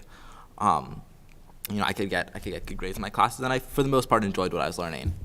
And so it was kind of my whole world of how I thought about education changed really in 11th grade when I started to get involved with this work. And like since then I've been so immersed in like some of the stuff that's happening here at the high school in terms of how we could change where education goes. From like, I went down on a site visit to visit high schools in New York City, or I'm taking a class currently at BHS about reimagining school, and it's called School Innovation Seminar. I just completed a case study of an AP teacher's classroom and how he's transformed it into a much more student-centered model. And then I presented that report to community members. I've made films about racism, about some innovative changes, about a trip I took down to New York City, and presented these to the community. And through like all of seeing how education could be different, it's kind of like opened my world and been like, there could be so much more to what high school is than is right now. And it's kind of given me this really cool, unique, I didn't think I was ever gonna be interested in education when I was younger. I never wanted to, I was homeschooled actually for the first 6 years of my life. There's some of us on this board here that never thought we'd be involved in that. It seems like, it's like, as coming from a homeschool something, it was almost something I wanted to stay away from. Like, I didn't want to be going to those public schools. I didn't want to be going to any school, And now to see that it's like one of my biggest passions in life, and that kind of like through this work I've done with the partnership and like reimagining how school could be different, not only it's been like something that I want my school to be different, something where I can have ownership of what I'm learning, but that it's provided a really unique opportunity for me to really get immersed in the world of education, education systems, of mindset, of all these millions of complex factors that go into having a good experience in high school. And so I think there's a lot of really exciting room for other students in high school, to have the opportunities that I had for getting immersed in education and getting immersed in something that they're really interested in. So that, whether for me that might be going on trips or making films about education, or, helping be on teams that are looking at proficiency-based graduation requirements at the high school here in Burlington, that they can do that for their subject matter that they're interested in. And so I'm really excited for other people to possibly have that opportunity, and for, we have specifically at high school, we have such an amazing staff to build on, and who are already trying brave new things in their classroom. And just, it'd be really exciting to see, we don't know where we're going yet here at BHS. It's complex and wild world out there of opportunities, and we're figuring out each step of the way, but there's a lot of really exciting places we could go, and just being a part of figuring out where we want to go with our education, being part of figuring out what I'd want my education to be, has really opened a lot of windows for me. Are you a senior this year? Yes, I am. Yeah, thank you. So I have a question. Questions, yeah. Margaret? Well, it's a question actually for both of you. You have had this opportunity with Winooski and Burlington and the influx of funds from Nellie Mae to create a deep community conversation about change and about how to redesign specifically high school to meet student needs. In the process, you're also looking at governance issues in that currently Winooski, and Burlington are separate school districts, separate superintendents, separate central offices, separate all the rest of that. So this is a selfish question. As we as a state implement a lot of policies and we look to create opportunity for learning broadly throughout Vermont, what can we learn from what's worked and what's not worked for you that then could be utilized, extending this conversation to a statewide level? That's my question. It's a tough one. Sure. Well, we're looking forward to our third year with the model, and we have responded to a significant demand from teachers in both buildings, both high schools, to receive support to do this work. So we're looking at moving away from our fellow model. We have 5 fellows that have 5 areas of focus. These were defined when the grant was in its planning stage, to an embedded coach model. Okay. So that we can have cohorts of teachers, about 12 per cohort, working with a trained and supported coach who will help them in all of the work that's required to make this transformation real. How do you embed proficiencies into your curriculum? And that kind of work that needs to be done at the ground level. So we're looking to use that as a model to bring about a critical mass of teachers who will be implementing the change that we've defined. So that's working for the school change aspects. Are you having complementary governance conversations between the 2 districts? We're having a historic joint school board retreat, January 25th, and between both boards. And it's being designed as we speak, and we are hoping what the takeaway will be is what is student-centered learning and why is it important, and how, through the work of the boards, does that become the lens for the budget process, for the policy process. So we're beginning that first step of bringing together those minds to figure out how to share what they learned and what they don't know, and how do we work together. Okay, and the basis of it is student opportunity. Yes. Yeah. And I think, just to throw in real quick, the biggest thing that I think has been the biggest success is the idea of the community foundation. That these conversations are starting in the community, in small groups in people's houses, moving to bigger things, and it works really well, because when you can have community buy-in from the very start, it'll not only create more authentic result, but it'll be much easier to have them appreciate it. And I think we saw with the Calendar 2.0 fiasco, early this year, there was no community buy-in from the start. And when you start the process with the community, they'll be much more on board with it throughout it. So go ahead. I have one question then. Those community conversations, are they facilitated by students? Are students involved in those conversations? And does that change the tone of the conversation in those? Initially they weren't, but now they will be, because we discovered that students are a secret weapon. Absolutely. When we have student voice, We have 2. they're the customer, they know what they need, and if we figure out how to create space created by them to invite adults into the space, we're going to get much further down the road. And just to add on to Henry's point, when we establish these graduate expectations for each district, the standards, the North Star, we had over 1,000 people from both communities involved in those conversations. So the community is going to see this through at the end of the day, is my belief. It's really encouraging to hear this at the end of our day, because we spent an awful lot of time earlier today on a school district issue where the community is not talking. Okay. So to hear that Winooski and the city of Burlington are talking about educational, what you could possibly do together, is reassuring and refreshing.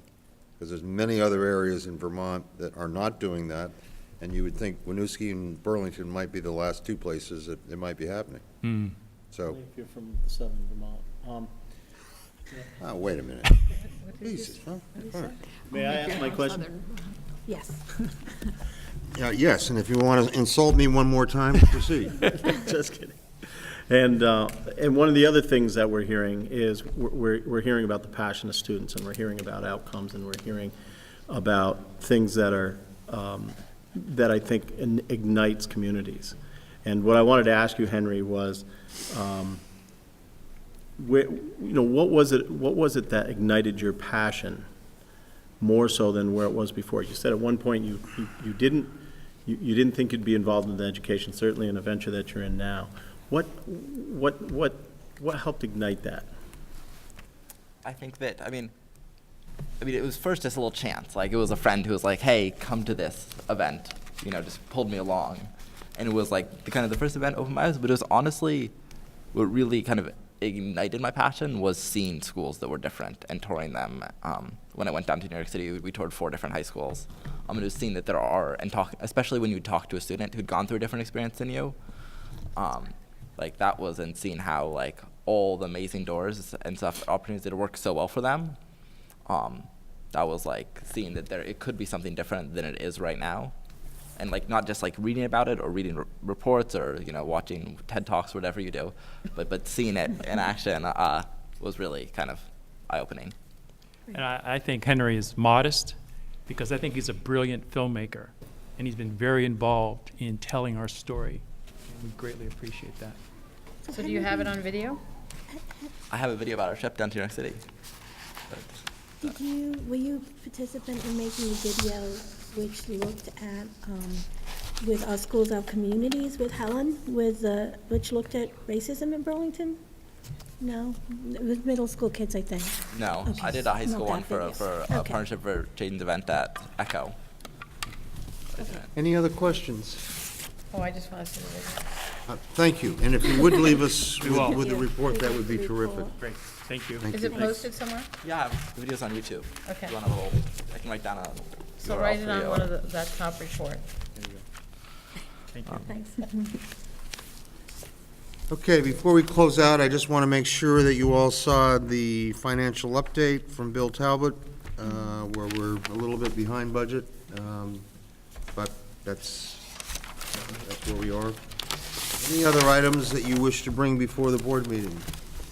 Just a question. Item K, was that public to be heard also? Was that on the agenda?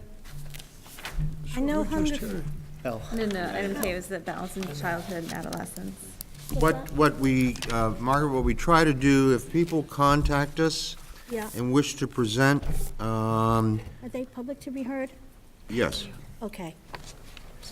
Yeah, I mean, there's no, I mean, Hunger Free Vermont seems like that was to do with achievement gap, right? Say that again? The Hunger Free Vermont presentation was here is related to our priorities. And I was wondering whether K was here related to our priorities or whether K was here as public to be heard. But Stephen said it was public to be heard. yeah, my policy is if people are, wish to present, and if we can schedule out a time to do that, I think we ought to take advantage of it and listen to them. So, as Connie Helms reported, she contacted me sometime this summer, and between Carol and I, we worked it out that today would be a decent day for her to present. It's not that any of us are trying to sell anybody anything, No. it's just an opportunity. Any other issues before the board? I would entertain a motion to adjourn So then. moved. Lachlan's moved. Is there a second? Second. Krista's second. All those in favor say aye. Aye. Those opposed say no, and the ayes have it. We're adjourned.